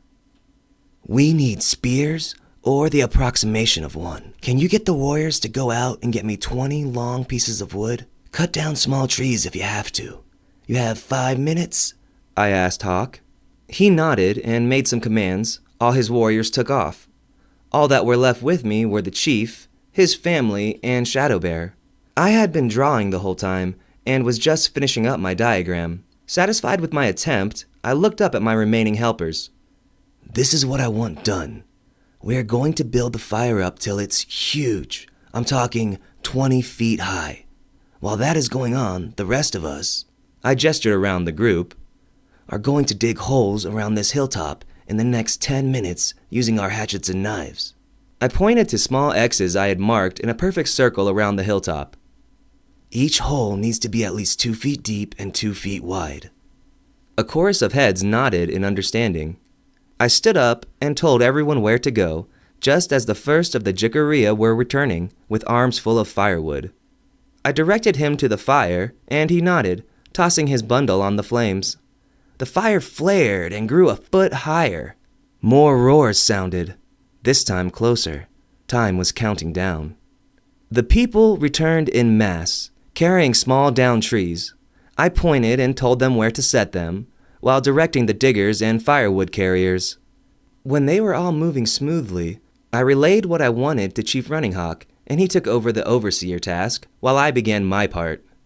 I used my total recall ability to pull up a video I had seen of a man making those pikes they used in the movie Braveheart. Now, I knew Wendigo weren't charging horsemen, but that wasn't the exact plan. I reached the first small tree as the video played in my mind. Total recall activated. The man had used a machete and long knife in the video, and my 2 blades were a good approximation. He began by cutting the branches off up and down the tree. Then he went to the tip and chopped it down to a point. He finished by placing the back of the tree in a hole he had previously dug. Next, he propped the tree-turned spike up on some logs, then filled the hole in. Now he had the beginnings of a palisade. The video had taken about 15 minutes from beginning to end, with the man explaining the steps as he went along. My enhanced strength and speed were a blessing, and I was done in less than a minute and moving on to the next tree. I chopped and cut, then chopped and cut some more. When I was moving on to the last tree, they had just finished digging the hole. I finished the last tree faster than the rest and checked how our progress was going. 10 minutes had passed, and time was counting down. If Silent Mouse was right, we had maybe 5 minutes till the Wendigo arrived. I wasn't going to bet on them being on our schedule, so I figured being done earlier was better. The last part of the plan was to bring burning pieces of wood and place them in between each pike. Some more commands and gestures, and soon everyone was grabbing burning pieces of wood and running to the places I pointed to. It was done in a minute. Everyone gathered back around, and I finished the last part of my plan. It's my understanding that the Wendigo have extremely sharp night vision. They, while not scared of fire, disliked it immensely. They are also very fast and strong. Are all these correct statements? I asked. Nods and yeses answered me. We will use the fire and pikes to herd the monsters into strike zones, so to speak. By knowing where they will attack us from, it will give us the ability to strike at pre-placed positions, negating their speed advantage, I explained. Nods of understanding responded around the circle. We are going to place 2 Jikaria and one of the people at each break between fire and pike. With the large fire behind you and the small one close for you to see by, you should have an advantage over the monsters. The chief, his kin, Shadow Bear, Freak, and I will be up top, and we will fill in wherever the attacks are strongest, I said to the circle. Now, get into position, I commanded. The group broke up and rushed to their appointed places. The chief walked up beside me, followed by the rest of the reserve group. The howls sounded out louder than ever. They were just below us in the tree line. I could see evil, glowing red eyes streaking all around. Damn, this better work. There was a shitload of red out there. Shrieks and howls burst out, screaming through the night and grating our ears. The Wendigo roared and attacked in mass. I finally got a good look at the monsters as they rushed our position. I had tried to picture the bastards in my mind before this, but I hadn't done the real thing justice. The monsters were hideous. You could barely tell that they had once been humans. They were emaciated to the point where you could see the bone, muscle, and tendon through their desiccated skin. Their faces were pulled back in a mockery of a smile, as all their extra skin had melted back, showing teeth and gums turned black with decay. The teeth themselves had morphed into sharp, elongated canines that punched through the skin of their mouths in some places. Viscous, black blood oozed and trailed down their multicolored maws. Their skin was the color of ash and transparent, almost so the only thing coloring it was blood and gore from their prey. Jesus fucking Christ, I whispered under my breath. Chapter 25, Cry Baby, by Janice Joplin. I took all this in quickly, my brain rapid-firing the data and processing it. The monsters rushed up the hill towards the firelight. From my position on the hillock, I could see around the whole battle. There were dozens of the monsters, and they rushed at us from all sides. It looked like they were going to try overwhelming our position with numbers. Not on my watch, you 28 days later looking motherfuckers, I yelled as the monsters hit our line. The huge main fire behind us was so bright, and the myriad of smaller fires around the hilltop, while not blinding the Wendigo, did a good job of obscuring the pikes and the defenders at each position. I was gambling on the monsters not having any experience with fortified positions. What we had created was a modified defensive perimeter based on an old Roman tactic called a palisade. Normally, a palisade would have sharpened wooden stakes around the entire perimeter without a break in the line. We hadn't had that much time, so I used a tactic from Sun Tzu's Art of War, combined with one that I had seen used in the book Romance of the Three Kingdoms. They had burned a whole harbor to obscure where their armies had been placed during a night attack. It was a case of kill or be killed, so I thought the sentiment apropos. Cries of anguish ripped from the mouths of the Wendigo as half a dozen of their number impaled themselves on the wooden pikes. More cries sounded as another dozen were ripped into with hatchet and knife. At least half their number was down, but that didn't stop the rest. The remaining attackers leaped over their fallen comrades and attacked the defenders with renewed fury. This was it, all or nothing. I sent my reserve forces, myself included, to all sides of the hill to counterattack the Wendigo's rush. I was banking on the chief, his kin, and Shadow Bear being better fighters than the rest of our forces.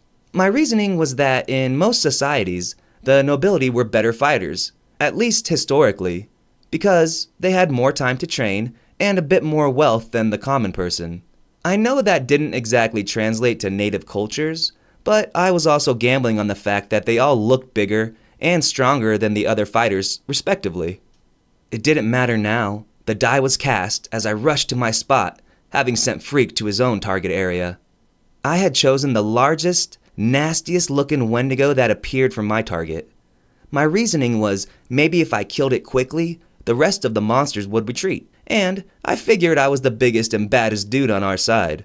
I rushed it, weapons drawn, as the monster backhanded the last of the defenders around it away. We locked eyes, and its info popped up. Wendigo Scion, level unknown. The evil that devours, arguably one of the most deadly creatures in North American indigenous folklore. The Wendigo appears in many different tribal legends, and the Scion is the worst of them all. Wendigo Scions are the first among packs. They are the first of the pack to turn and then helps create more pack members. Scions are the oldest, strongest, fastest, and most cunning of the Wendigo due to having lived so long and killed so many in its lifetime. I thought the window away as the monster roared and attacked. I screamed back in defiance, then dodged to the side, lashing out with my kukri and connecting with the Scion's side as it flew past. Luckily, during the run here, I had used my total recall ability and learned all I could about two-handed knife fighting. There was a period in my life where I had read all the Dritsto-Erden books religiously. I had decided that I wanted to learn two-handed scimitar fighting. That translated into me finding out everything I could about two-handed fighting in general. Me being the avid researcher I am, I had started with dual knife-wielding styles. The best one I had found was from the Nepalese Gurkhas. A close second was the Bowie knife style, but the Gurkhas had used two weapons, and it was, in my opinion, the most effective form of knife fighting I had researched. Skill learned. Nepalese Gurkha style, level 1. This two-handed fighting style was created by the indigenous Nepalese people using their signature weapon, the kukri. Using your natural strength and agility, along with your knowledge of the style, you can use two blades similar to kukris in this martial style. The skill will change and increase with level and usage. I was about to find out if I was right.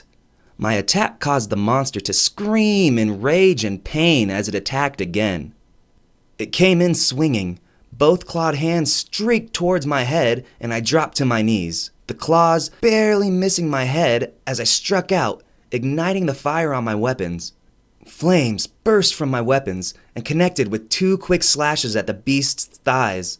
The monster shrieked as I struck, flesh burning, but took the strikes. As it kicked forward, I crossed my arms as its kick connected with me, knocking me backward. I rolled with the hit, using its momentum and spinning over, but coming up on my feet, burning weapons ready. Damn, that hurt. I luckily got my arms in front of the kick, but they were aching like a motherfucker. If it had hit directly, I'd have some broken ribs at the minimum. I coughed and spit a wad of blood out. No more direct hits. The monster didn't give me time to rest and came screeching in once again. I dodged and traded blows with the Wendigo leader, slowly angling it so the fire was at my back. The beast was fast and strong, its every attack pushing me to my limit to block, guard, or riposte. A fierce grin overtook my face. I couldn't help it. My adrenaline was pumping, and I had never felt so alive. The rush was intoxicating, better than any drink or drug. This monster was pushing me to the limits of my abilities. We traded blows and accepted strikes here and there, my two blades scoring hit after hit while my body took small cuts from the monster's clawed hands. A particularly vicious exchange ended with me scoring a hit across its chest. The Wendigo screamed in pain and gathered itself up, then rushed in at me, rage and anger radiating from its every being. I smiled as it charged. I had just gotten it into position, and I ducked aside at the last second, taking a hard hit to my side, but plunging both my blades into its back, taking it in the kidney and the heart from the rear. Both my weapons tips bursting through the front of its chest, but that's not it. I wasn't done yet. I followed up my dual strike and kicked it square in the back, launching it face first into the giant blaze. The monster's papery skin burst into flame as it rolled around in the fire, screaming in agony. It was dead in moments, the smell of charred, rotten flesh smoking in the night air. The sounds of fighting stopped, and I looked around the battlefield. The remaining Wendigo, having heard their leader's death cries, shrieked in response and turned, fleeing the battlefield. Only a dozen remained. We had killed many of them, but the win was not without cost. My gaze fell on the many downed warriors of the people and the Jikaria. Chapter 26. Track 26. Damn, It Feels Good to Be a Gangster by the Ghetto Boys. I looked around and caught the eyes of the survivors. No, not survivors, winners, the victors. Now was not the time to be sad and defeated. I would honor the fallen later. Now was the time to honor the victors. I raised my hands high into the air and screamed out at the night sky. All the rage, anger, fear, happiness, relief, all the emotion I had, I poured into my shout. It was a primal scream of triumph and victory. The rest began to echo me, and soon we were all shouting screams of elation into the night. Finally, the shouts tapered off, emotion spent. "You have won," I spoke into the sudden silence. "Nola, we have won," Chief Running Hawk said, walking up to me and holding out his hand. We clasped forearms, and the cheering started anew. After it died down, he took over the business of handling the downed fighters. Overall, we had done very well. Only 5 fighters were down between both tribes. 3 of the Jikaria and 2 of the people. Both tribes took it well, as it seemed they all had expected to die. They also had gotten used to their friends and family dying, so they had become more mechanical about it. They still respected and mourned the dead, but they took it as part of life now, and didn't wallow in self-pity or depression. If anything, it was a bit harder for me to take, even though I didn't know any of the deceased. Luckily, the chief's family had all been fine, but still, I resolved to not take their deaths lightly. I had been right in my gamble, and the chief, his family, and Shadowbear were better fighters than the others. When they had joined the battles, most of the Wendigo were dealt with handily. The pikes and fire had done wonders, and had given us an advantage over the attackers. The 5 deaths were more due to lucky strikes, A severed artery here or limb lost there. Freak had come back and joined me in the center by the fire. I had taken a decent amount of damage and needed to sit down. My periphery was flashing, and I accessed the screen as I stroked Freak's coat. He had taken damage as well, but nothing serious. The first screen appeared. Ability learned. Strategist, level 1. By using knowledge of tactics, you are able to plan actions that will add to your ability to defend and attack. The ability will change and increase with level and usage. I waved the window away for the next. Ability learned. Leader, level 1. You are trusted by the warriors under your command. Your natural abilities, coupled with the skills of war and tactics, causes those around you to naturally defer to you in times of battle. The ability will change and increase with level and usage. That was ridiculously awesome. I pulled up the next window. Crafting learned. Builder, level 1. You have shown the ability to build things with your hands. By using knowledge learned over time, you can now create basic structures for either war or peace. By using your total recall skill, you may access more structures, items, weapons, and armor to build and create. The more things you create, the faster your skill will increase, and more complex things will become available for you to create. Your crafting ability will change and increase with level and usage. No way! I had crafting abilities? This was going to come in handy. I was hoping I'd be able to do something like this. The fact that we were able to get that ramshackle palisade together so fast was a sign. This was exciting. I could draw on all my memories and use them to build anything I could remember. Plans of forges and defensive structures, not to mention armor and weapons, danced through my mind. I shook my head, checked my ambitions, and moved on to the next window. Skill upgraded. Smooth Talker, level 2. Using your innate ability and charisma, you can weave a tale with such an emotional connection that the listener will believe your story with the conviction of truth. The second level extends this ability to those you have just met and to certain animals. Skill will update with increase in level and usage. It must have been when I talked the two tribes into uniting against the Wendigo. Hell yeah! That ability would be damned useful if my plans to unite the tribes into a fighting force were to come to fruition. I pulled up the next message. Experience assessed. 300 experience gained. 100 experience gained for pet. Would you like to level up pet? Yes? No? I selected the yes option and my character sheet popped up. Name, Lawrence Law Wrath. Race, half human. Alignment, neutral, good. Class, Jack of all trades. Experience, 475 of 500. Level, 2. Hit points, 13 of 20. Magic points, 8 of 20. Features, height, 6 foot 5 inches. Weight, 275 pounds. Hair color, black.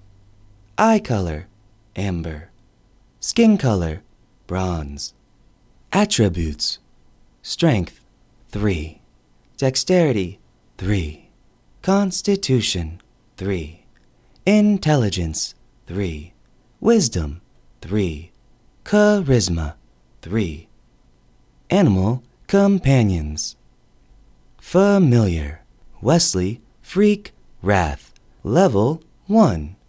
Experience, 180 of 100. Mount, Winston Triumph Wrath, level 1. Experience 80 of 100. Wesley Freak Wrath was flashing. Then when I hit yes, the screen disappeared, and a new screen appeared. Name: Wesley Freak Wrath. Familiar. Pet class: Battle Tiger. Purple. Legendary. Level 2. Experience 180 of 500. Hit points 20 of 20. Weapons: claws times 4. Bite times 1. Armor: natural hide. There is one main animal companion to Jack of all trades. The class only allows up to 3 animal companions, and the familiar is the first of the 3. By receiving a portion of his master's experience, the familiar will level up and gain skills of its own alongside its master. New blinking words appeared as the window went opaque. Skill choice: 2 points available for distribution. Furry Armored Hide, level 1. 1 point needed for upgrade. The skin of the familiar gains natural toughness, allowing it to shrug most normal blows off, as if wearing a suit of leather armor. Furious Roar, level 1. 1 point needed for upgrade. The familiar roars so loudly that it stuns its target with fear for a period of 10 seconds, in a radius of 25 feet in front of it. I put a point in each skill, deciding that my pet would follow the same balanced growth across the board. I watched as Freak literally grew a foot in size. He put on muscle everywhere and just looked more massive. His cuts and matted fur healed, and his coat became a pristine gray and white again. Some of the surrounding warriors gasped and began whispering among themselves. I really needed to start being more careful about that. I dismissed the window and stood up. The fire had died down enough so that I could see my 2 weapons sticking up out of the charred husk of the Wendigo Scion. I went over, reached out, and grabbed my blades from the fire. I flared my fire skill on my hands as I reached in and grabbed my 2 handles. As I thought, the fire didn't burn me when I used my skill. That was good to know. The weapons came free from the monster with 2 wet squelches. I pulled back as the flames flared from the freed blood and stepped away, letting the fire on my hands die as I examined my weapons.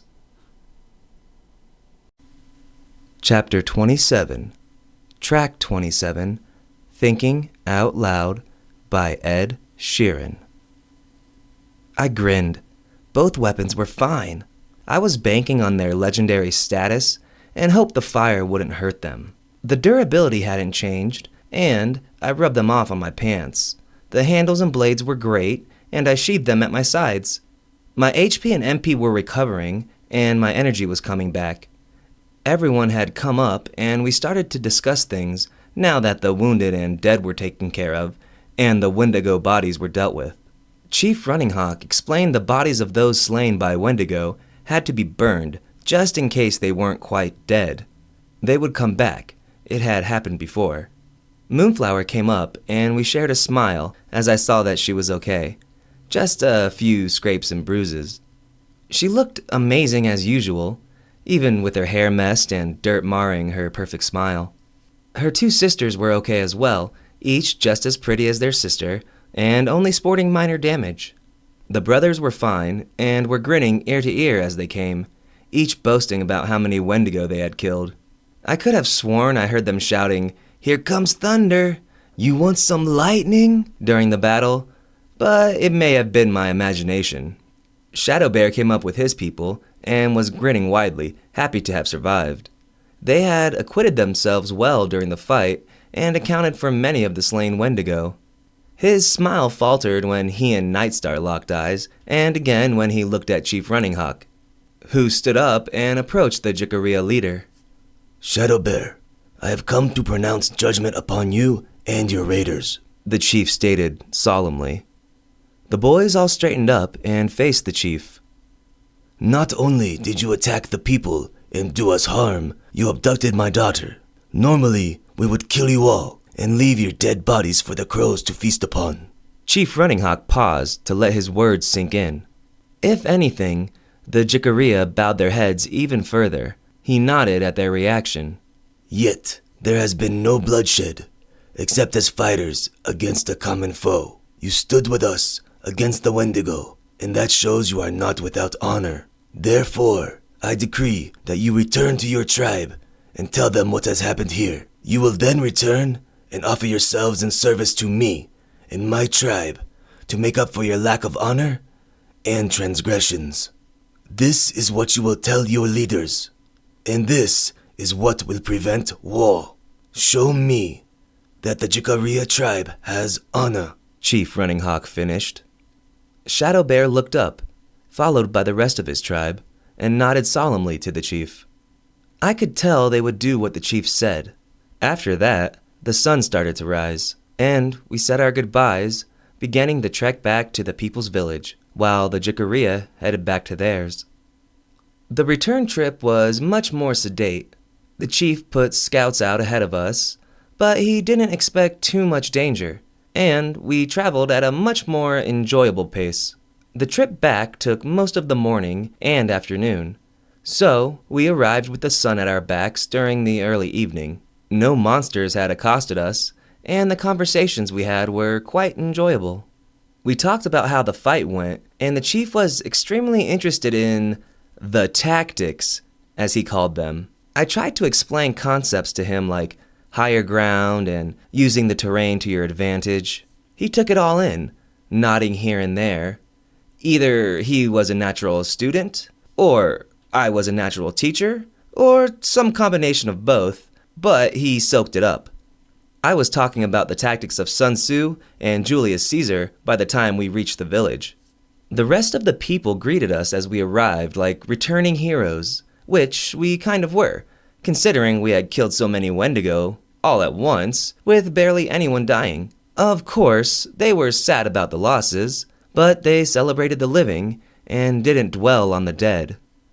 Chief Running Hawk declared we were going to have a feast, and everyone broke out into action. Winston was at the forefront, greeting me with a happy whinny, and I gave him a hug around his huge neck and patted his head. The chief excused himself and told me to clean myself up for the feast. The brothers grabbed me, and we went off to a bathing area on the far side of the village.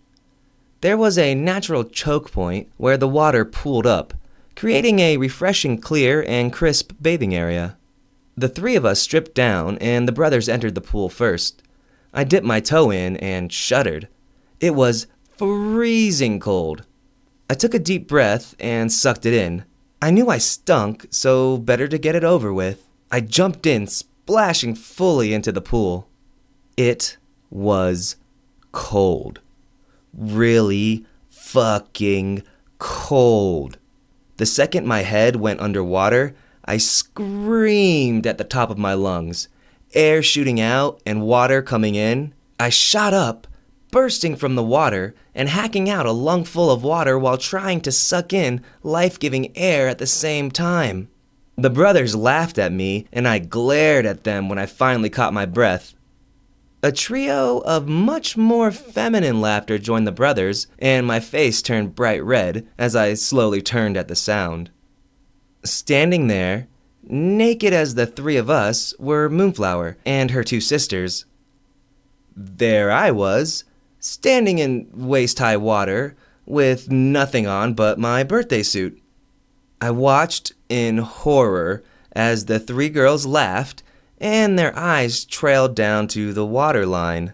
I spun around quickly and made my way to the other side of the pool. "What is the matter, Law? Have you not seen a woman bathe before?" Thunderfoot joked. "Do not mock the man," Ice Blossom said.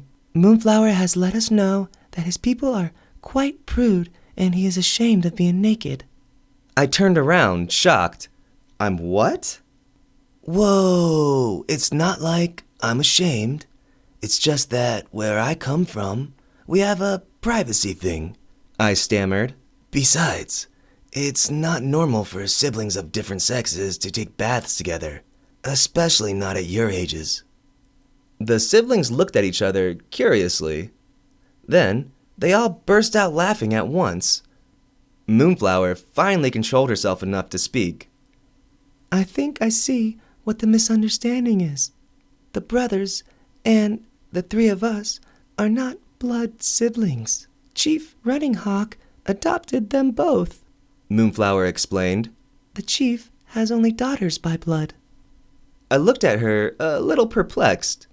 My siblings, she gestured at them all. The brothers are the sons of another tribe. Although the boys are both related to each other, they are engaged to my sisters. Thunderfoot is Ice Blossom's fiancé, and Nightstar is Lightning Fist's. Oh, that makes more sense. So that just makes you the only... I trailed off, as Moonflower slowly approached me in the water. I looked around the pool, and somehow everyone else had disappeared. I don't know when, but both the other couples had gone, and the two of us were now alone. She waded across the pool through the waist-high water and stopped just a few inches away from me. Her hair was down, and the wet, glossy mane framed her heart-shaped face, trailing down over her perfectly sculpted breasts. I swallowed as I took in the sight of her naked body. She was beauty personified. Never in my wildest dreams had I imagined being with a woman this gorgeous. Yeah, so fancy meeting you here? I tried to joke, my voice cracking slightly. She held a finger up to my lips, silencing me. I was quiet as she pressed her naked body up against mine. I have decided you will be my fiancé. I, Moonflower, daughter of Chief Running Hawk, leader of the people, second to the chief, choose you, Lawrence Wrath, also known as Law, to be my husband. She intoned the words with the finality of complete faith that what she said was true. Then, she bent forward and kissed me. Chapter 28, Track 28, Stand By Me, by Florence and the Machine. That was the most amazing 2.5 minutes of my life. Fuck off! You try and get with the most beautiful girl you have ever seen and see how long you last. Anyway, I also recovered quickly, and the next few times over the course of the next hour went much better. I would have kept going if her sister Ice Blossom hadn't come and told us it was almost time for the celebration. I am yours, and you are now mine, Moonflower said as we embraced a final time. I nodded and kissed her. Then, we exited the water and dressed ourselves. Sometime during the last hour, someone had come and cleaned my clothing and left new stuff for Moonflower.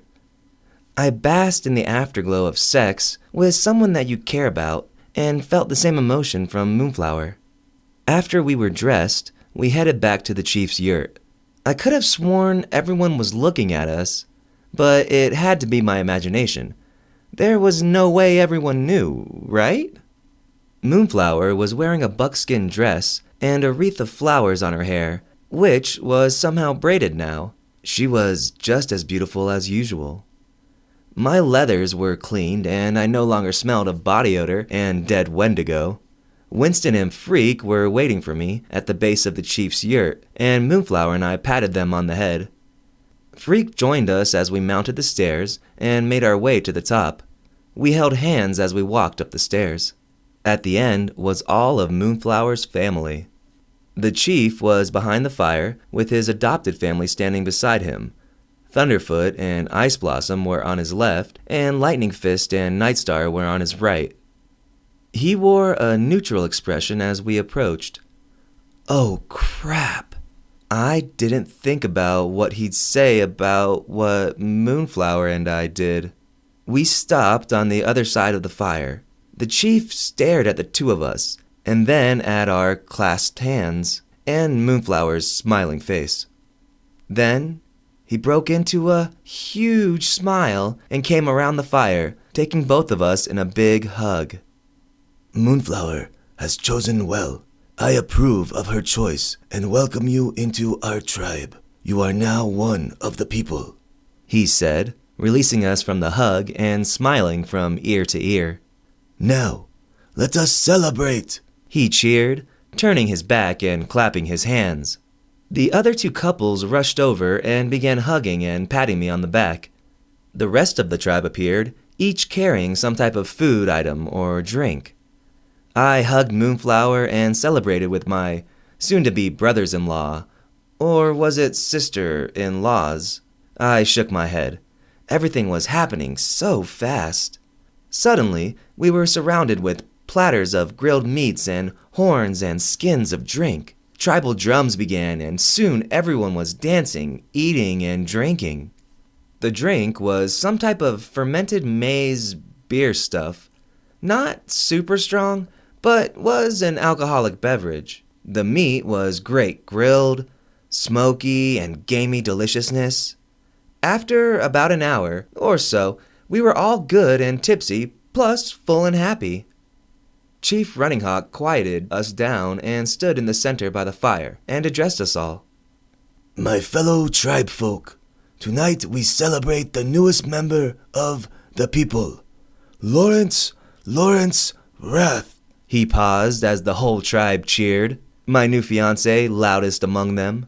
I grinned at her enthusiasm. I also am proud to welcome him as a soon-to-be son to me, as he will marry my daughter, Moonflower, the last of my daughters to find a husband. He paused again as the cheers came and waited for them to die down. Once it was silent, his face changed from one of happiness to one of sorrow. We must also mourn the loss of two of our own. Hearty Arrow and Iron Fawn sacrificed themselves for the people. They will be remembered, he stated solemnly.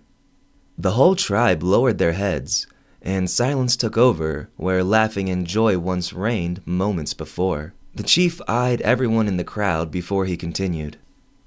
That is why I have decided that we will invoke something that has not been done since before the Great Suffering. I hereby appoint Lawrence Wrath, War Shaman of the people. He was sent to us by the trickster himself, and it is our task now to wage war on the creators of the Great Suffering.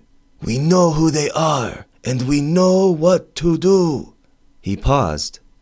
Anyone who disagrees with my choice and our mission, speak now. Everyone stood tall and was quiet, staring at their chief. He nodded, proud of his tribe.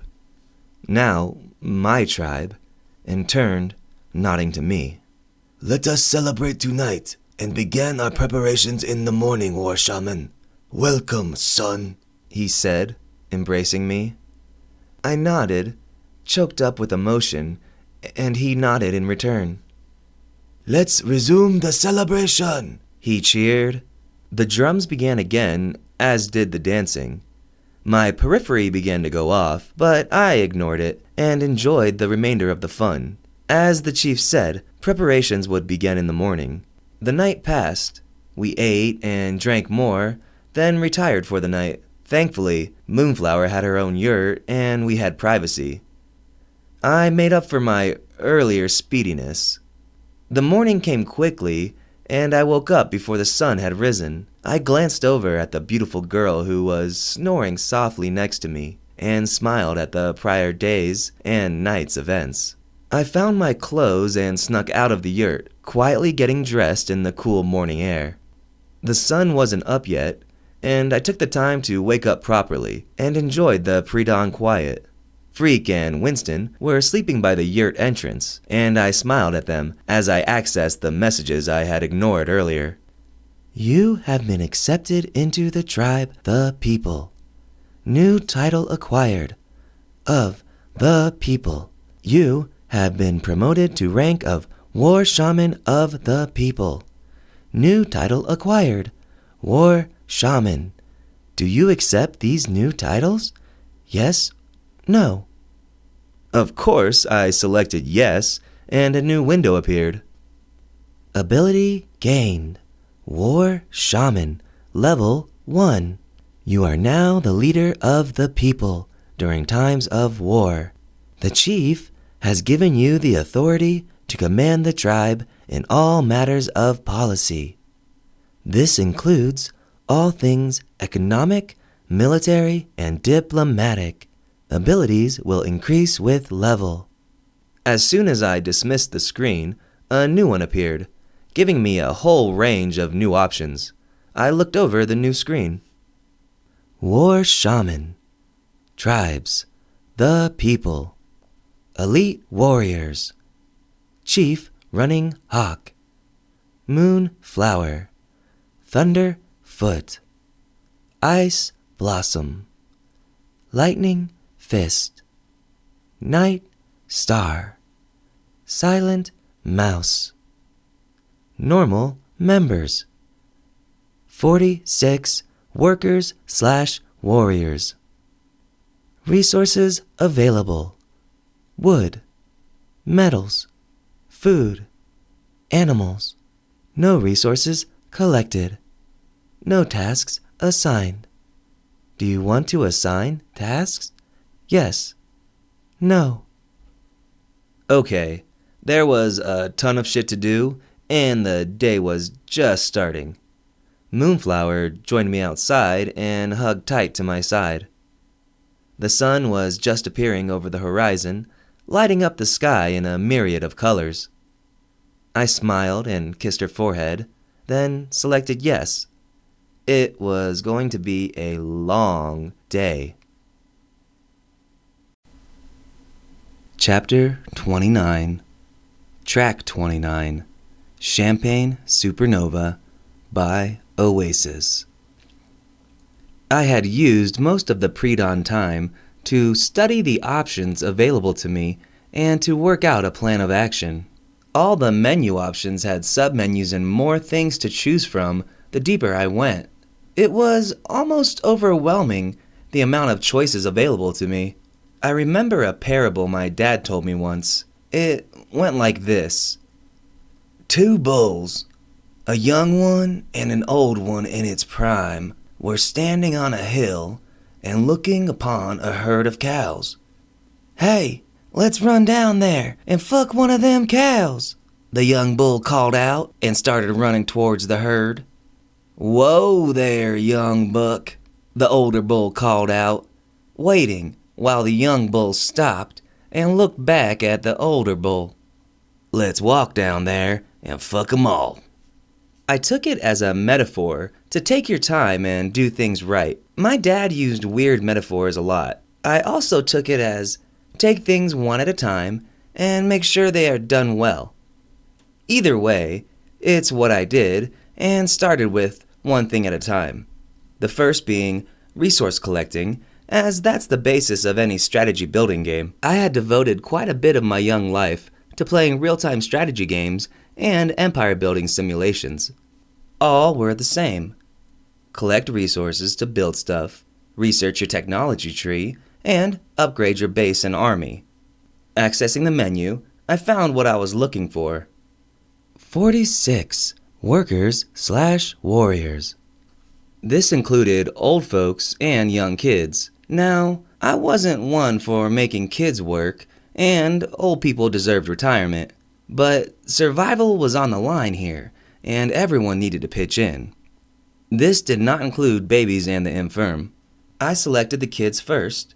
There were 12 of them, and assigned them the task of food collection. This included foraging for fruits and vegetables, and fishing/hunting. Kids were taught skills at a very young age. The older kids, Dusk and Dawn specifically, took charge, and I watched as they headed out. Those kids were way different than my friends and I were at that age. 34 workers/warriors. My worker pool had shrunk, and I nodded in satisfaction, then selected the next group, the old. I had a simple task for them. That included marking trees and gathering wood. I figured they could grab wood for arrows and spears, and then mark the trees for younger workers to retrieve. To my surprise, a wizened old man came up, scoffed at my suggestion, and said they would handle all the wood collection and cutting down of trees any size. His sentiment was echoed by the rest, and all 10 railed at me. I shook my head and sent them on their way. I was no ageist. If they thought they could do it, more power to them, I guess. 24 Workers/Warriors. This was the beginning of my plans for world domination.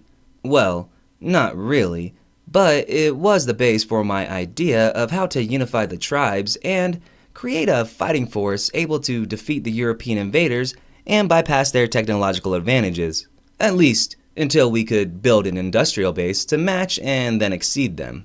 I was going to turn these Native American peoples into Mongolian steppe fighters combined with Roman legionnaires and more. We would build new weapons and learn new tactics, all from the memories of things I had read and watched. It was already historical fact that the Plains Indians of North America were fantastic archers and became some of the finest horsemen in history. I was going to capitalize on that and teach them tactics and make us weapons that would give an undeniable advantage to us. The same ones that the steppe nomads had wielded until the Mongol Empire finally dissolved. But those steppe warriors were never fully defeated until the 1700s. I'd make better bows and arrows, knives, tomahawks, swords, axes, and armor. Eventually we'd have firearms. It would just take time. This was just the beginning. I assigned the remaining warriors to go collect wood for their bows that we would be making. This included the chief, my fiancé, the rest of the elite warriors, and the rest of the regular warriors. During our trip down the mountain, and on the run to save the chief's daughter, I had seen many different types of trees that fit the requirement for bow making. There were orange osages, yew, ash, hickory, oak, and maple trees scattered all around the area. I listed out the types of trees to my new friends and soon-to-be family. I told them the dimensions of the pieces they would need, and off they went. Moonflower kissed me on my cheek, and I turned red and grinned automatically.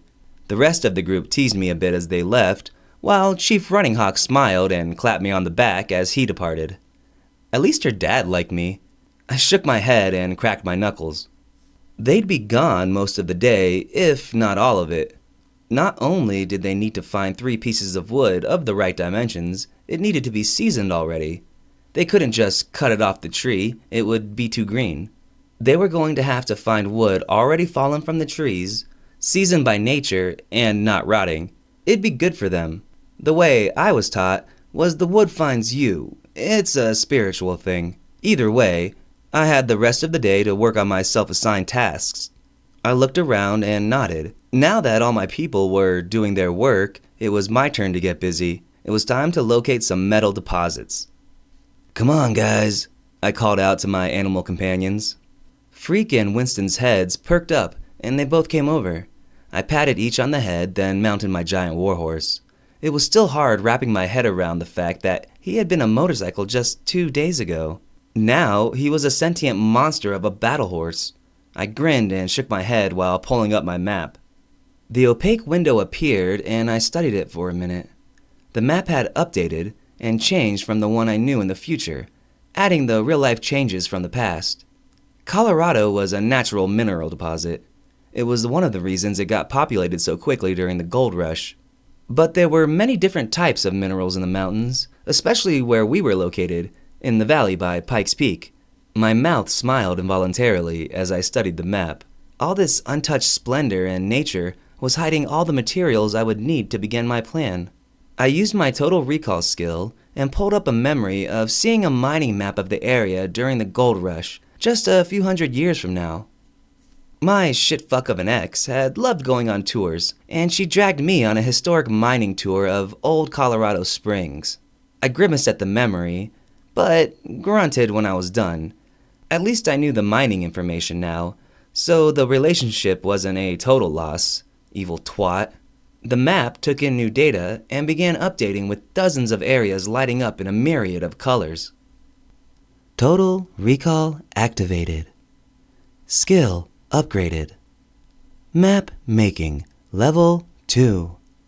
By accessing memories of resources, you have upgraded your map to show these areas. Your map will automatically update when you enter new areas with resources that are available for collection. Each resource will be highlighted by type in different colors. Skill will update with increase in level and usage. The map was finished and all the new areas were highlighted. This was too much information. Every resource available was on there. Trees were highlighted in varying shades of green by type and what they could be used for. The waterways were shades of blue coursing through the valley. The metals were all the shades of red from light pink to dark blood red. There was too much going on. I'm glad I'm not epileptic. Jesus fucking Christ. I thought all the resource colors gone except for metal, and the map complied.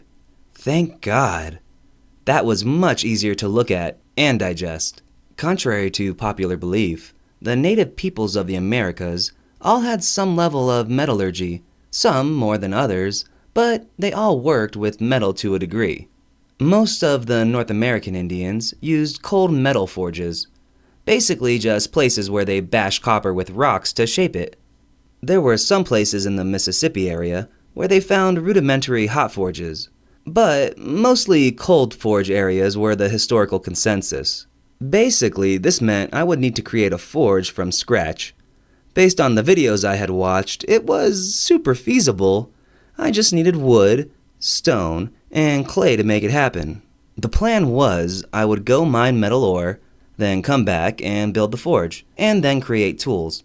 Then those tools would be given to workers to go mine more ore, and I would move on to the next project. Step 1 though, go mine metal. I returned my attention back to my map. The colors were still everywhere, all red of some sort. There was gold, silver, iron, copper, platinum, etc. The list continued. I needed to refine this further. I began unselecting the metals that were of no use to me now, and left only the ones I could work with and access at my current level. My builder skill level was 1, so I needed to begin there.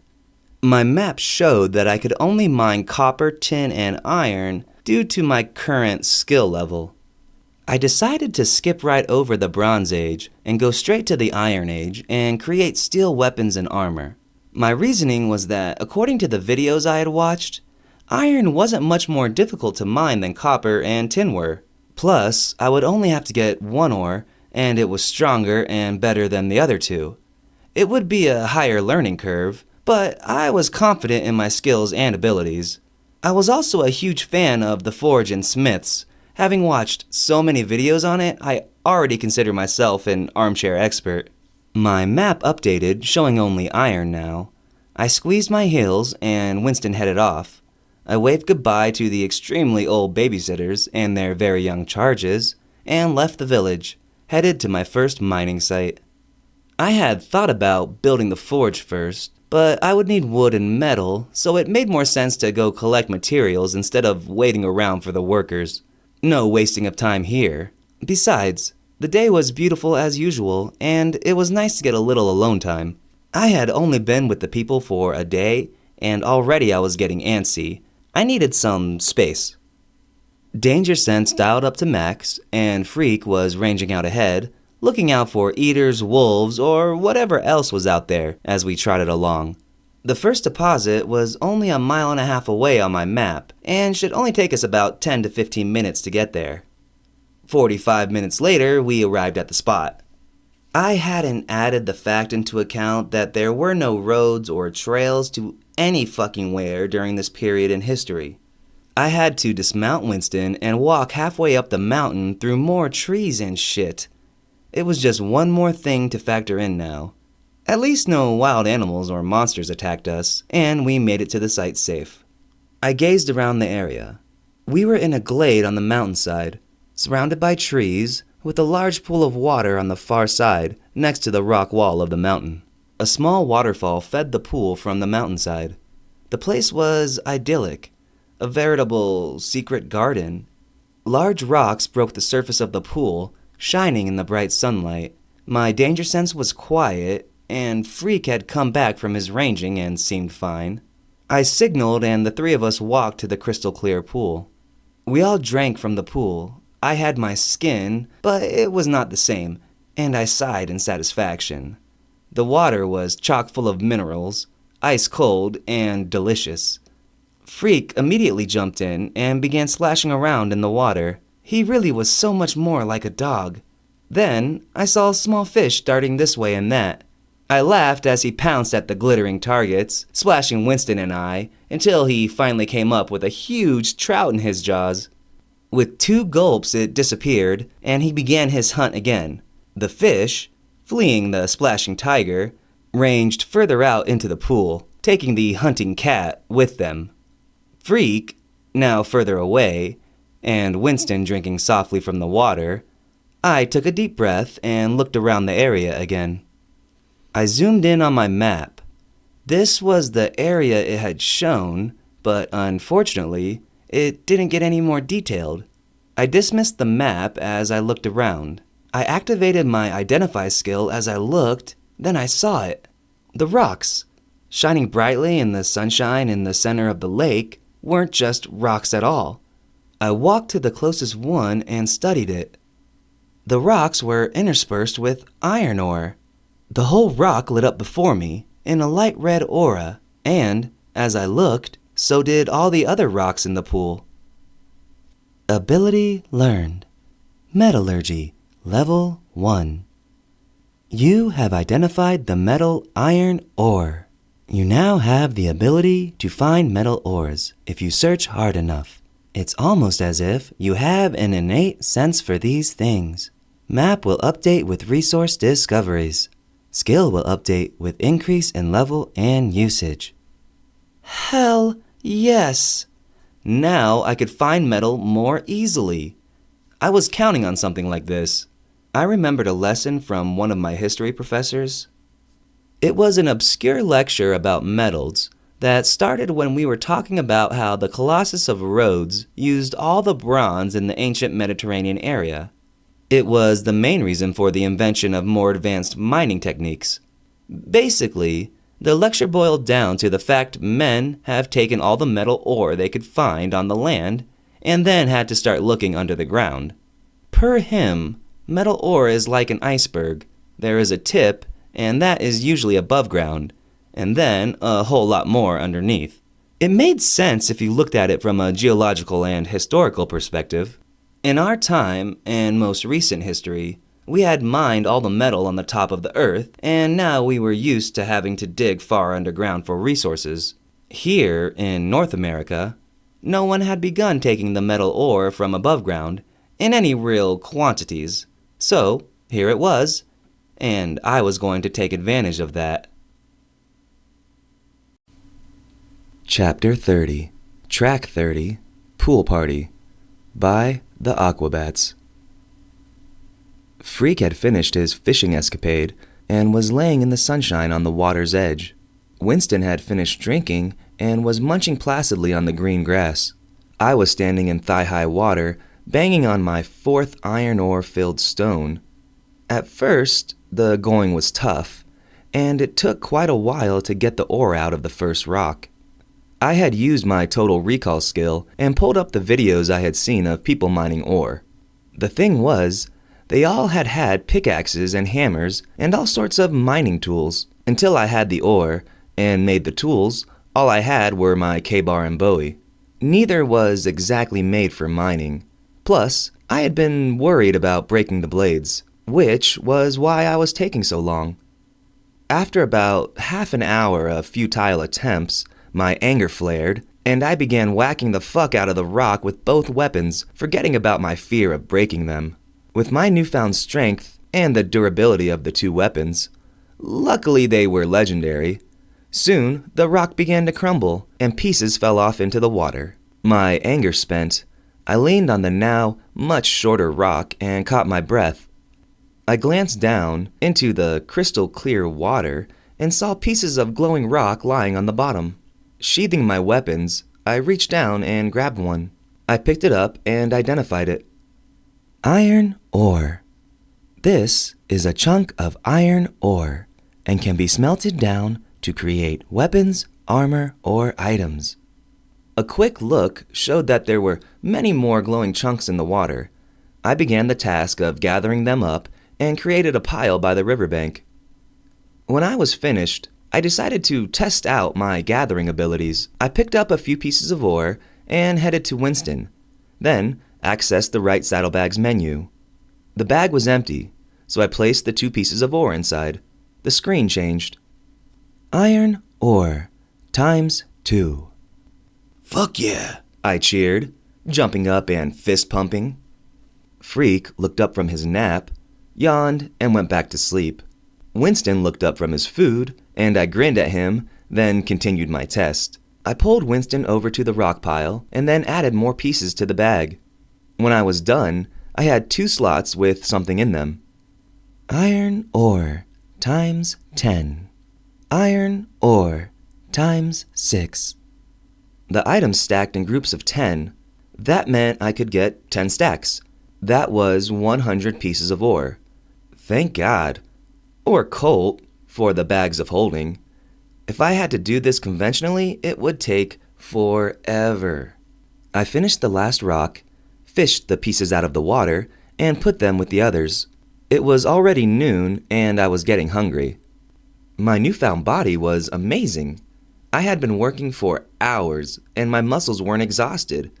They weren't even tired, but I was hungry. Besides, I had finished the first of my mining tasks, and needed to load Winston up, then head back to the village. After filling both saddlebags, I still had a few piles of ore left. I had decided earlier that I'd mine it all at once and then make trips back and forth to collect it. Judging by how much I filled in my bags, it would only take a few trips, I thought, as I headed out.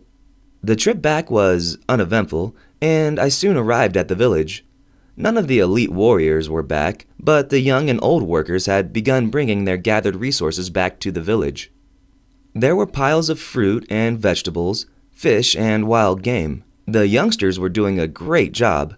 Not only were they doing their job well, they were organized to boot. I waved to Dusk and Dawn, who were dropping off more wild game. They waved back as they returned to their task. Those 2 were the de facto leaders of the youngsters. I should get to know them better. Then I sighed. So much to do, so little time in the day. The other pile that the old folks had created is what really got my attention. The extremely old folk and infirm, I decided to call them caretakers, watched the young, and were gathered around the resource collection area and had prepared food. I snagged some cooked meat and some fruit, then headed to the wood piles with nods and words of thanks as I ate and walked. The old man from earlier was directing a long tree trunk to a spot on the far side of the pile. I studied him more closely as I approached. His hair was iron gray and done in a long braid that hung down his back. He wore the same buckskin clothes as the rest of the tribe. I was about to look away when I noticed that the dude was all muscle and sinew. He pointed and his bare arm was ripped. No wonder the old guy was so saucy earlier. He was jacked.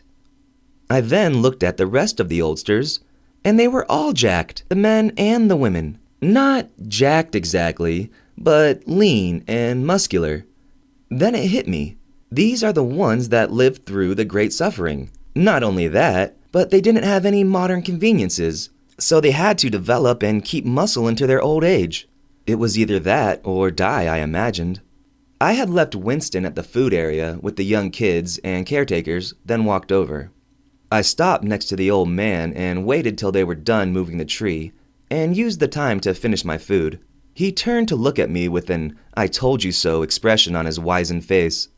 It was better to man up now, admit I was wrong, than it was to eat shit later.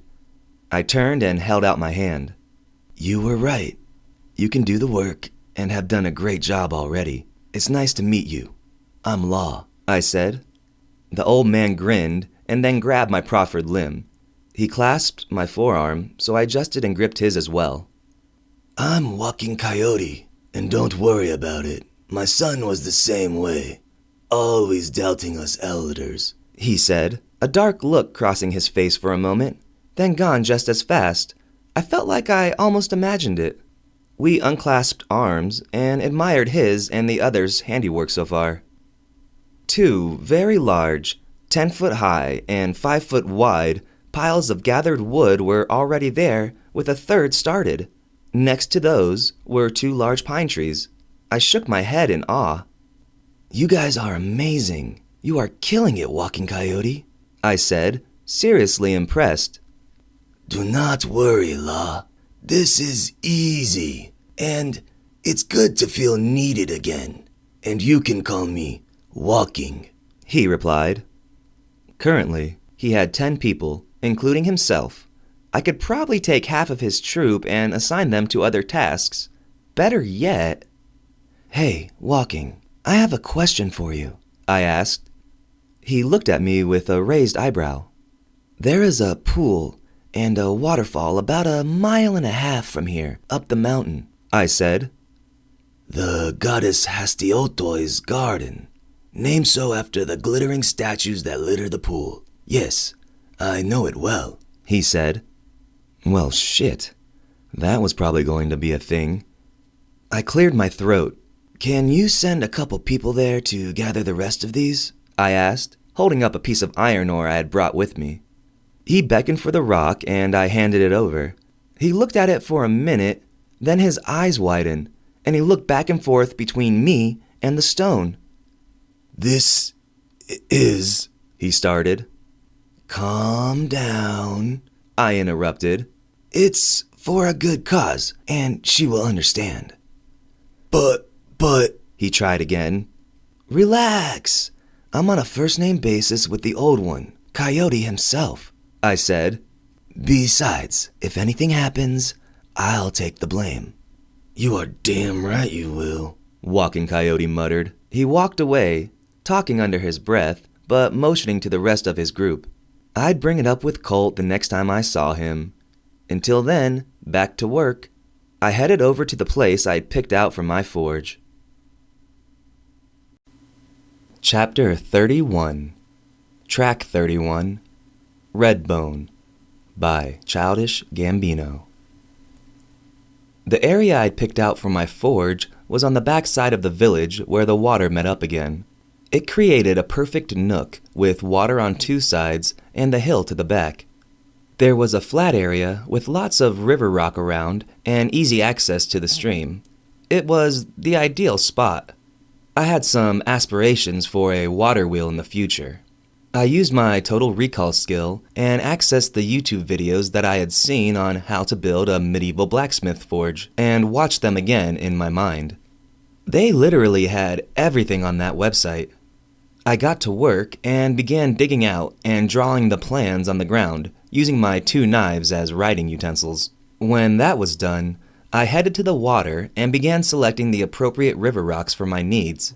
Another benefit of the water being so close was the access to the bright red clay that was abundant at the bottom of the stream. The moving water having cleared most of the mud and sediment, leaving the clay exposed on the stream bed. After I had collected enough rocks, I began building the base for my forge. An idea had come to me in the night, and I desperately wanted to try it out. I stacked a layer of river rock and then grabbed handfuls of clay. Using the bright red substance as a mortar, I spread it around the rocks as an adhesive. Then, when I was satisfied with the amount, added a layer of rock. Satisfied with the shape and build of my first layer, I activated my flame skill. Both my hands burst into flames, and I used them to bake the wet clay. The bright red substance hardened and then dried, the color fading to a more subdued red color. Crafting learned. Mage Builder, Level 1. You have grasped the ability to build things with your hands and to use magic simultaneously. You may use your magical skills to enhance structures, items, weapons, and armor. The more things you create, the faster your skill will increase. and the more complex things will become available for you to make. The skill will change and increase with usage. I had been hoping something like this would happen. I closed the window and refocused on my task. More clay, then stone, and repeat fire hands. The MP usage was minimal, and I never used more than 4 points every 10 minutes. When I was done with the brick and mortar part, I went and retrieved wood. Time passed as I worked, and I was oblivious as I was completely absorbed in my crafting venture. The sun was low in the sky by the time I was done. The whole day had passed, but I had finished my work. I stood tall, hands on my hips as I admired my brand new creation. So, lover, what is that? Moonflower's voice sounded from behind me. I almost jumped at her words, but caught myself in time. I turned and grabbed the beautiful girl in an embrace. We kissed softly, and then let each other go. That, my dear, is a forge, I responded. I went on to explain what it was for, and that I would smelt ore and make all sorts of metals and different things. She listened intently and waited till I was done before speaking. So, you will make stronger weapons and armor? You should have just said that, she said simply. Everyone has returned with their pieces of wood. Let us go eat dinner and build these new bows. She turned and walked off. I sighed and followed. She had just diminished my amazing new forge creation, probably the first one on this continent, as just stronger weapons and armor? Well, she was right, in a sense. I put it from my mind and followed my beautiful fiancée to the chief's open-sided yurt and saw she was right. All the elite warriors had returned, and each of them had the required pieces of wood. I was surprised that they had all found the proper lengths and such so quickly. Then remembered, the resources from this time were vast. There just weren't that many people to use them all up yet. Well, the regular warriors hadn't returned yet, so there was that. Maybe it was a skill thing. Ah, good. La, Moonflower found you.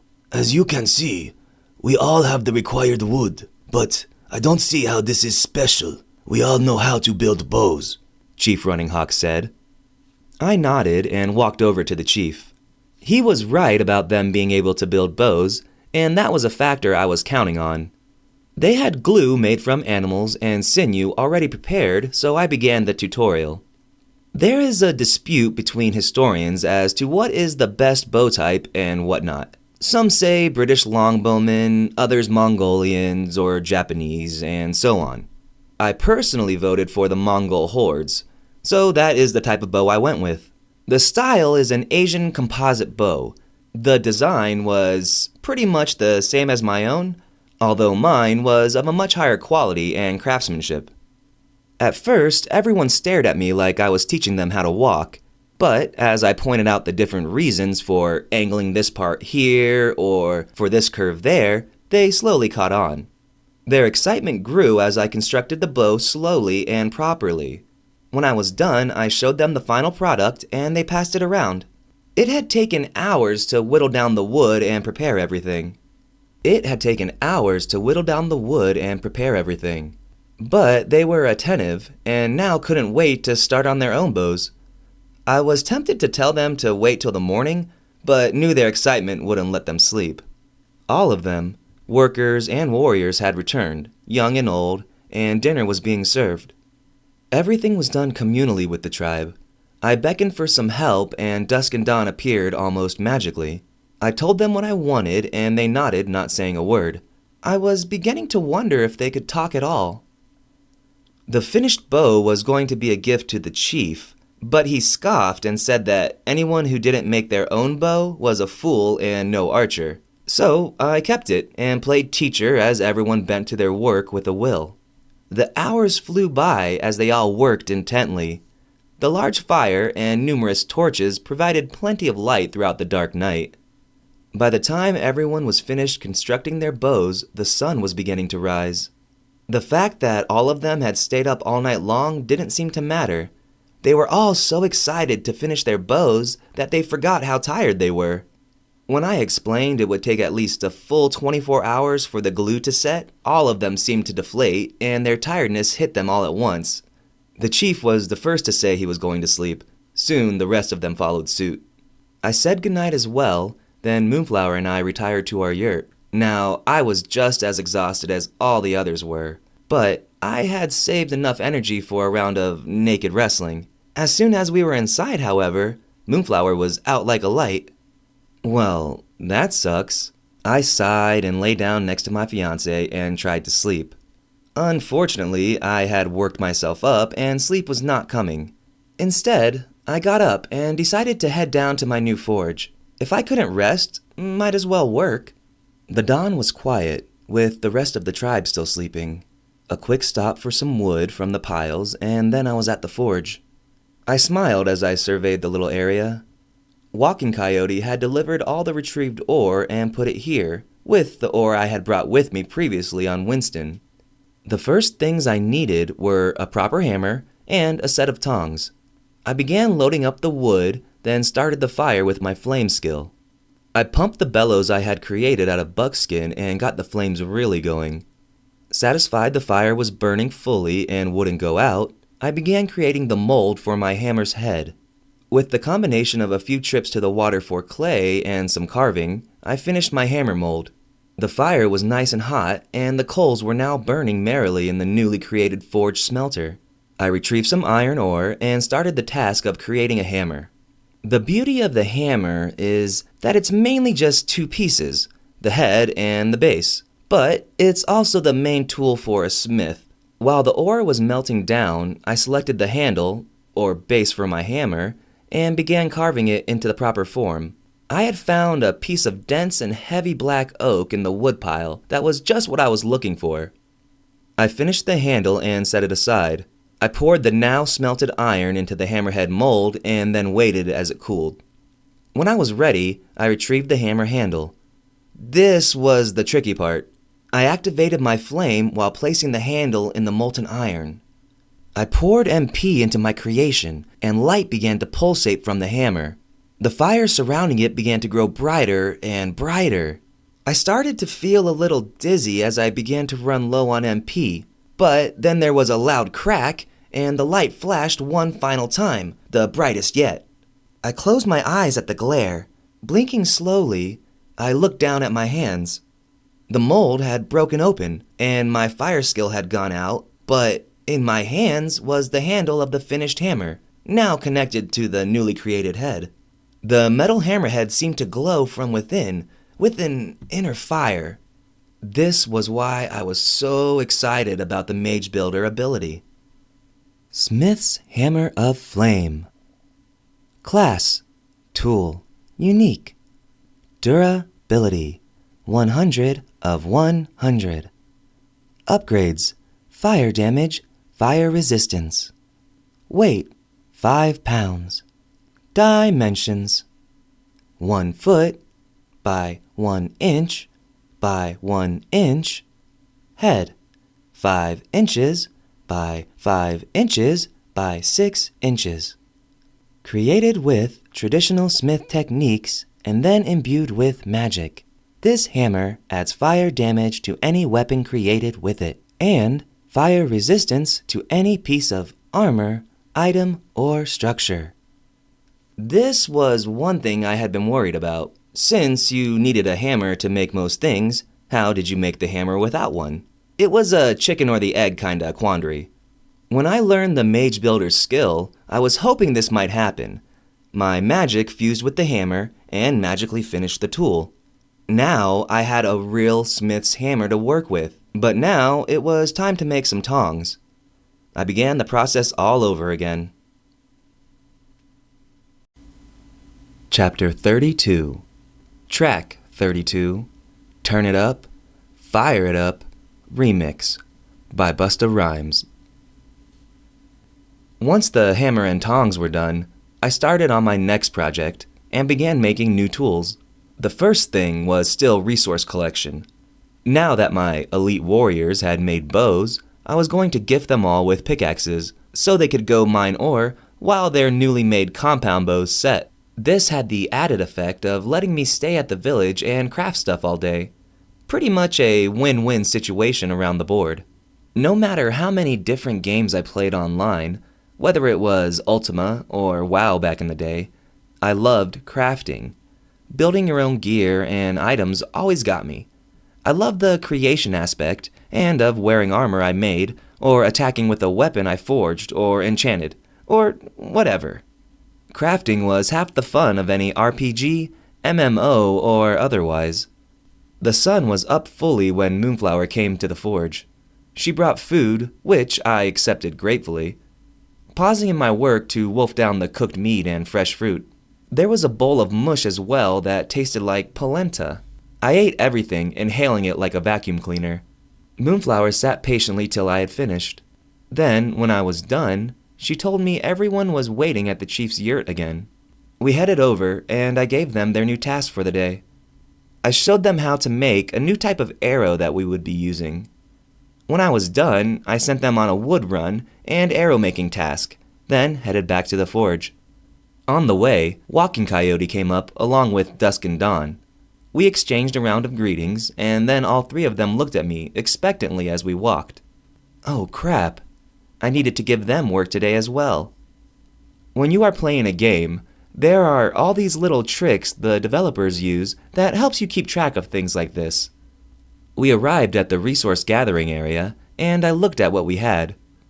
3 large piles of wood, 4 downed trees, and the beginnings of a 4th pile of wood. Food-wise, we had plenty of fruits and vegetables collected, plus there was plenty of wild game as well.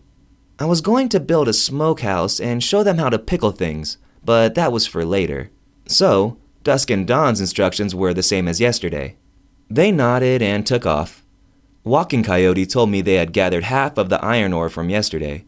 I told him to continue the half-and-half collection of ore and wood. He shook his head and headed off towards his crew. In turn, I selected more pieces of wood for today's crafting agenda, then made my way to the forge. I set the wood down and began the task of getting the forge relit and back to temp. It was much easier today as the forge had yesterday's coal still smoldering. Once that was done, I started making molds. The goal for today was to make enough pickaxes for all the elite warriors at minimum if I could. It was a tall order, but I figured if I got in the zone, I could make it happen. Everyone was already assigned tasks, so I had the day to do this. The mold was finished, and I began on the next, while humming the words to a song that had gotten in my head. Soon I began singing. Turn it up. I want to hear it real loud. Just turn it up so we can party in the loft. Baby, turn it up. We need to tear the roof off, so just turn it up, I sang, under my breath. Ability learned. Soundtrack, Level 1. You have an unhealthy obsession with music and a terrible voice. Therefore, you have accessed the ability to play any song you can remember in your head. Congratulations, you are a walking jukebox. I dismissed the prompt, scoffing. I had a mad good singing voice. At least, in my car anyway. Still, singing voice aside, this was great. I can now hear music whenever. I played with the settings and set the sound to background. It had a predictive song feature that picked music based on my mood. That was handy. Continuing my song, now to the music in my head, I placed more ore in the smelter and began carving the handles for my pickaxes. When the ore was smelted, I poured it into the first pickaxe mold and activated my flame skill. Cue flashing light and burning fire, then a pop, and I had a finished item in my hand. Pickaxe of Sizzling. Class, Tool, Unique. Durability, 100 of 100. Upgrades. Fire damage, fire resistance. Weight, 4 pounds. Dimensions, 1 foot by 1 inch by 1 inch. Head, 2 inches by 2 inches by 24 inches. Created with traditional smith techniques and then imbued with fire magic, this pickaxe is special.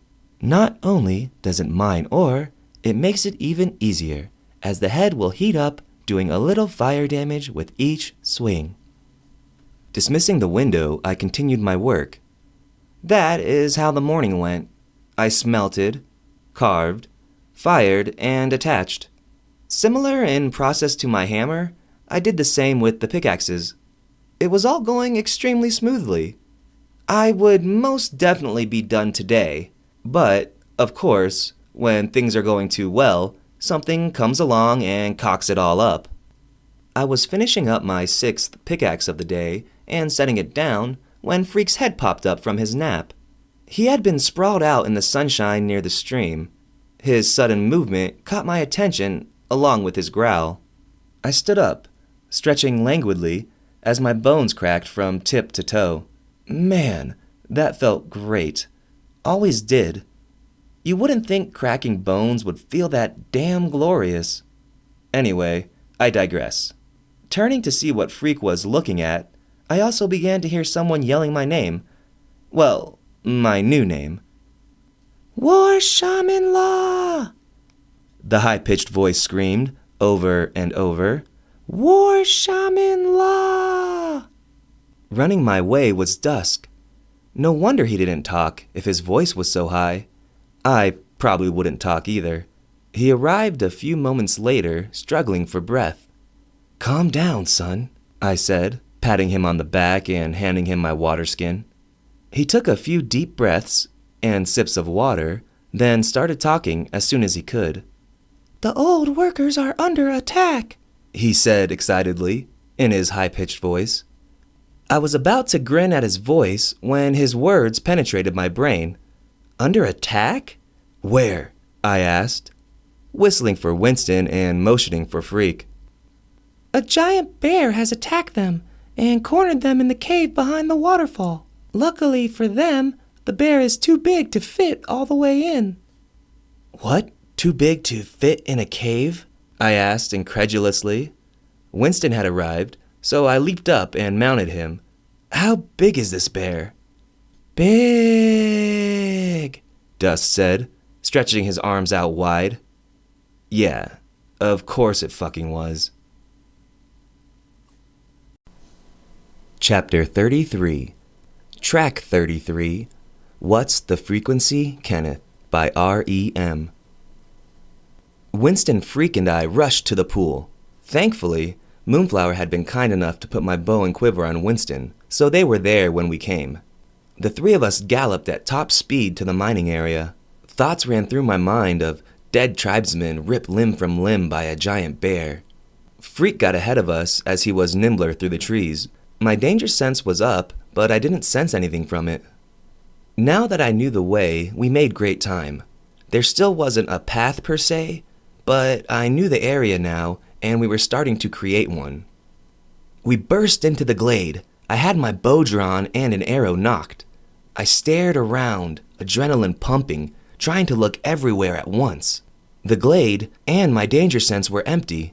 Did the monster bear already leave and eat all my people? I didn't see any blood anywhere. Keeping alert, we headed towards the waterfall. Ho! Anyone there? It's me, Law, I shouted when we were close enough. I mean, War Shaman Law. I shouted a few more times, each time progressively louder, to get over the roar of the waterfall. Finally, a head peeked out from behind the waterfall. I recognized Walking Coyote and grinned at the old man. Walking! Hey, over here! I yelled. He saw me and grinned back. Law, good thing you're here. Dusk made it in time. There is a giant bear, and it attacked out of nowhere. Luckily, we made it into the cave in time. No one was gravely injured, but... he said. Then his eyes went wide, and his brown face turned pale. My danger sense started shrieking at me. I whipped my head around in the direction my skill was pointing. From the far side of the glade, the trees began shaking. Not shaking exactly, but more like moving from being bumped. The leaves were gyrating and falling from branches. Then, a huge head poked out, followed by the rest of the body of the largest bear I had seen in my life. This was not good. The thing was massive. I remember watching the DiCaprio movie, the Revenant, and thinking, damn, that was a big-ass grizzly bear. That fucker had nothing on this one. It was easily twice the size of the movie one, and I don't remember that many teeth being in any animal's mouth. When it was finally out of the trees, its information popped up. Short-faced bear. Level unknown. One of the largest known terrestrial mammalian carnivores that has ever existed is the short-faced bear. The name comes from the short snout compared to other bears. This is an illusion, though, caused by their deep snouts and short nasal area. They are larger and more muscular than any other bear species, and their snouts are longer, if anything. The average short-faced bear weighed over a ton. Standing on all fours, the bear was still over 8 feet tall. The bear's paws are tipped with claws ranging up to 4 inches in length. It is also known as the apex hunter of its time. The gigantic bear reared up on its hind legs and roared at the top of its lungs. It was huge. So huge. It was taller than me, sitting on Winston. That made the bear at least 15 feet tall on its hind legs. Even from where it was standing 50 feet away, the roar hit me like a physical thing. Winston reared, and it was all I could do to keep my seat and not drop my bow. Old me would have probably fallen and stabbed myself with my own arrow. New me held my seat and kept my bow and arrow till Winston dropped back down. It's okay, buddy. We got this, I said soothingly to my horse, trying to calm both of us down. Freak stood beside us, hackles raised, and roared in return at the massive enemy. I mentally told him to prepare himself and aim my arrow, just as the big bear dropped back to all fours. Well, I wasn't going down without a fight. I pulled my bowstring back and took aim for the bear's eye. My hope was that I could blind it and slowly whittle its health down till it died. Oh, put your arrow away. Do you think that little thing can harm my baby? A new feminine voice said, sounding like a mixture of silk and honey. From the woods behind the bear appeared the most beautiful woman. Strike that.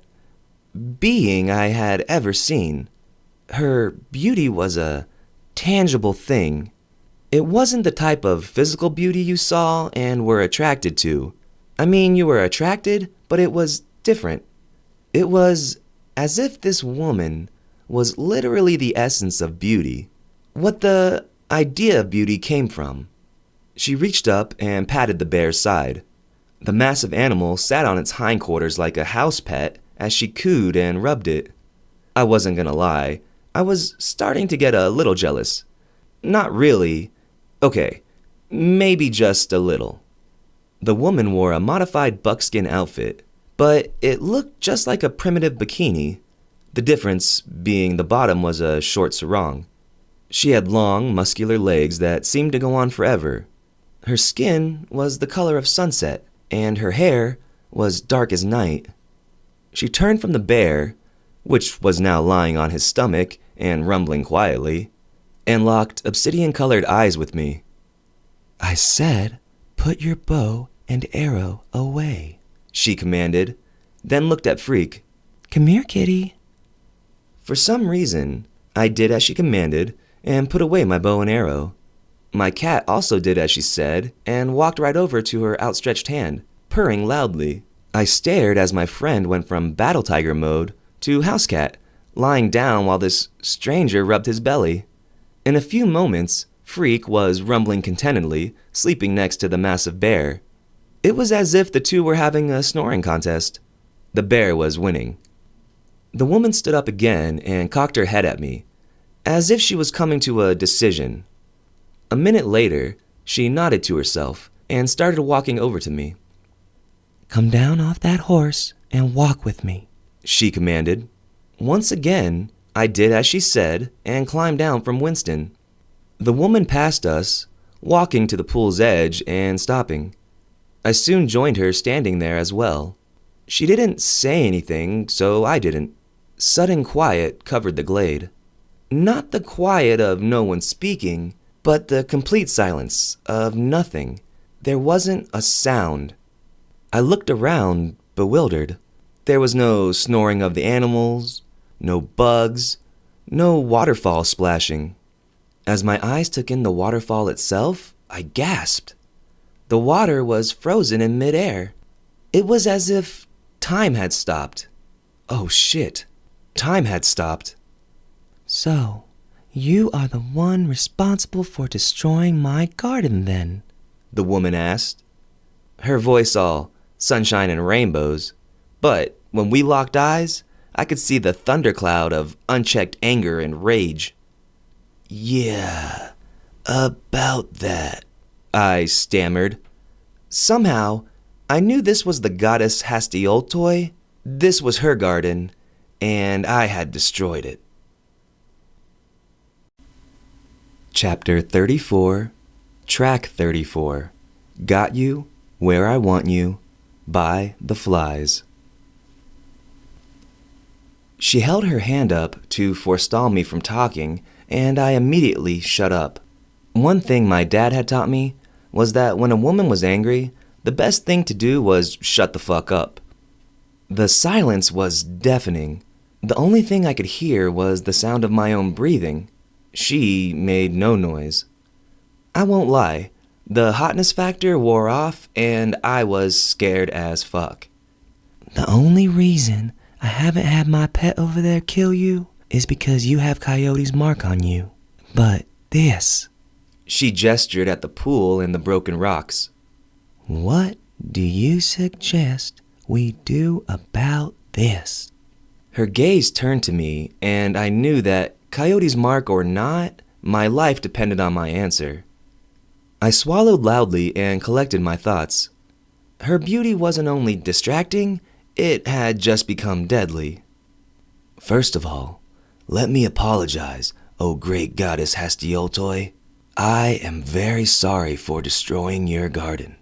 When I found out, I hoped upon hope to meet you and apologize in person for my transgression. This whole time, I have been thinking of a way to make it up to you, and I hope that my answer pleases you. She raised a perfectly manicured eyebrow at me in question, as if saying, hurry it up. I cleared my throat and continued. The reason I took the ore in the first place was to create weapons and armor to help the people fight and defeat the foreign invaders. You cannot stop them, she said, interrupting me. The history has been written, and almost all of the people are dead. What can you, a mere human, do? I come from the future, brought here by Coyote. My knowledge of said future and the ability to craft better weapons and armor, the ability to teach tactics and more to the people will help us fight and win. We can change history. I said this passionately because, well, I believed it. I will also create a statue of you so amazing and bring it here. It will be 100 times better than the ones that were here before. This, I swear, on my life. That old fool actually did it, she said under her breath. Fine. You have 1 week to prepare the proper offering. That is coincidentally the night of the summer equinox and a full moon. Be here at midnight, or you will be considered an oath-breaker, hunted down, and fed to my pet. She gestured at the sleeping bear, then turned and walked away. I couldn't help it and watched her backside sway perfectly from side to side as she moved. She paused and looked over her shoulder, catching me mid-ogle.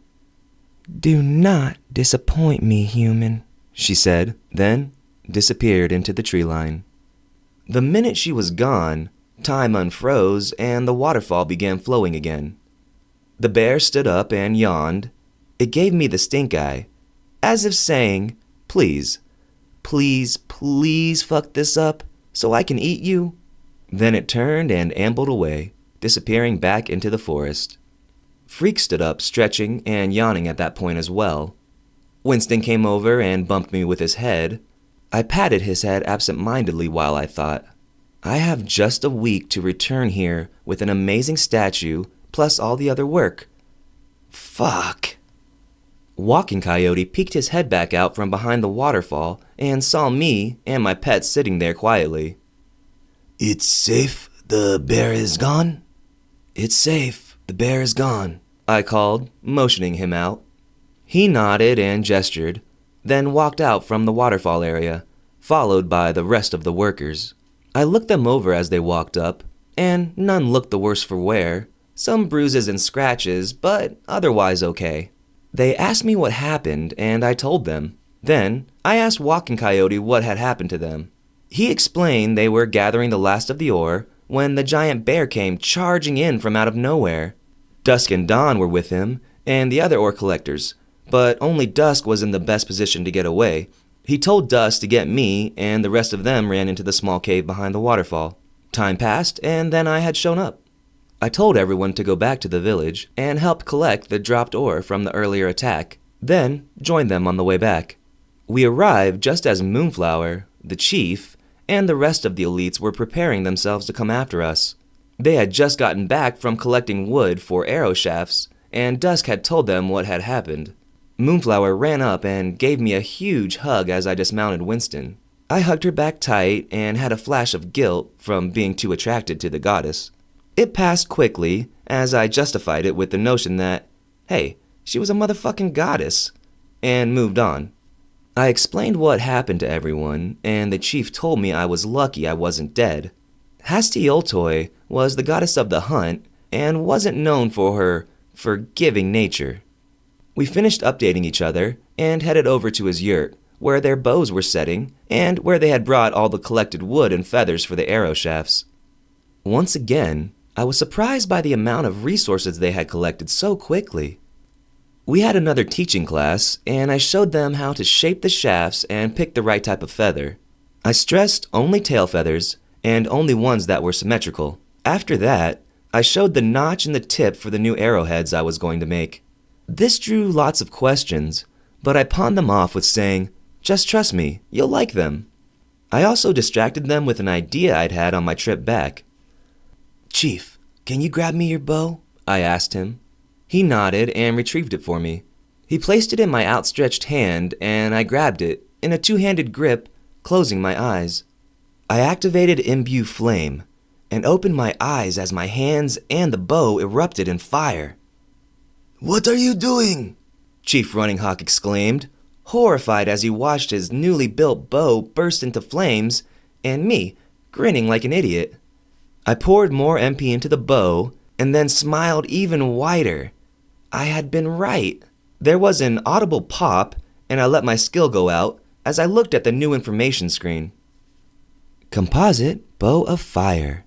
Weapon Type: Composite War Bow.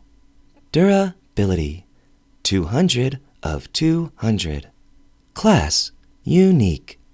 Upgrades: Fire Damage, Fire Resistance. Draw weight: 80 pounds. Weight: 10 pounds. Dimensions: 42 inches by 21 inches. Max draw length: 26 inches. This bow has been infused with fire magic. It has an innate resistance to fire and won't burn easily. Arrows fired from this bow will also be imbued with a small amount of fire magic, causing minor fire damage to targets. This damage stacks with other abilities and weapons. I dismissed the window with a thought and handed back the, now no longer fire-coated, but still slightly glowing red, bow. The chief took it gingerly, as if afraid it'd still be hot, but a look of wonder crossed his face a second later. He looked from me to the bow and back again, eyes wide and mouth open in awe. I don't know how I know this, but I know that this bow is special. It adds fire damage to my arrows and is resistant to fire. He paused and looked at me quizzically. How do I know this? I grinned at him and shook my head. I imagine it's a magic thing, Probably Coyote's doing, I mused out loud. The rest of the elites grabbed their bows and hurried back to me so I could finish theirs as well. I started with Moonflowers and moved down the line. I finished the last bow, Night Stars, and she took off to join the rest of them with trying them out. They had finished prepping the arrow shafts, so I had no qualms with them doing it. I made my way back to the forge to continue my own tasks, now made much more difficult. Shit, piss, fuck, cunt, cocksucker, motherfucker, tits, fart, turd, and twat, I repeated under my breath. I was no artist. How in the hell was I going to make a statue for a goddess? Chapter 35. Track 35. Brand New Colony by the Postal Service. The task of forging the pickaxes helped relax my mind as I thought about my new problem. I had a week till I needed to return to the goddess's glade, and in that time, I needed to create a statue for her, along with the rest of my crafting and building plans. The sun started to drop low in the sky. I cut my flame skill off and inspected the last pickaxe. It was the best one yet. I placed it next to the rest and nodded in satisfaction. I had finished enough for each of the elites. I headed out, Freak getting up and following along. I made my way to the resource area and stumbled as I caught sight of what was now there. There were now 8 full 10-foot by 5-foot piles and 12 trees. The food collection was just as plentiful. I would make some clay jars for storage tomorrow and set up the smokehouse, then make the arrowheads, then... I stopped my train of thought. Going in that direction would only make things seem daunting. Take things one step at a time. Baby steps and all that. Tomorrow, I would handle it. A chorus of bird calls caught my attention, and I watched as my fiancée and the rest of her family came my way. The rest of the workers that were out had come in already, as dusk had fully come, and it was beginning to turn into night. Moonflower jumped in, kissing me hard and smiling ecstatically. This bow is amazing. I can shoot farther, almost twice as far as before, she said quickly. I'm glad you like it, I replied, grinning at the beautiful woman in my arms. She's a right law, Chief Running Hawk said. This bow is like nothing I've ever used. Our warriors will be able to outshoot and hunt any other tribe out there. This is just the beginning, Hawk. Wait till I show you the finished arrows. Not to mention my other surprises coming down the pipeline, I said happily. He quirked an eyebrow in question, and I did a mental wince. Of course he wouldn't get that idiom. I thought of an alternative quickly. Maybe like a salmon swimming down the river? I asked. The round of nodding faces showed the new analogy worked a bit better. Come with me, I have something to give you all, I said. Heading back to the forge, followed by my tribesmen, we stopped, and they surrounded me in a semicircle. I reached behind the smelter and began handing out the finished pickaxes to each of them. Thunderfoot received one first and looked askance at it. Then he began swinging it experimentally, followed by the others. Whoa! Whoa! I said, waving my hands. Please stop swinging the pointy, sharp objects before someone accidentally impales someone else. Those are pickaxes and are meant to help you dig and mine for metal ore. Faces lit up and nodded in understanding as I explained. So tomorrow, we are going to go out and I'm going to show you how to mine for ore and where the places to get it are, I continued. What about our new bows and the new arrows you're making? Nightstar asked. I'm going to come back to the village. What's the village's name, by the way? I asked. The Springs, Chief Running Hawk responded. Due to the 5 springs that surround our valley. Of course. Why didn't I think of that? Good name, I replied. I'm going to return to the springs and finish the arrows, among my many other tasks. When you guys get back, with all the lovely ore you mine, you will train some of the other warriors and show them what to do the next day. I should be done with some things by then, and we will go from there. Well, I, for one, am starving, Ice Blossom said. I'm going to eat dinner. She hefted her bow on one shoulder and her pickaxe on the other and took off. Everyone echoed her in agreement, and we all headed to eat. The kids had caught a plethora of salmon, and we dined on fish and gathered vegetables. After eating our fill, we all retired for the night. Moonflower and I headed into our yurt for sleep. I began to lie down, and a soft but firm hand grabbed me. What are you doing? Are you so tired? Moonflower teased me. Me? I thought you were tired from the days... My voice trailed off as she pulled her buckskin top off, revealing her large, perfectly shaped breasts. Are you still talking? She responded, grinning at me coyly with her bright green eyes. I growled and grabbed her close, kissing her passionately as I pulled her to the fur-covered ground. I'd show her who was tired.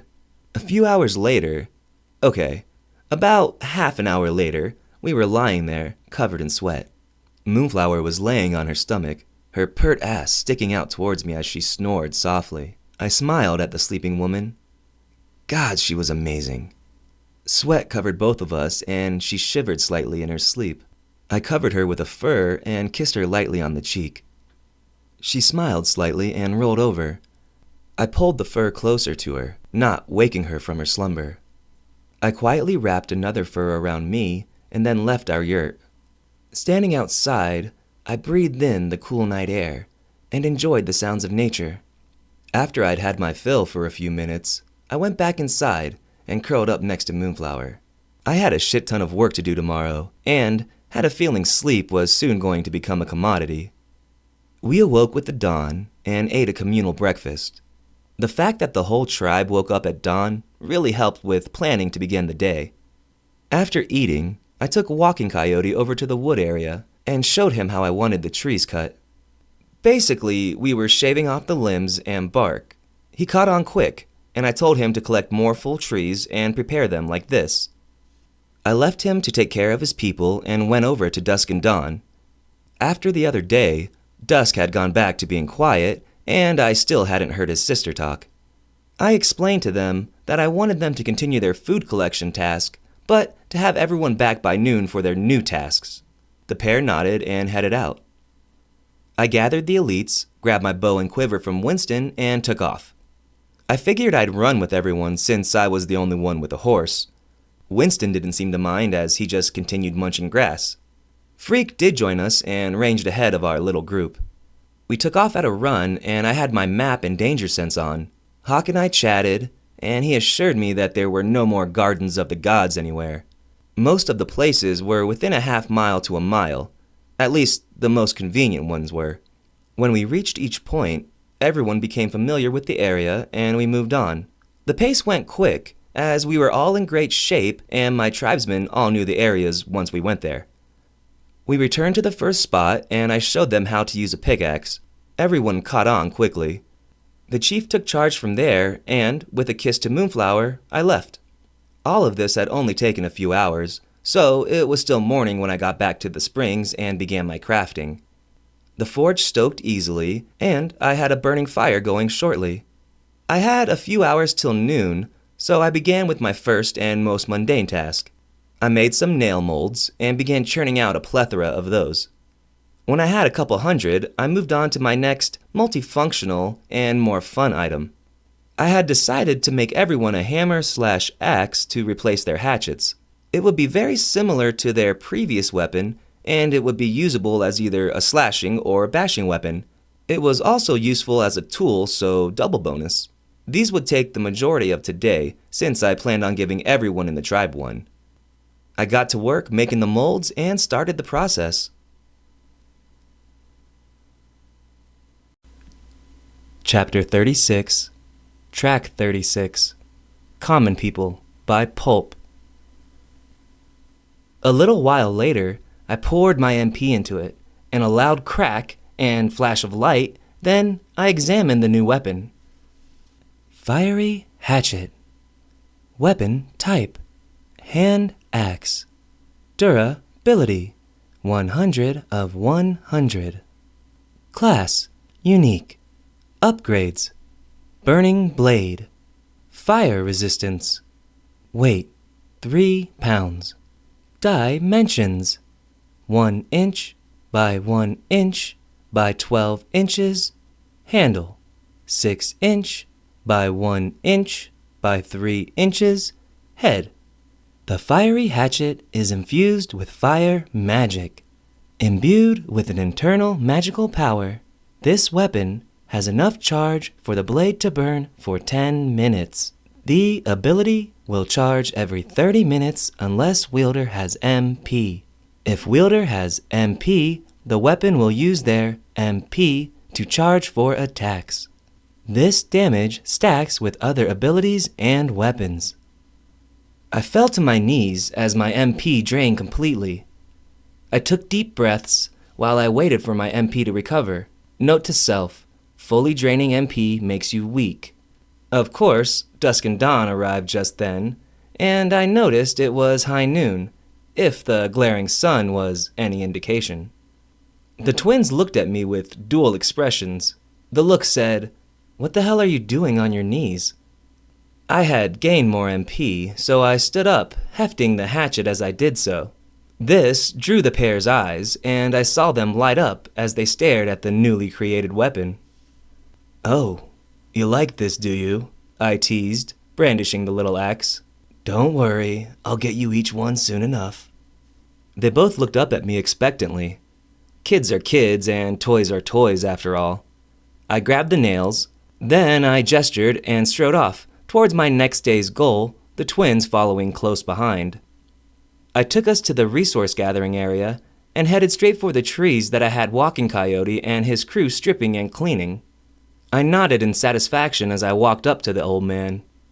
He had half the trees from yesterday already done, and that was with only half his crew.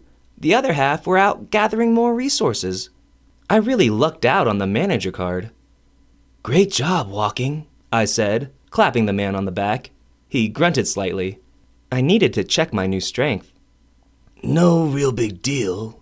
It's just chopping some wood," he replied, but his tiny smile belied his words. I headed over to the first newly cleaned tree in the line and got to work. I hefted the fiery hatchet in my right hand and bent over the tree. I activated my flame and chopped. As I had hoped, the fiery iron head went through the wood, like a knife through a cheese log. The fire didn't burn the wood, it cauterized it, tempering it as I worked. The fire had the added benefit of helping the hatchet go through the wood easier as well. One chop was all it took to cut the 12-foot-long tree in half. The strength of my new body was really freaking amazing. I was able to move the 6-foot piece of tree around easily, and, with some more hits of the hatchet, I soon had 4 planks of roughly similar size. Now, I was in the zone, and moved along, chopping up tree after tree. I worked non-stop, and plowed through the trees as if I had been doing it my whole life. Before long, I finished the last tree and stood up, stretching my back. It felt like my whole spine cracked as I straightened up, sighed, then looked around at my handiwork. I had piles of wooden planks now, and it only took about an hour to knock out. I turned to the twins and then noticed why things seemed off. Everyone in the area had stopped what they were doing and were staring at me, with looks of awe and disbelief. "Right. Well, good job, everyone," I said, as I coughed into my free hand and reddened a bit at all the stares. I motioned for Dusk and Dawn to follow and picked up a stack of wooden planks. Accessing my total recall skill, I had pulled some videos of how to build a food smokehouse last night and was already ready to go. Honestly, it was easy. I was basically just building a giant wooden closet that I would hang meat from and smoke it so we could store it. An army ran on its stomach. That was the first rule of war.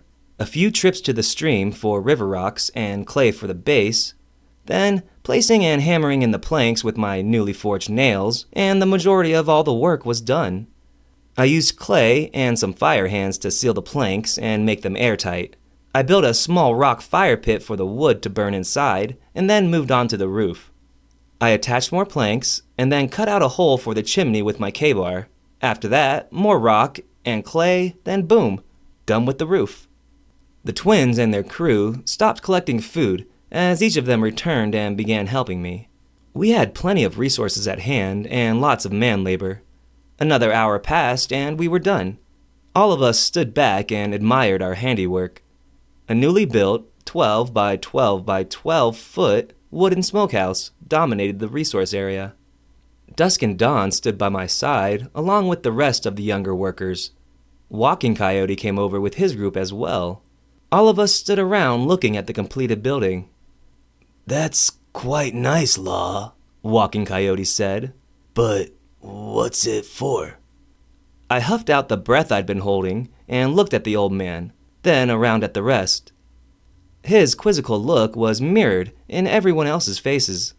I explained the idea of a smokehouse to the assembled tribesfolk, and when I was done, about half the faces nodded, impressed. Oh well, the others would get it in time. Nice wooden thing, lover, Moonflower's voice called out.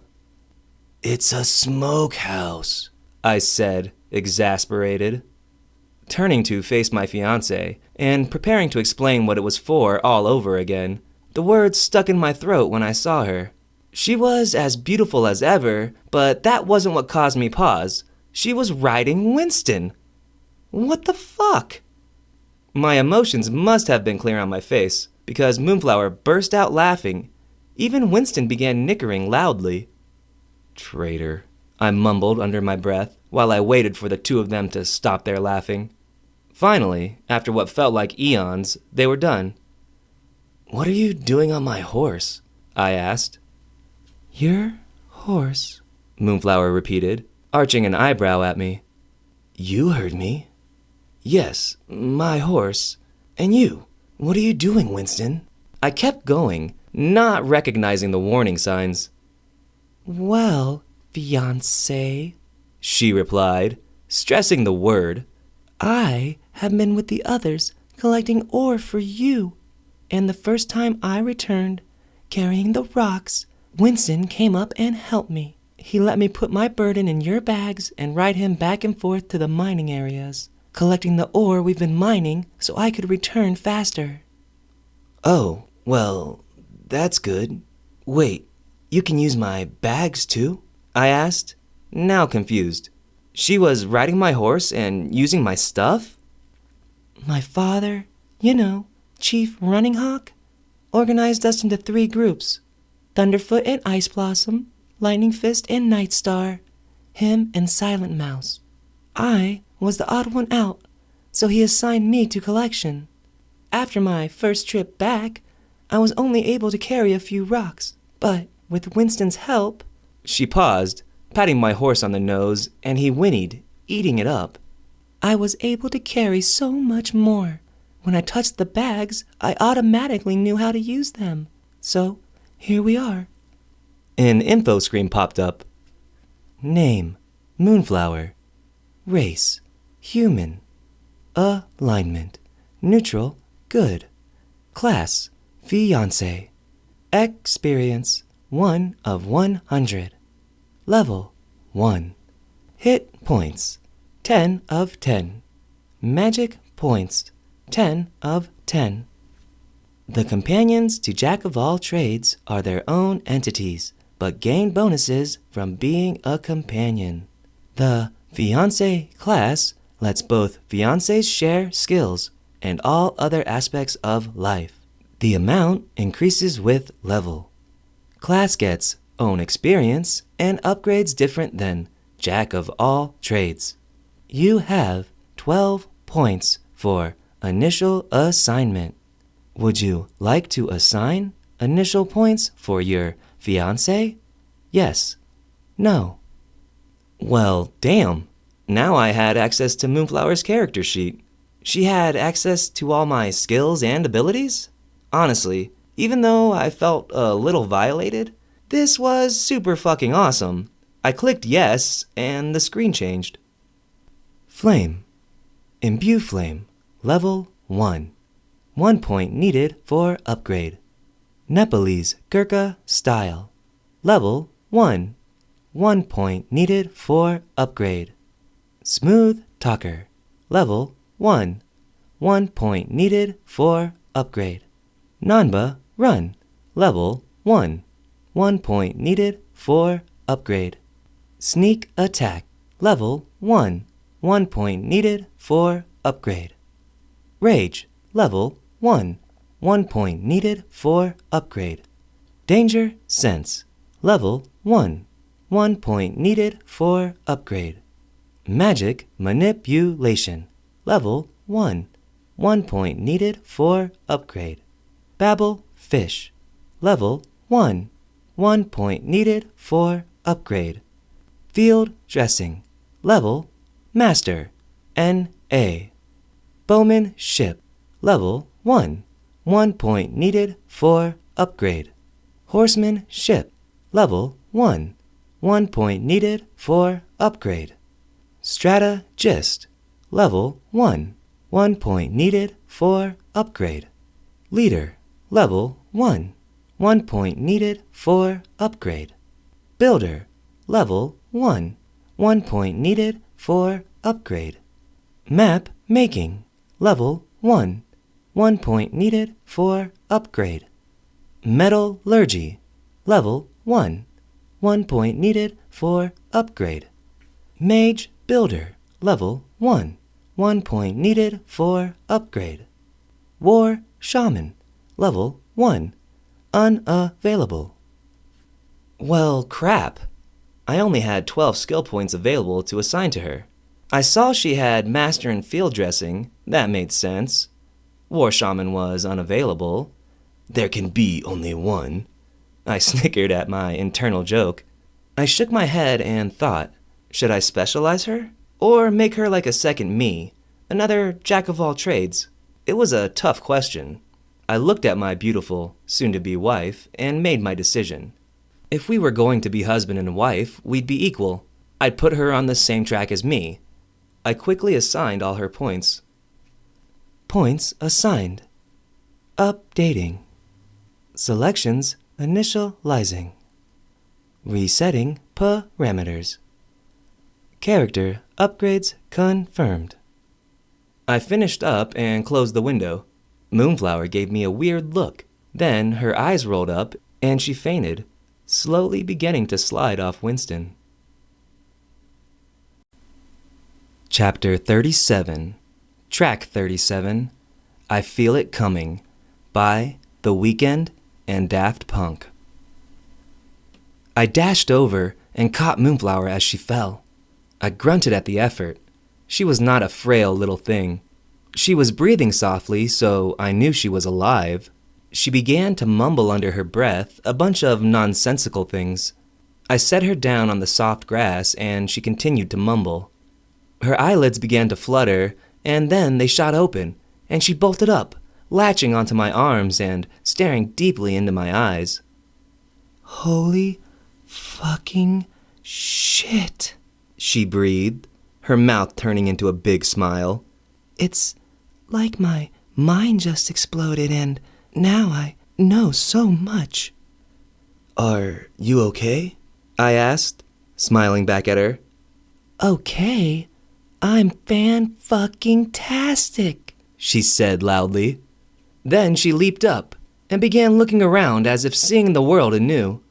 Then, grinning even broader, she held her hands up and they burst into flame. She cheered and hollered with joy. Then her MP ran out and her eyes rolled up again and she fainted. Again. This time I wasn't fast enough to catch her. I picked her up and took her to our yurt to let her recover. Then I went back and showed Dusk and Dawn how to get the meat ready for smoking, and had Walking Coyote continue gathering wood, but to focus on whole trees now. When I returned to Moonflower, she was just waking up, this time a bit more subdued than the first. She said that she now had all this new information inside her head. It was as if she was a new person. Moonflower explained that she also had all this knowledge about my whole life and about the world I came from. We talked for a while, and I answered her questions. She now had menus and stuff, so I explained how they worked. I'll give her credit, she rolled with it. She didn't freak out or anything like someone else might have. Anyway, we decided to talk about things more in depth later that night. She headed back out on Winston to collect more ore, and I returned to the resource area. Everyone was busy at work. I reached dusk and dawn and saw that they had done as I'd asked, and the wild game was drawn and quartered. I told them to continue and headed back to the forge. I made some hooks and then some clay jars. Returning to the smokehouse, I showed the twins how to use the hooks to hang the butchered meat, and then told the other youngsters to go retrieve the clay jars I had made. We hung up the meat, and I showed them how to build a fire, so it would smoke and not burn the meat. The other workers returned with the clay pots, and I showed them how to store the fruits and vegetables as well. When I was done with that, I left them to it and returned to the forge. There were only a few hours left in the day, but I wanted to finish up the remaining hatchets. Moonflower kept a steady stream of ore coming, with the aid of Winston, and by the time dusk came, and the elites all returned, I had completed my goal. I had made one hatchet for each of my elite warriors. We all gathered at the chief's yurt for dinner once again, and I handed out the new weapons. They were met with lots of acclaim, and when I explained what they could do, they wanted to rush out and try them right away. I patiently told them that after they show the workers where the mining areas are and give them instructions on the pickaxes, then I'd show them how to use the hatchets. Dinner went quickly after that, everyone exhausted again after another long day.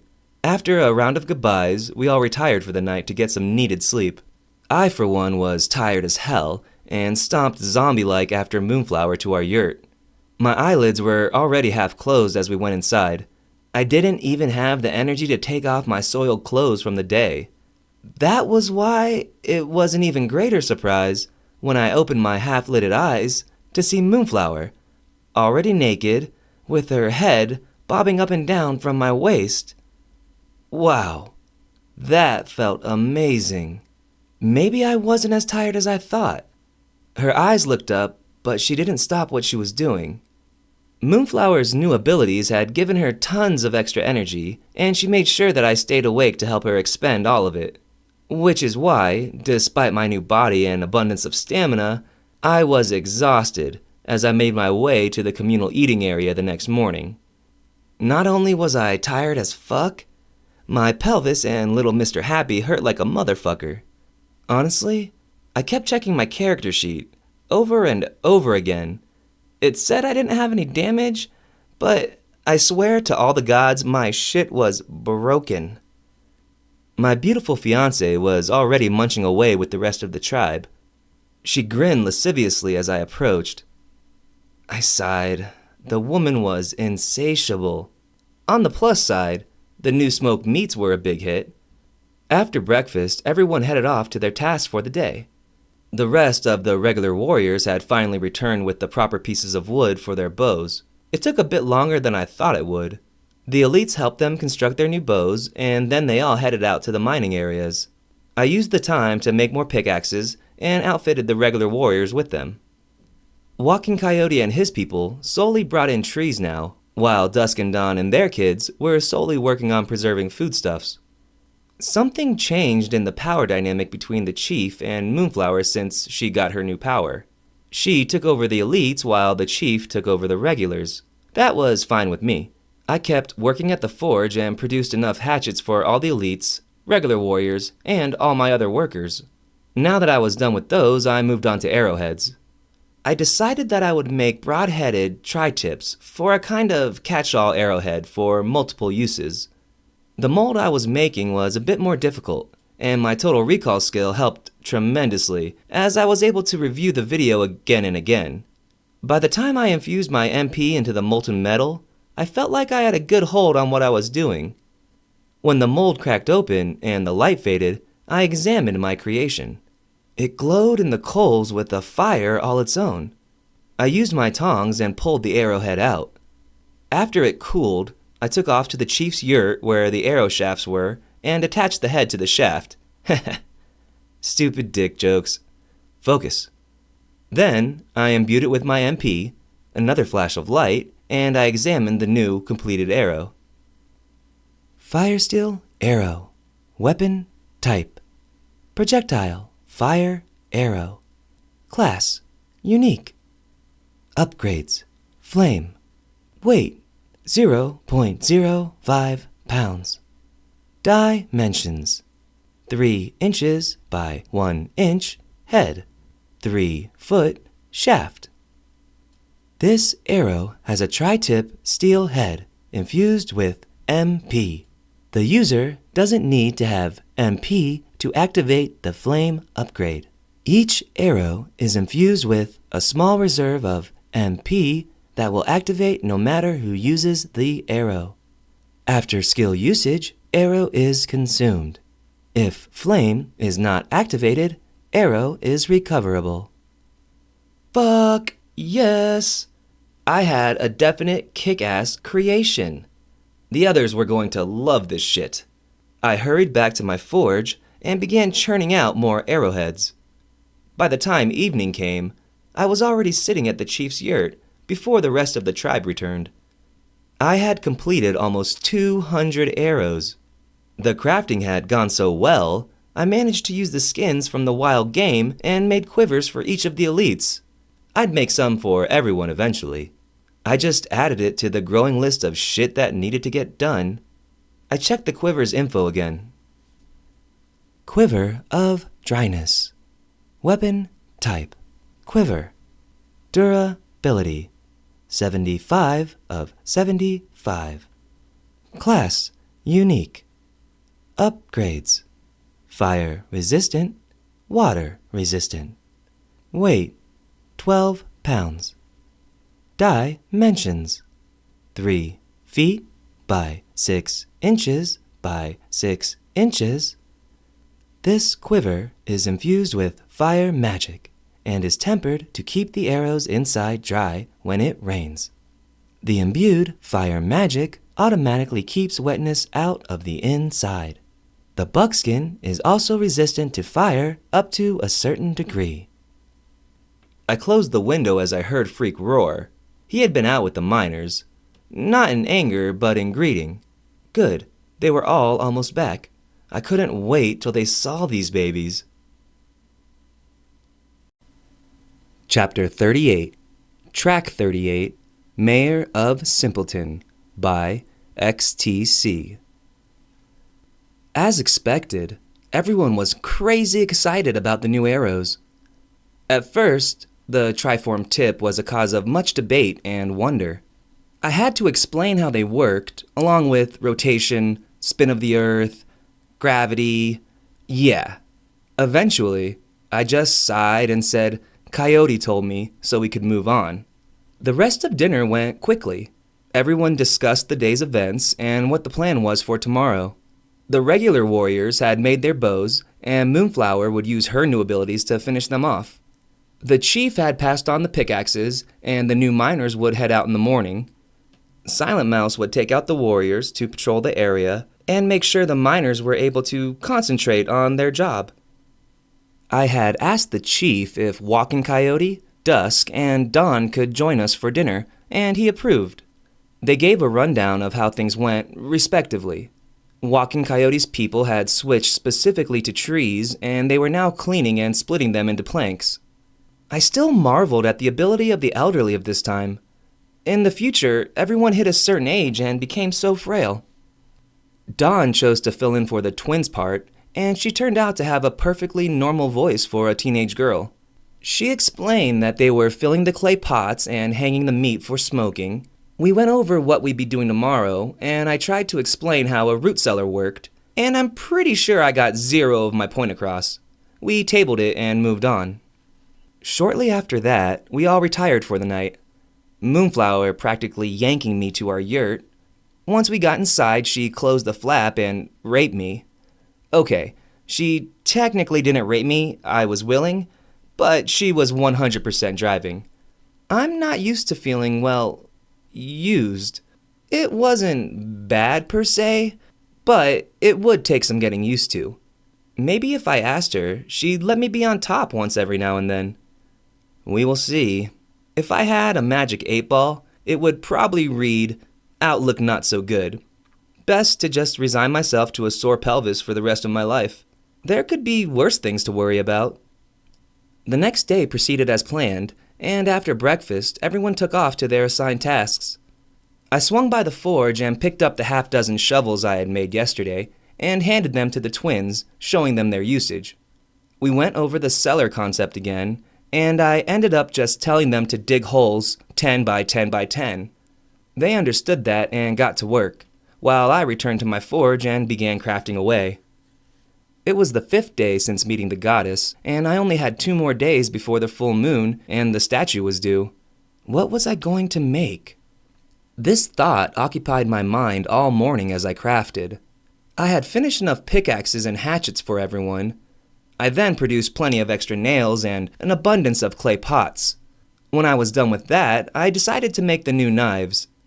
I had many different options of knife, but I had decided to go with my favorite, and I think the most functional knife, the kukri. The crafting went smoothly, and soon I was holding the first of many new blades. I pulled the information up and grinned. It was almost as if it was the sister of the hatchet. Fiery kukri. Weapon type kukri. Durability 100 of 100. Class unique. Upgrades: burning blade. Fire resistance. Weight 2 pounds. Dimensions: 18 inches by 2 inches blade. 6 inches by 1 inch handle. The kukri is infused with fire magic. Imbued with an internal magic power, this weapon has enough charge for the blade to burn for 10 minutes. The ability will charge every 30 minutes unless wielder has MP. If wielder has MP, weapon will use their MP to charge for attacks. This damage stacks with other abilities and weapons. I was just finishing up the last of the knives when a chorus of bird calls sounded loudly. Placing the blade down, I stood up from my forge and looked around. A few more calls sounded, but they weren't calls of panic or alarm. A short walk to the front of the village and I saw Moonflower, along with her brothers and sisters, walking my way, and they weren't alone. Shadowbear and his crew from the Wendigo fight followed them.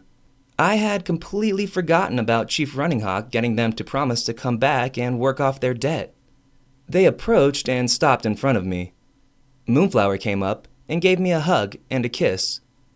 Shadowbear stepped up and cleared his throat. I let go of my fiancé and grinned at the diminutive young man.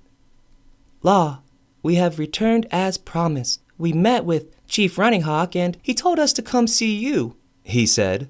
The chiefess of the Jickeria told us we will stay with you until our debt has been paid and our honor is restored. He bowed along with the rest of his troop as he finished his speech. Shadow Bear, scion of the Jickeria tribe, and his squadron wish to join the people. Do you wish to allow them? If yes, they will become part of the tribe until you wish to remove them, or they join permanently. Yes? No?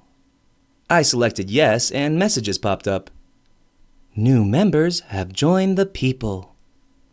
War Shaman. Tribes. The People, Jickeria Squad. Elite Warriors. Chief Runninghawk. Moonflower. Thunderfoot. Ice Blossom. Lightning Fist. Night Star. Silent Mouse. Shadow Bear. Normal members. 46 workers/warriors. 12 builder/warriors. Resources collected. Wood, abundant. Metals, iron, abundant. Food, abundant. Animals, NA. I saw that Shadowbear was part of my elites, but his people were normal members, and they had a different title. Builder/warrior. I thought about it, and more information appeared. Builder/warrior. The Jickeria tribe are known for their great skill at stone carving and building. They built their homes in the caves and mountains of North America, giving them innate skills at handling rock and stone. They can cut, shape, and build with all types of rock. I dismissed the windows quickly, having processed all that in a few seconds. Shadowbear and his, well, now our people, were still bowing. Holy fucking shit! They were dwarves! Well, not technically dwarves, but they were smaller than average people who lived in mountains and worked with stone, so close enough. I quickly told them to stand up straight as I struggled with processing the new additions to my people. Welcome to the people. By the way, you are builders? I asked nonchalantly. Yes, the Chicoria have been carving stone and living in villages in the mountains since the beginning of our tribe's history, he replied. That's good. Really good. I'm glad you all showed up. I have some stone for you to cut, I said, putting my arm around his shoulders and walking him towards the streams. I'm sorry, Law. I cannot do any stone cutting. It is our tribe's closest guarded secret, and only the chiefess can give permission for us to do it anywhere not in our home, Shadowbear said gravely. I stopped, sighing loudly. Of course, it wouldn't be this easy to just get some stonecutters who could be super helpful for me in my quest. Shadowbear cleared his throat, and I looked at him expectantly. You could always go ask my mom, he said. Chapter 39, Track 39, 1979, by The Smashing Pumpkins. The chief returned, and we had a meet and greet during lunch, introducing Shadowbear and his people to the rest of the tribe. We discussed their addition, and I suggested that they join the regular warriors, so they could assimilate better, and Shadowbear would run with the elites. This way, he could partner up with Silent Mouse, and the chief would be freed up for other tasks. This went over well, and we all agreed. I also let them know I'd outfit all the newcomers with new bows, arrows, hatchets, and knives. At the mention of knives, a flurry of questions hit me, and I waved them away, grinning as I pulled out the new surprises and divvied them out. Everyone thanked me, while Shadowbear looked on with barely concealed jealousy. After that, we talked about going to Shadowbear's home to get permission from his mom to help with some stone crafting. The chief pointed out that the full moon was just 2 days away, which was the yearly bear festival, and the due date for my statue for the goddess. I thanked him for the reminder, and we decided to go see Shadowbear's mom after the festival and my meeting. Lunch finished up and everyone returned to their tasks. I headed back to the forge and made the tools and weapons for the new tribe members. The final knife was cooling, and I was doing a big stretch. Dinner would be in a few hours, the crafting was coming easier, and I finished up knives for the whole tribe and outfitted the new folks as well. I headed over to the washing area, where Moonflower and I had our first minutes of fun, to clean up and think about the statue I needed to make. It was after I had stripped down and dove into the cold, clear water that it hit me. The statues that previously graced her garden were lumps of rock with iron ore in them. I could literally make any fucking thing I wanted and it would be better. I didn't need to be Michelangelo or Van Gogh. This was me making a mountain out of a molehill. I surfaced and sprayed water out, grinning openly.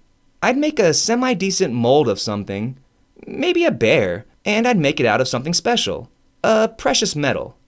A quick thought and my map pulled up, a few parameter selections, and I found what I was looking for. A little ways from the village, less than a quarter mile, was a gold ore area located very closely to a silver ore area. Judging by the sun, I could get there and hit up both places and get... Hello, lover. I see you're already waiting for me. Moonflower's voice rang out behind me. I turned to see my beautiful, soon-to-be wife already stripping out of her clothes. The mining could wait till tomorrow. I began wading towards my perfectly put-together fiancé. A few hours later, we were both clean and feeling great as we met the rest of the tribe at dinner. We were met with lots of jokes and teasing, but all of it was good-humored. Shadow Bear and his people were shocked by the ribald teasing, as their tribe was much more modest, but they'd loosen up over time. I know I did. Although, it helps having a smoking hot, sexually insatiable, aggressive fiancé. But, whatever works. Dinner went well, and I gave the new folks their new gear, which they accepted as gratefully as the rest. Tomorrow, we must prepare for the Bear Festival. So, we must put our training and work on hold. It is a time for celebration, the chief said, after we had all eaten our fill. This is the second time you mentioned that. What is it? I asked. It's the best time of the year, Nightstar chimed in excitedly. Then she gave Shadow Bear the stink eye as she continued. Ice Blossom and my party were actually in the middle of collecting some things for use in the festival's rituals before we were so rudely interrupted. The little Jickeria scion colored even darker and stared off in any direction, except at the pretty girl's glare. He was saved by Moonflower's timely intervention as she smoothly took over the explanation. You see, my love, the Bear Festival is actually a celebration that dates back to a time far before the Great Suffering.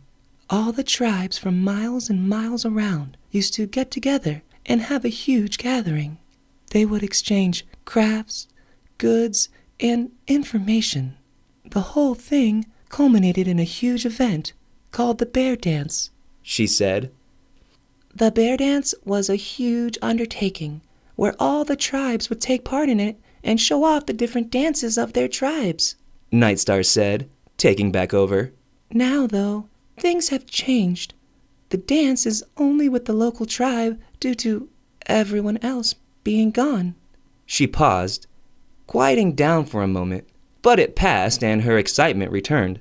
So now, we all form our own dances and have a big dance-off around a huge bonfire. The winner gets to be chief for the night, and we eat and drink and have all sorts of fun.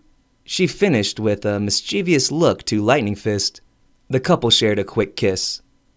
A dance, huh? Well, that is just too bad, I said. I hated dancing.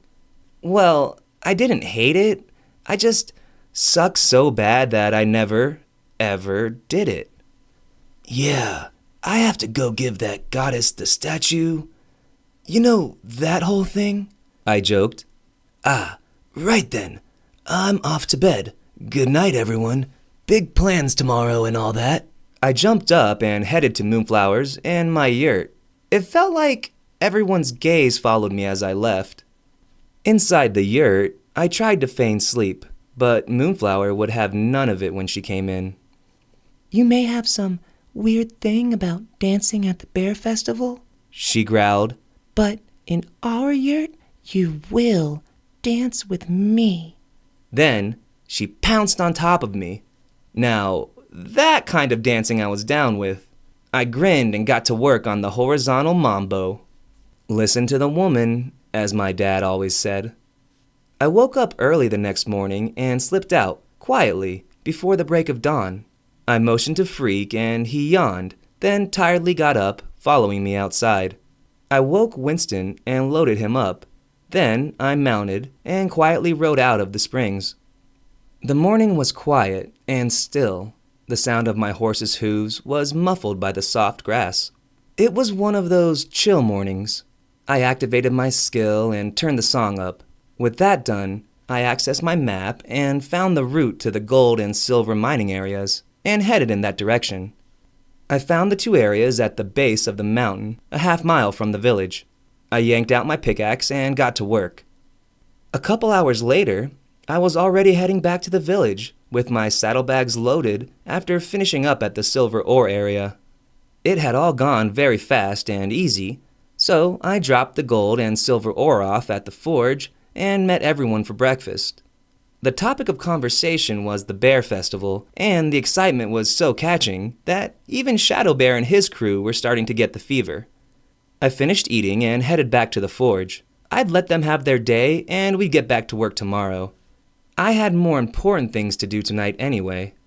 The first part of my plan was to smelt the gold and silver, then turn them into long, thin sheets. After that, I'd load up a whole bunch of clay jars filled with clay from the stream and the sheets of metal, then take it all up to the goddess's garden and build my statue there. After a few hours of hammering gold and silver ore, then collecting and filling the clay jars, I was done. I reloaded my saddlebags up, one side with the metal sheets and the other with the clay pots, mounted Winston, and headed out. Freak ranged out ahead as usual, and my danger sense was up as well, but the trip was uneventful. We arrived at the garden, and I dismounted Winston and surveyed the area again. The little pool fed by the waterfall was still crisp and clear. The only difference from the first time I had been here was the lack of iron ore statues. Well, I was going to change that. Okay, guys, let's get to work, I said to my animal companions. Freak growled while Winston tossed his head and whinnied in response. I smiled at their enthusiasm. Chapter 40, Track 40, Some Kind of Way, by Jidenna. 45 minutes later, they showed their enthusiasm by Freak bounding around the pool and catching trout. Then he lay down in the soft green grass and began sunning after he had eaten his fill. Winston was no better.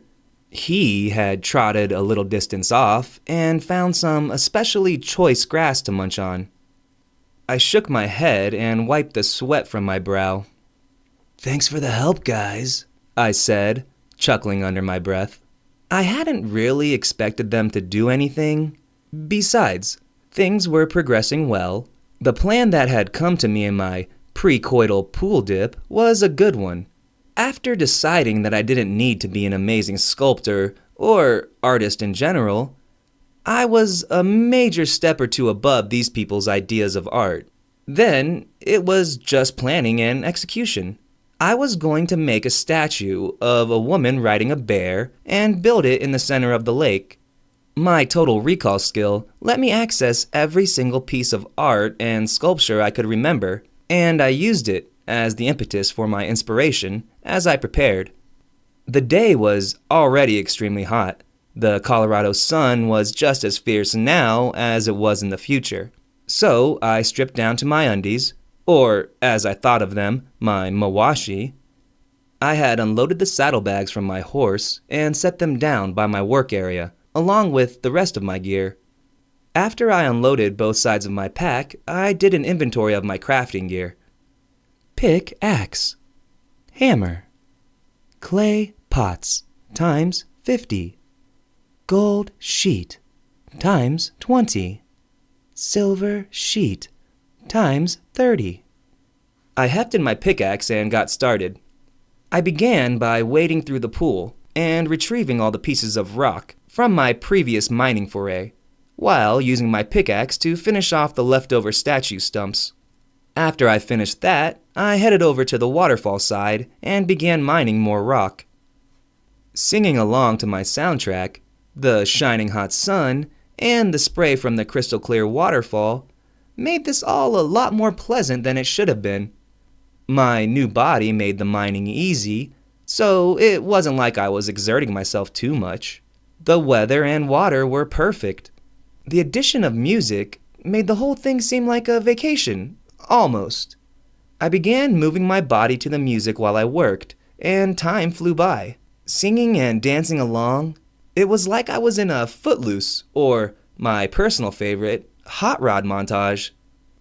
Bouncing and turning, twisting and jumping, I continued my work. I smashed rock with my pickaxe and threw the pieces to the growing pile by the waterside. After a while, my mind zoned out and my body began working on its own. A quick transition from mining rock, when the pile was large enough, to splashing through the water in a dance like no one is watching impromptu compilation happened seamlessly. This whole time, I had been referencing video after video and image after image of statues in a partitioned off part of my brain, and had found the muse for my current creation. Images of the ancient Thai temples, decorated with the giant elephants, guardian tigers, and other fantastical beasts, kept flashing over and over in my mind. Still, I danced and sang as I worked.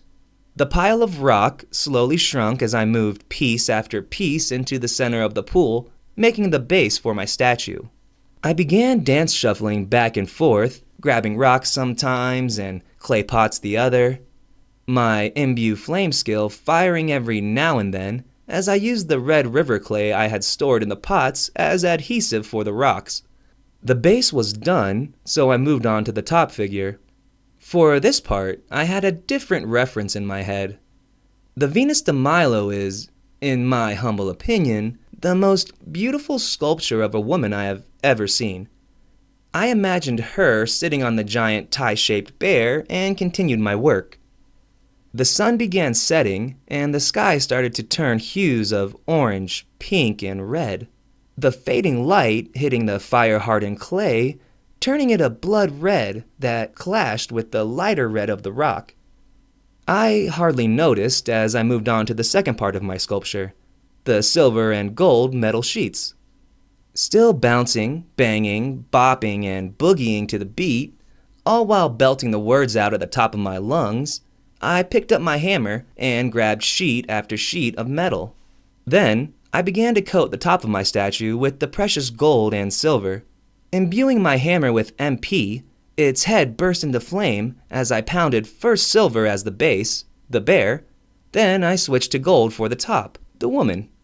Metal and rock fused while steam hissed from sparks hitting the water as I hammered and hammered, shaping the metal to fit the image in my mind. The sun set and the moon and stars came out, but were quickly covered by clouds. Not rain clouds, but the large and pillowy ones that cover the sky like a blanket. The night turned dark quickly, but it didn't matter. I worked by the light of my flame-covered hammer. Suddenly, I stopped. The statue was done. I let the fire die on my hammer and stepped back, looking at the finished statue. As if on cue, the clouds parted and the moon and stars began to shine radiantly in the now suddenly bright night sky. Well, that is not what I had fucking expected, I said, my voice trailing off as I gazed at the gold and silver creation. The light hit it, and I gasped involuntarily. Somehow, the sculpture seemed to glow with infused power, making it shine with an inner beauty. Not only that, but the sculpting of the clay, rock, and metal had gone so much better than I had hoped it would. Somehow, I had shaped and molded the metal so well that you could see that the gold-covered bottom was a snarling bear. The top was equally well done, and the visage mirrored the famous female statue brilliantly. I stared in awe at the statue, admiring its beauty and marveling at the fact that I had created it. An insistent blinking in my periphery finally caught my attention. Tearing my gaze from the work of art, I checked my messages. Total recall activated. Crafting learned. Copy cat. Level master. By intense study and repetition, you can recreate things that you put your mind to. Sculpture, painting, smithing, building. The sky is the limit with what you can steal from those before you. The more things you create, the faster your skill will increase, and the more complex things will become available for you to make. I dismissed the prompt and moved on to the next. That was a nice skill, I thought, as I read the next message, my eyes going wide and my mouth dropping open. Historic work of art created. Would you like to take ownership and name this new work of art? Yes. No. I really hadn't expected this. Of course, I was going to take ownership, but what did I name the statue? My eyes flicked to the work of art gleaming in the moonlight, and then it came to me. I inputted the title and hit yes. Name accepted. Venus de Ursa, registered. Master Artist, Lawrence, Law, Wrath, acknowledged. Historic works of art created, 1. Bonus received, +4 points charisma, +4 points dexterity, +4 points wisdom. Title received, Master Sculptor. That was even more amazing. I checked my new updated character sheet. Name, Lawrence Law Wrath. Race, half human. Alignment, neutral good. Class, Jack of all trades. Titles earned, War Shaman, Master Sculptor. Experience, 475 of 500. Level 2. Hit points, 20 of 20. Magic points, 20 of 20. Features: height, 6 foot 5 inches. Weight, 275 pounds. Hair color, black. Eye color, amber. Skin color, bronze. Attributes: strength, 3. Dexterity, 7. Constitution, 3. Intelligence, 3. Wisdom, 7. Charisma, 7. Companions: Fiancé, Moonflower, level 1. Experience, 0 of 100. Animal companions: Familiar, Wesley, Freak, Wrath, level 2. Experience, 180 of 500. Furry Armored Hide, level 1. Furious Roar, level 1. Mount, Winston, Triumph, Wrath, level 1. Experience, 95 of 100. I came here expecting to feed you to my pet, and yet I see this before me. The goddess Hastioltoy's velvety voice trailed off from behind me. Her voice, a growl from Freak, and a feeling from my danger sense alerted me to the presence of the goddess. I quickly closed the window and turned to face her. Chapter 41, Track 41, Get Lucky, by Daft Punk, Pharrell Williams, and Nile Rodgers. That's right, I said, gesturing at the statue. One bona fide statue for you as promised. It's pretty damned impressive, if I do say so myself. I finished cockily. I grinned at the goddess, who was still staring at the beautiful work of art in awe.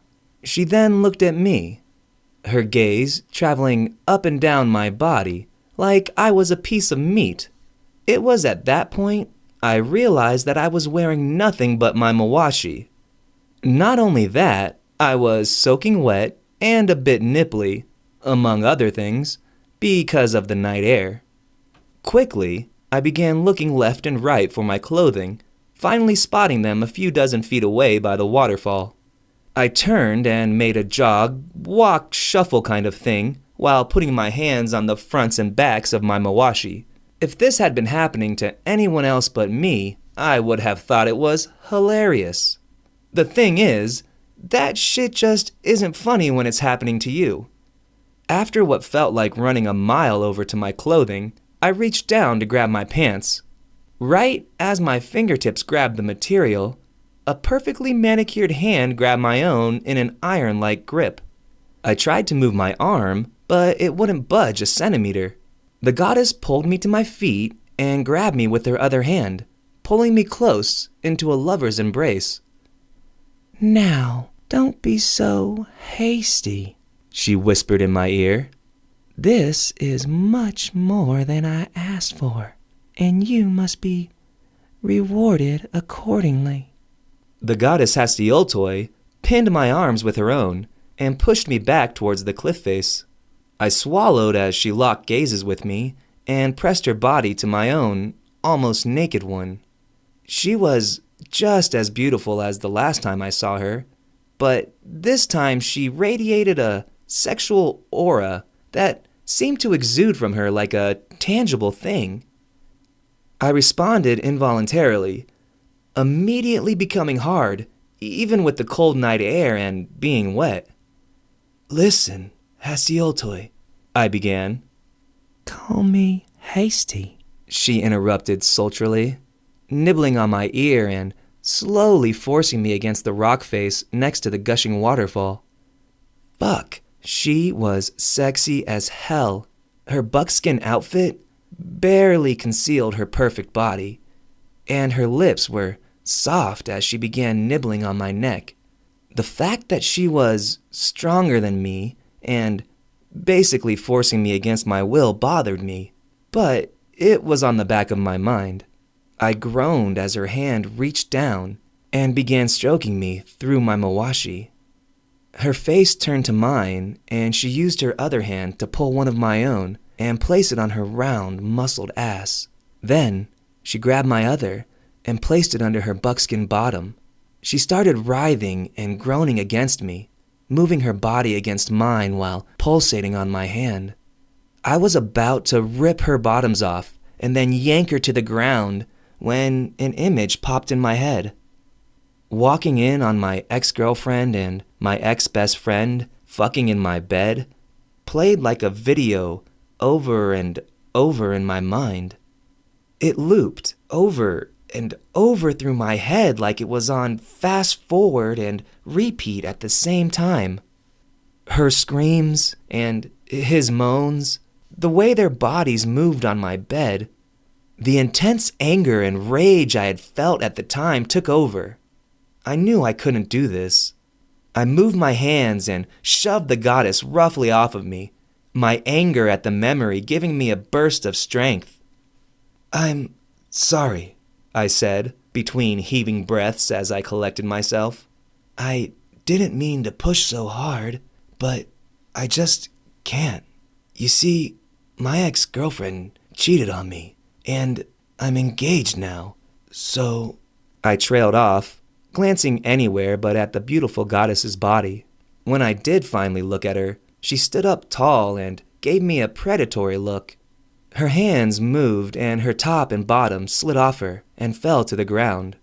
The light hit her naked body, and nothing I had ever seen before could have prepared me for this. She was beauty incarnate. I closed my eyes and swallowed, letting the video of the cheaters harden me to the goddess's beauty. It's not that I didn't want to have sex with the goddess.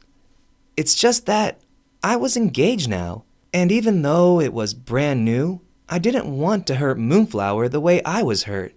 I got a hold of myself and opened my eyes. My will hardened.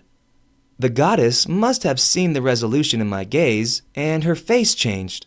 The sultry, sexy look disappeared, replaced by barely concealed fury. "You dare to refuse me? Me, the goddess Hastioltoi?" she raged. Then, faster than I could see, she flashed forward and slammed me into the rock wall. This time not gently.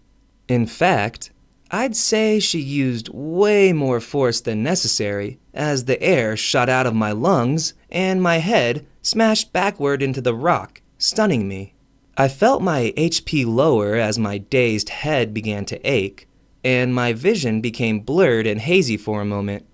When it cleared, I could see that Hastioltoi's right hand held me by the throat. Her left hand had both of mine in a vice-like grip above me and against the rock. In fact, she had my whole body pinned against the rock with her naked one once again, but this time, the mood had changed. "You will not resist me. I will take what I want, human," Hastioltoi hissed in a low, sibilant voice. She punctuated her words by releasing my throat and grabbing my mawashi. She tried to rip it off me, but the fabric didn't tear as she expected. Her look changed from anger to confusion, and she glanced down at my underwear. She yanked again and again, trying to tear my mawashi from my body, but the God-made fabric didn't so much as rip. My pelvis and basically my crotch area in general were quickly becoming a very bruised and battered place due to her ministrations. What is this made of? Hastiotoi snarled as I laughed. She let go of my mawashi and reared her hand back in a fist. How dare you mock me?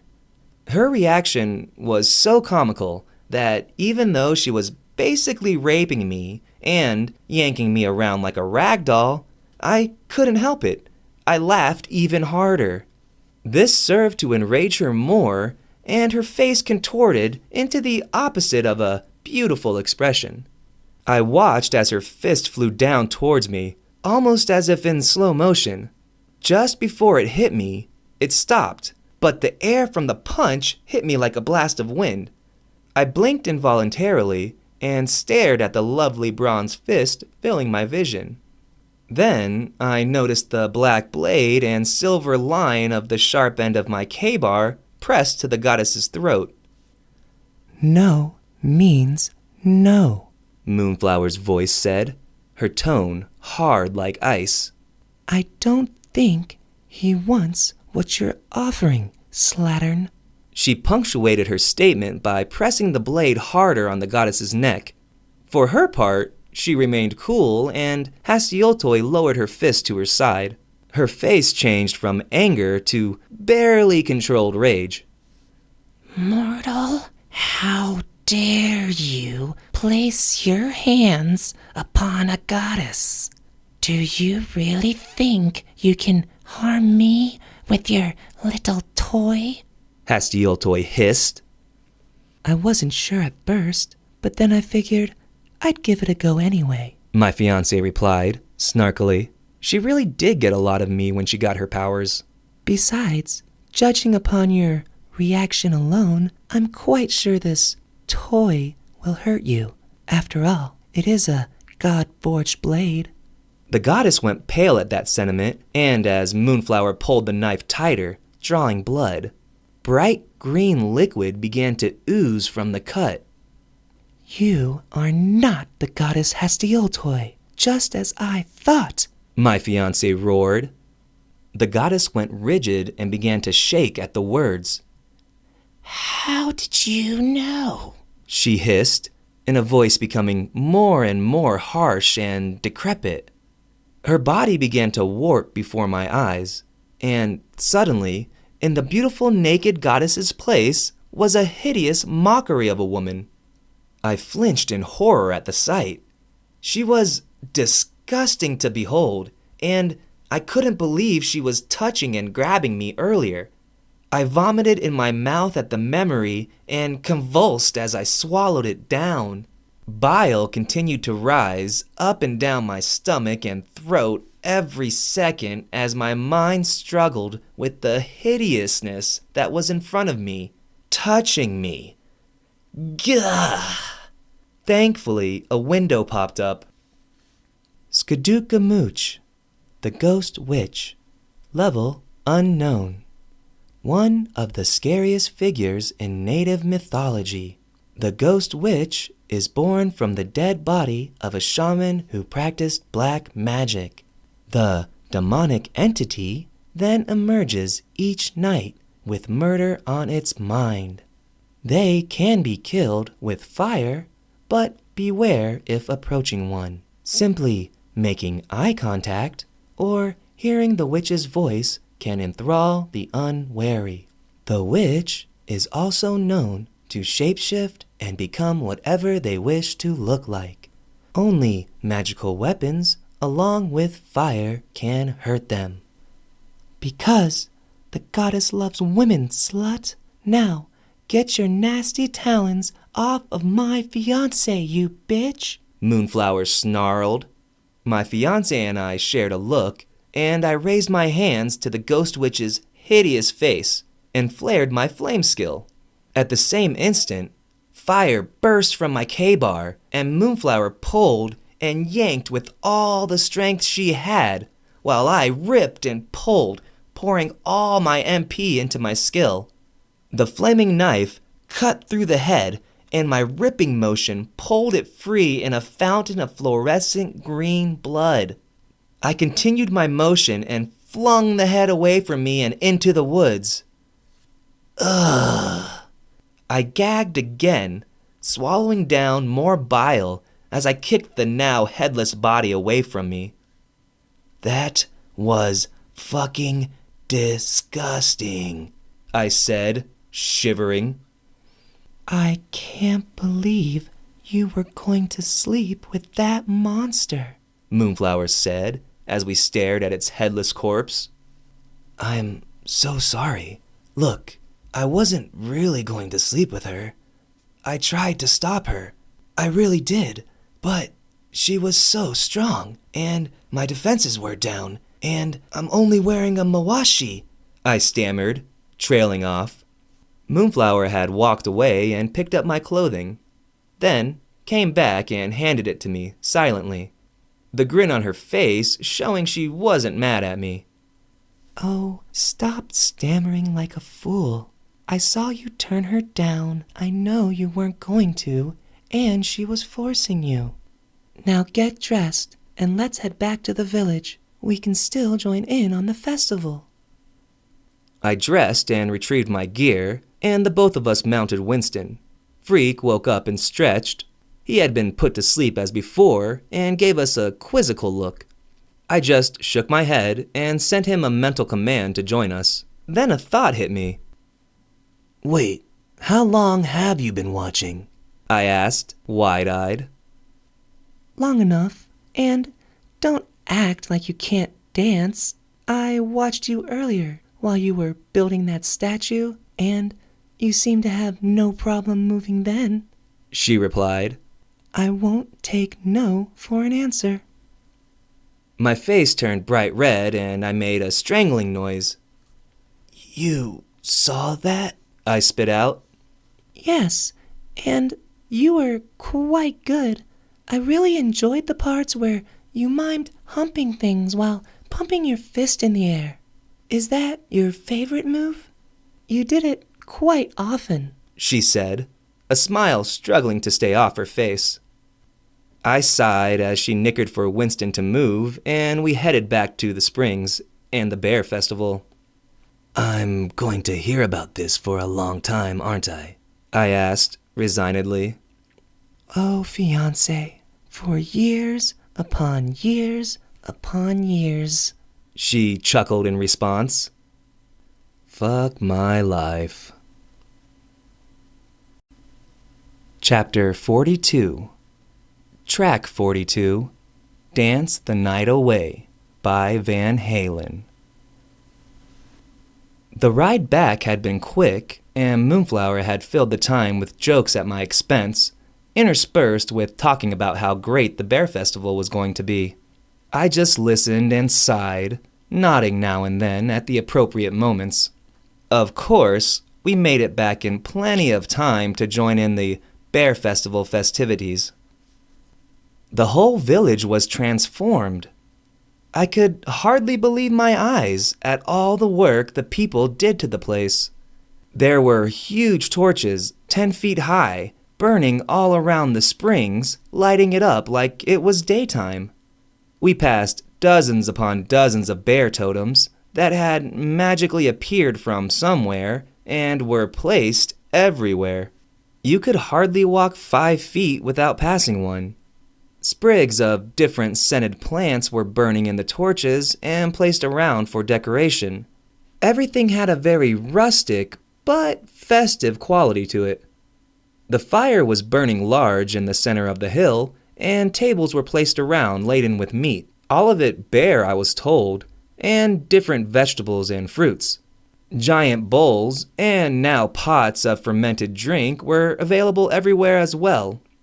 The next thing I noticed was that bear fur clothing was everywhere. Even the tribesmen banging on their drums were dressed in it.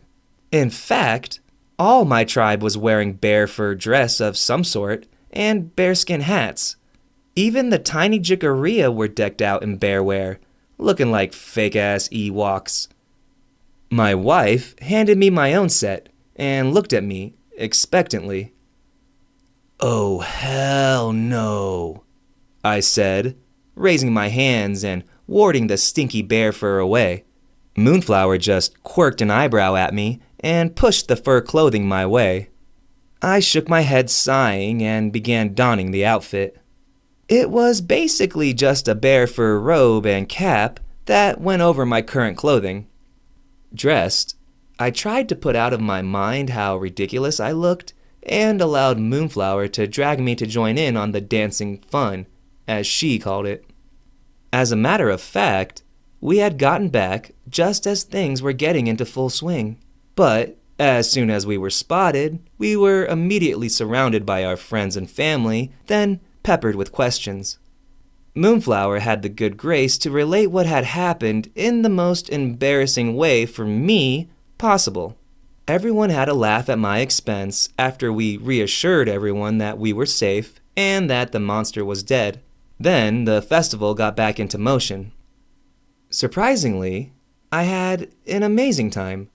We all danced together, simple fun dances that were easy to pick up. The food was good, even though it was all bear. The drink was flowing, and even though it was low alcohol, I'd need to do something about that eventually. It did the job. The hours passed. I had noticed that Thunderfoot and Lightning Fist kept switching partners.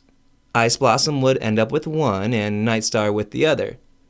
The dances were easy, but they were also really damn touchy-feely. When I asked Moonflower about it, she just looked at me and laughed while shaking her head.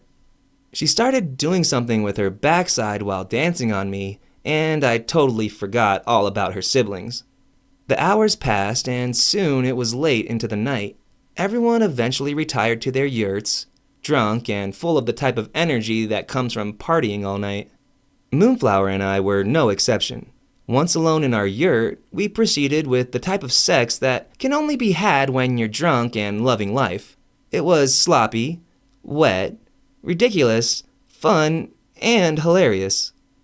We fell over each other while trying to tear the other's clothes off, and we laughed. She tried to ride me and fell over. We laughed.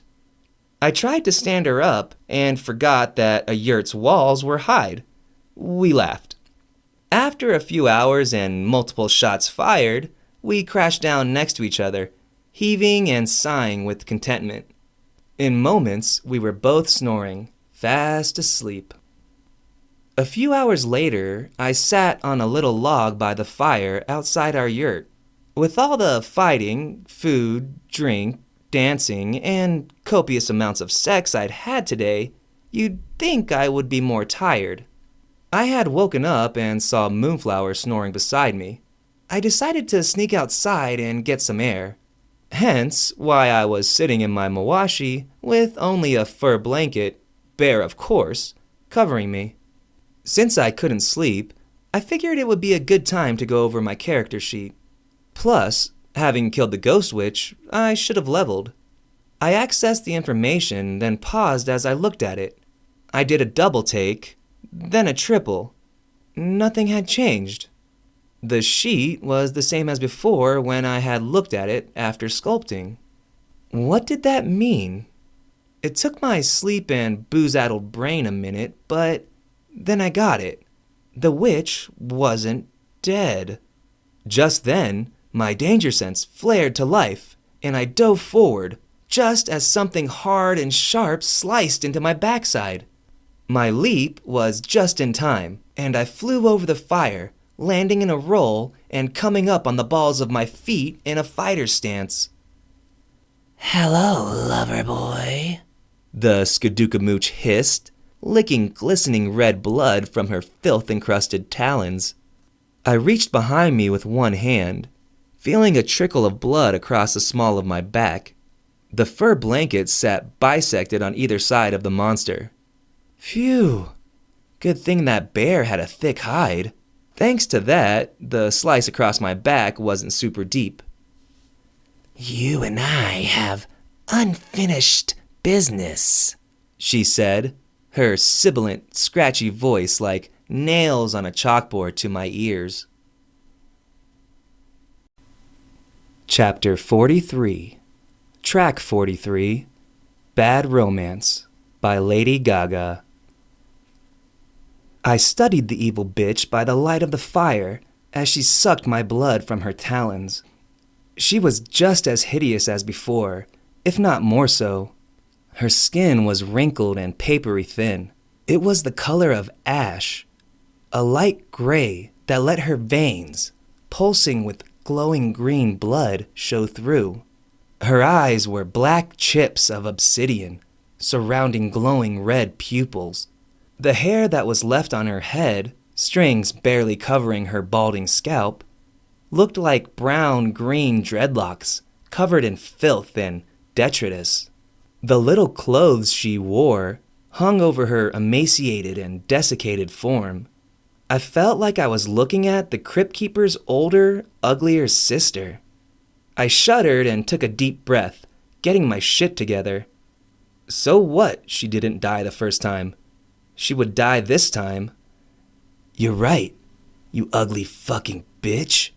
We do have unfinished business, I said, grinning. Not only did you pick the wrong guy to fight with, but the wrong place as well. You're surrounded by my people.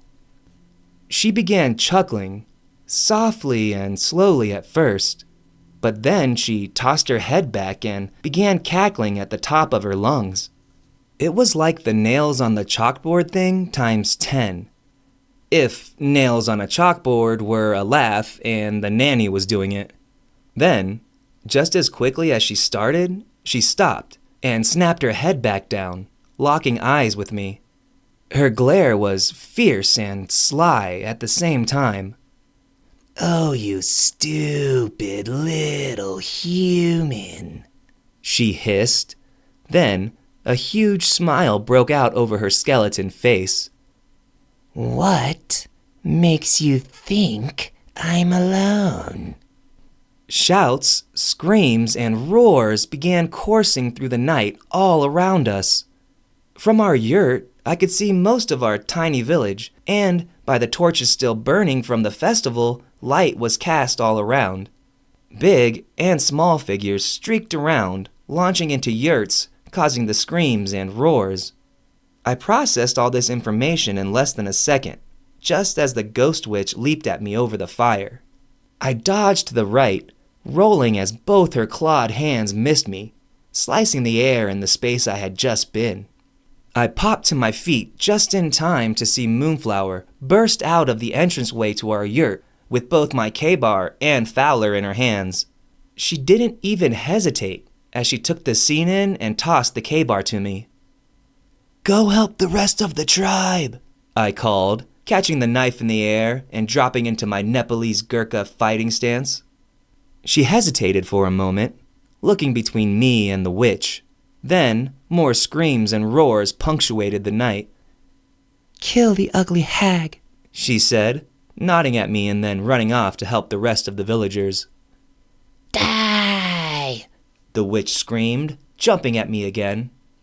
I activated Imbue Flame and my knife erupted with fire. I blocked the first strike and dodged the second. We fought back and forth, moving around the fire. The Skadookamooch was fast, strong, and cunning as fuck. I'll give her that.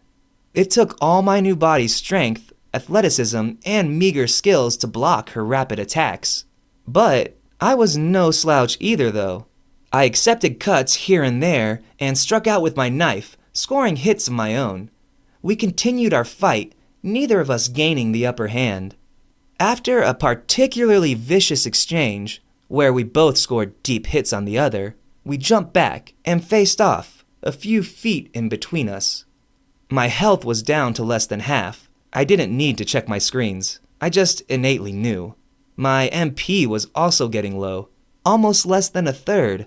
It was time to end this. Things aren't like they were before. Now all my people have weapons imbued with fire magic. They aren't scared of you anymore. The monsters like you, those from this old world, your days are all numbered. Humans are the top of the food chain now, motherfucker, I said, mocking the ghost witch. You will die, human.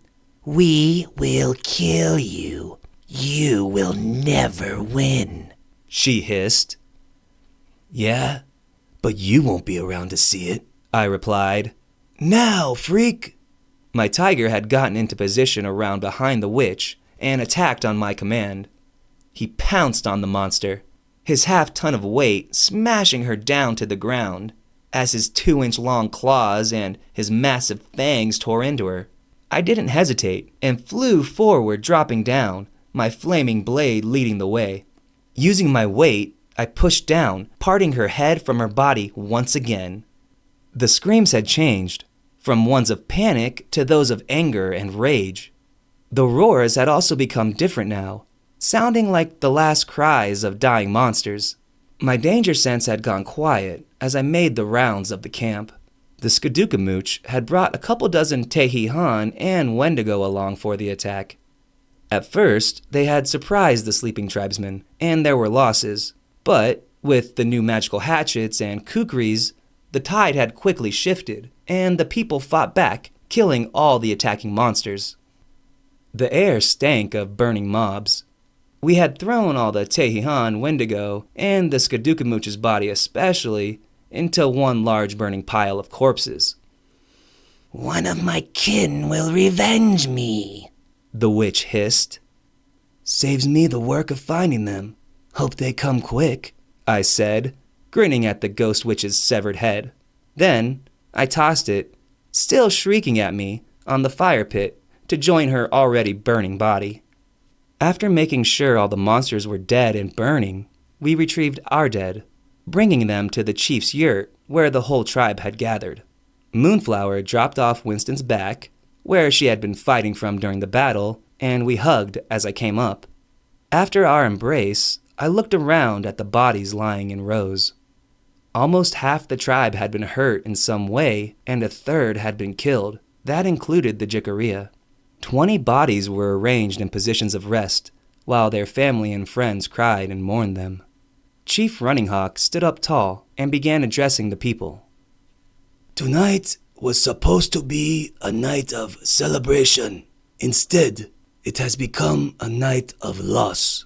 He paused for a moment as all eyes turned to him. We have suffered the death of too many of our kin.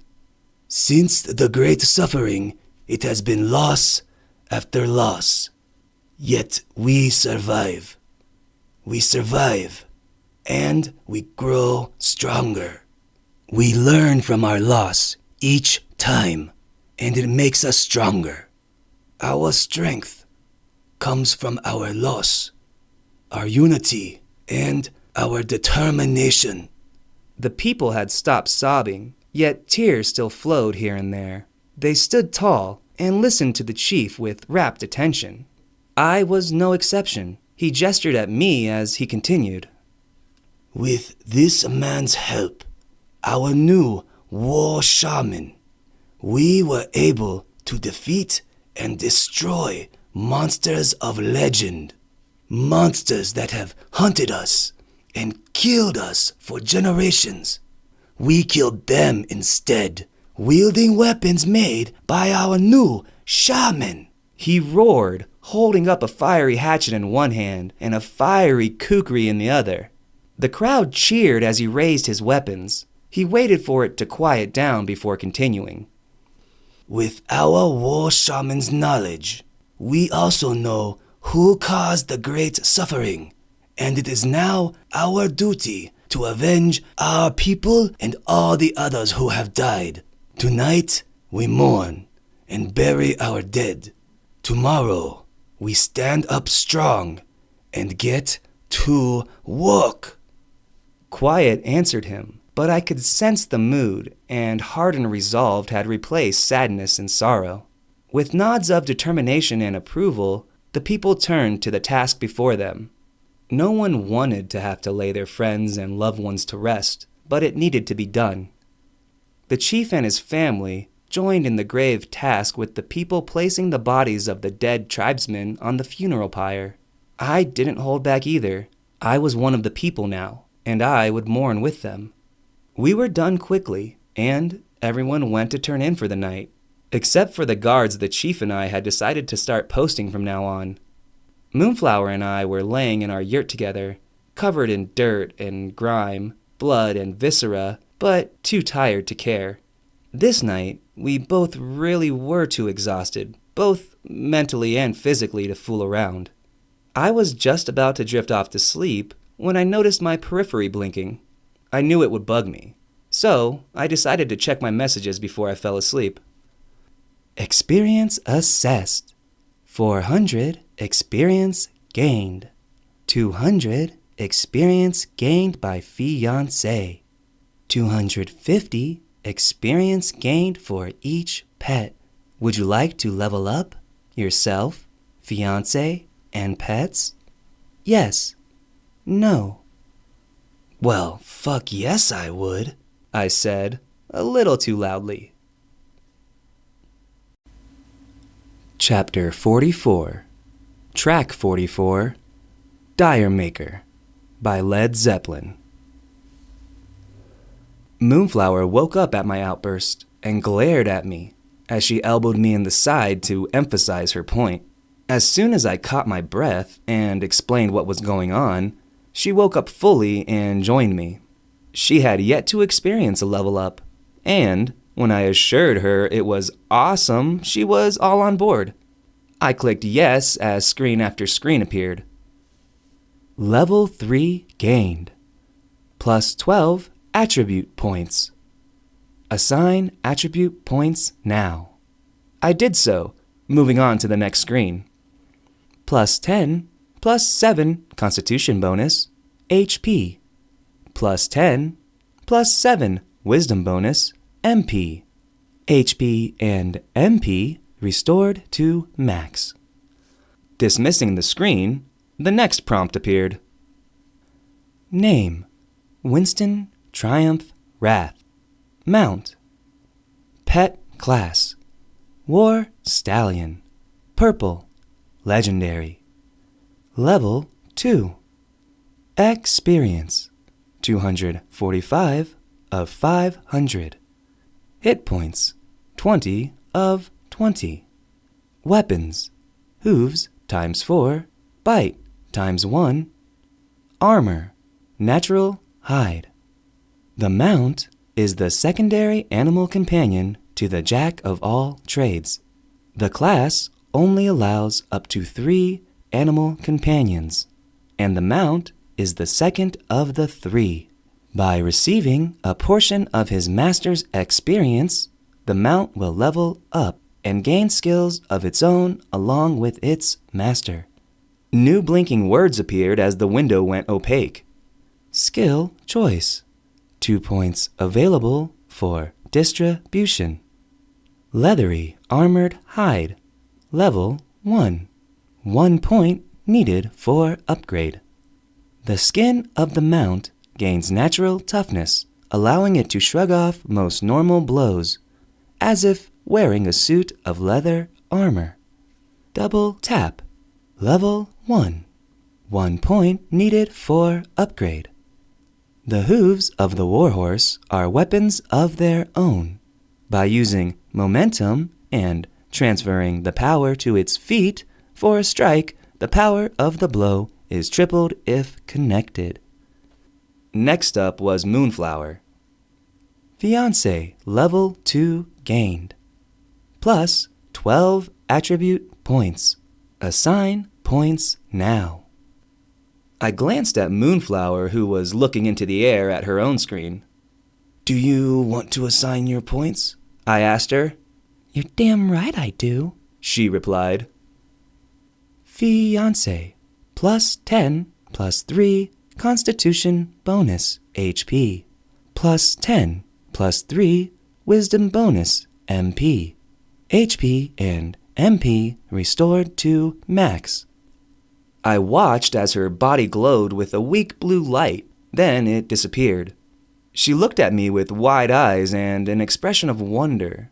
I chuckled at her as she stared at her body like it was brand new, and then looked over my character sheets. Name, Lawrence Law Wrath. Race, half human. Alignment, neutral, good. Class, Jack of all trades. Titles earned. War Shaman. Master Sculptor. Experience, 775 of 2500. Level 3. Hit points, 37 of 37. Magic points, 37 of 37. Features. Height, 6 foot, 5 inches. Weight, 275 pounds.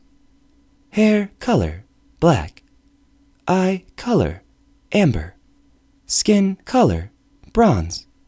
Attributes. Strength, 7. Dexterity, 7. Constitution, 7. Intelligence, 7. Wisdom, 7. Charisma, 7. Companions. Fiancé, Moonflower, level 2. Experience, 201 of 500. Animal companions. Familiar, Wesley Freak Wrath, level 2. Experience, 245 of 500. Skills, Furry Armored Hide, level 1. Furious Roar, level 1. Mount, Winston Triumph Wrath, level 2. Experience, 320 of 500. Skills, Leather Armored Hide, level 1. Double Kick, level 1. Next, I closed it and looked over Moonflowers. Name, Moonflower. Race, human. Alignment, neutral, good. Class, fiancé. Experience, 201 of 500. Level 2. Hit points, 23 of 23. Magic points, 23 of 23. The companions to Jack of all trades are their own entities, but gain bonuses from being a companion. The fiancé class lets both fiancés share skills and all other aspects of life. The amount increases with level. Class gets own experience and upgrades different than Jack of all trades. I dismissed the window and looked over at my fiancé. She was still amazed by the level up and was still looking over her body. Good night, babe, I said, rolling over and closing my eyes. What do you mean good night? I feel great, so great, in fact. Her voice trailed off, and I felt her hands roaming over me and settling on my second brain. She began stroking me and kissing my neck. Well, if you insist, I said, grinning and rolling over, then pouncing on Moonflower. Sometimes once is enough, and after a wild and energetic first round, we were both spent and quickly passed out. As usual, I woke up before dawn, dressed, and snuck out of the tent while Moonflower slept. It was cold outside. There was a chill wind blowing, adding to the temperature drop. Honestly, it was real damn invigorating, and without coffee, God, what I wouldn't do for a hot, fresh cup black as tar in my hands right now. I felt like Bob Saget in Half-Baked. I'd totally suck some... Nah, not really. My new body was amazing, and it woke damn fast. As a matter of fact, as soon as I opened my eyes, I was wide awake. I had never been a morning person, but I was quickly becoming a convert. It was quite peaceful, and no one was around, so you had solitude. It was the perfect time to think. That's what I had been doing. Last night was a wake-up call. I had been treating this too much like a game. Now, people had died. My people had died because of me. They would be here right now if I had gotten serious. Well, that was all going to change. It was time to focus and start doing the things that needed to be done. There was no time like the present. I strode off purposefully towards our resource area. The pyre was on the far side of the area, and I said a silent prayer as I passed by it on my way to the wood collection area. There were over 100 clean and stripped trees and piles upon piles of planks. Good, there was enough for my plan. I accessed my total recall skill and began reviewing videos of Roman castras, or forts. They were the best engineers of their time, and now I was going to make us a Roman legionnaire fort. The first part was the ditch and wall. The sun was up now, and the rest of the tribe would be waking soon. I left the resource area and met up with everyone at breakfast. The mood was somber, as I had expected it to be. I went over the plans for a fort with Walking Coyote and Dusk and Dawn. Again, they didn't really get the concept, but I told them I'd show them. Then, turning to the chief, I moved on to the next task we needed to complete. Hawk, we need to go to the Jikaria village. We need to ask the chiefess's permission to let Shadowbear build with stone, I said. Chief Running Hawk looked at me while he finished chewing his food. That is true. We do need to go not only for that, but to tell of the loss of their tribesmen, he replied somberly. Of course, we need to do that as well. I did a mental facepalm and continued. We should head out today. How long is the trip, Shadowbear? It will take 2 days there and 2 days back, barring no interruptions, he replied. I'm going to show them what to do while we're gone, I said, chewing on a piece of smoked elk. Who is coming and who is staying? Nightstar asked. I haven't decided yet, but I think a smaller group is better, but big enough that we can set up watches and stuff, I replied. Just the elites, I think, Moonflower chimed in. We can move faster. We will be there and back quicker. That sounds good, I said, nodding at my fiancé. Let's go after breakfast. Everyone, let's meet here with your gear when you're done. Chapter 45, Track 45, Grenade, Passion Pit Remix by Bruno Mars and Passion Pit. I decided to combine the young and the old workers and put Walking Coyote in charge of them all, with Dusk and Dawn as his seconds in command. I rolled the Jikaria in there as well since we had lost so many people. Earlier, I had placed sticks around the village at key points and pointed these out to them as I explained what I wanted done. We'd be gone for a couple days, and I hoped they'd have the ditch dug around the whole village by then. Next, I showed them how I wanted the new wood trees split and carved for the palisade. When I was done with that, I headed to meet up with the others so we could head out. Damn, Winston, I called as I saw my horse. He had grown another 6 inches and put even more muscle on since his level up. He whinnied in response, and I patted his head.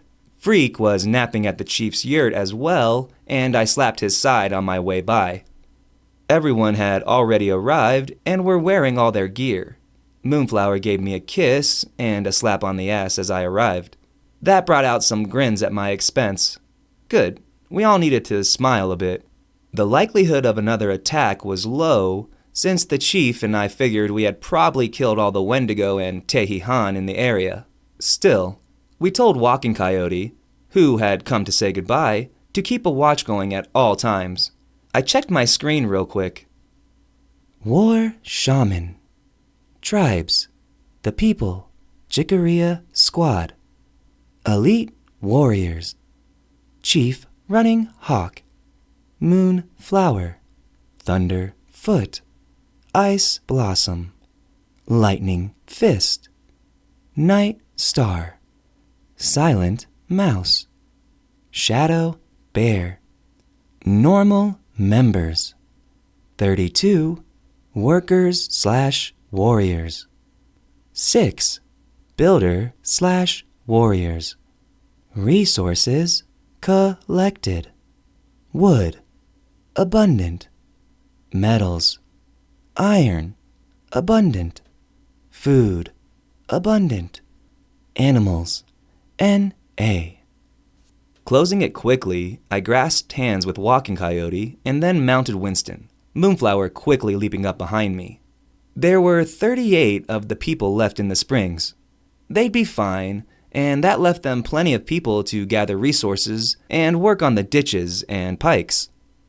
"Let's go," I called, squeezing my heels and waving goodbye. Winston took off with the rest of the elites, plus Freak followed along. I set a moderate pace, and everyone began at a medium jog. After about an hour of travel through the beautiful Colorado countryside, we slowed our pace and walked. There was no boundary per se of the people's territory, but things got more dangerous now, the chief said. Without a word, Moonflower slid off Winston's back and motioned to Silent Mouse, then called to Freak. The three of them went ahead to scout. The chief motioned me over, so I slid off Winston's back as well, moving over and walking next to the chief and Shadow Bear. "What can you tell us of your mother, the chiefess, Shadow Bear?" Hawk asked when I was close enough to hear. The short young man walked in silence for a minute before speaking. She's unique? I think intense would be an accurate word to describe her, He finally said. "What does that mean?" Chief Running Hawk asked. Let me explain some things, Shadow said, sighing. I am trying to prove myself to my mom. That's one of the reasons I was on the hunt. It was my first real command. My mom is the best warrior in generations in our tribe. My sister is a close second. I fall very far behind them. You see, in our tribe, the men and women are both fighters, but the women specialize in it usually, and the men specialize in building and working with stone. Obviously, with anything there are exceptions, but that's the way it usually is. "All your best fighters are women?" I interjected. "Is that why you gave up so easy?" Shadow Bear looked at me ashen-faced and began to splutter. "Relax, man. I'm just fucking with you," I joked, slapping him on the back to show no hard feelings. "Seriously, though, will your mom be willing to let you help us with stoneworking?" It really depends on you. I was going to tell you this later, but now's just as good a time as any. She'll probably have some type of duel set up for whatever it is you ask for. She's really into that sort of thing, he replied. "Shadow Bear, we really got to work on your information sharing," I said, sighing. What's that? He asked. The trip thankfully passed uneventfully, and we made good time. That first night, we camped at the same spot we fought the Wendigo. Watches were set, but nothing disturbed our rest. So, it was just becoming dusk on the second day as we came in sight of the Jicaria home. After rounding the final hill, we came to a canyon, but not just any canyon. It was 100 feet high and made completely of red rock. It had different balconies and openings carved all up and down. The sun shined on it as it set, turning the rock a fiery color that seemed to burn almost as if it were real fire.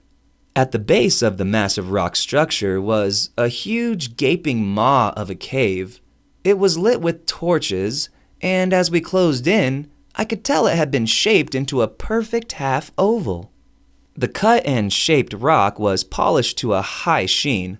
That was the reason the sun reflected off of it so greatly.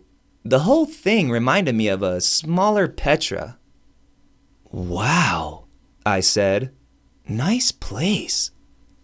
Thank you, Shadow Bear replied. Come, it will be night soon. Let us get in and make introductions. But more importantly, let's eat. I'm starving. He began a brisk pace towards the village entrance, and we all hurried along in his wake so as not to be left behind. I was even more impressed as we approached the entrance. 2 guards stood on either side of the entryway. I studied them as we approached.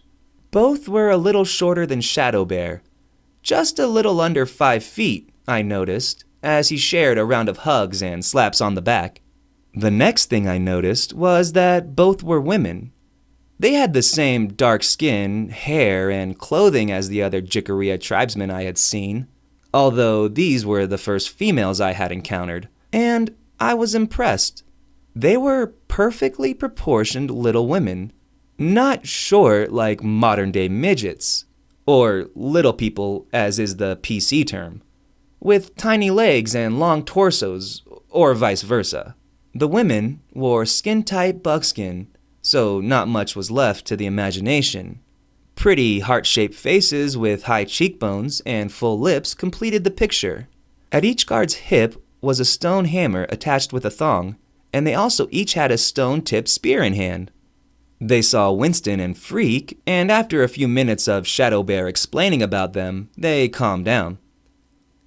It's good to see you. Welcome home. Your mother has been worried sick about you and has been on the warpath ever since you left, the first guard Shadow Bear had hugged said. I watched as the Scion's face fell, and both guards began laughing. He recovered quickly, and then introduced us to both the guards, Stone Fox and Smiling Owl, respectively. Stone Fox ran ahead to alert the chiefess that we were here, while we walked along at a more sedate pace, following behind with Smiling Owl. Shadow Bear and the guard made small talk, while the rest of us gazed around in wonder at the interior of the stone edifice. This is unbelievable, Chief Running Hawk whispered. I had no idea that Jikaria were such amazing stone workers. I mean, I know we have been talking about it, but... The rest of us nodded in agreement. We walked down a long corridor carved into the mountain. It was 10 feet high and 20 feet wide. The rock was polished inside to an even greater degree than out. The inside was lit with torches interspersed every 15 feet beside each corridor we passed on our walk. Jikaria tribesmen, women, and children were going about their business, some waving as they walked by, others stopping and staring. I imagine the giant tiger and horse had something to do with it. We finally came to the end of the corridor and entered an even larger chamber. Stone Fox stood at the side and waved us ahead. The room was a square, 40 feet high and 40 feet wide. Dual stairways were on both sides of the room, leading up to a second floor with a railing carved from stone that wrapped the whole way around the room. Jikaria tribesfolk lined the railings around the room and exclaimed as we walked in, and they saw Freak and Winston. I ignored them and continued my study. More torches were set up in strategic places, lighting the whole room and shining off the polished stone. Guards were posted around the room, decked out just as the 2 at the entrance to the village had been. In the back of the room sat the chiefess. She was sitting on a large wooden, I wouldn't call it a throne, but it was definitely a large chair on a dais. It was actually a little out of place in this grand room. She stood up as we approached, and I had to suppress a whistle. The woman was absolutely gorgeous. She had all the same features as the rest of her tribe, but hers were all enhanced. Everything was just a bit better. Her lips fuller, her eyes more luminescent, and her bust a little bigger. She wore buckskin as well, but on her, it looked like fine silk. At her side, to the right of the dais, was a younger woman, but just as attractive as the chiefess. She could only be Shadowbear's sister, the chiefess's daughter. Dressed as her mother, she had weapons as well, a hatchet and a hammer on each side, and a spear in hand. She grinned at her brother. "Ooh," I winced as Moonflower elbowed me in the side. Maybe I was staring a bit too hard. I rubbed my side as I continued my study. On her left was what I assumed was a man, but it was hard to tell. He wore a direwolf's head and its fur as a coat. They were so large they enveloped him, and all you could see was the barest outline of his chin. Shadowbear led us to the center of the room, and we followed behind, spreading out and forming a line behind the scion. We stopped about 10 feet in front of the sitting chiefess. She held her arms out wide, and a large smile graced her face as she looked at her son. I didn't see how this beautiful, smiling woman could be as intense as Shadowbear intimated. Then her eyes flicked around to us, and her visage changed. Gone was the smiling, beneficent mother, and in its place was a wrathful Valkyrie. "Hello, Mother. I have returned. This is..." Shadowbear began. "You!" She screamed, interrupting her son and pointing at our group. Chapter 46, Track 46, Gangster Trippin' by Fat Boy Slim. You! Chief Running Hawk called, pointing at the chiefess at the same instant. I looked back and forth between the two leaders, as perplexed as everyone else around me. The guards bristled at the shouts and brandished their weapons.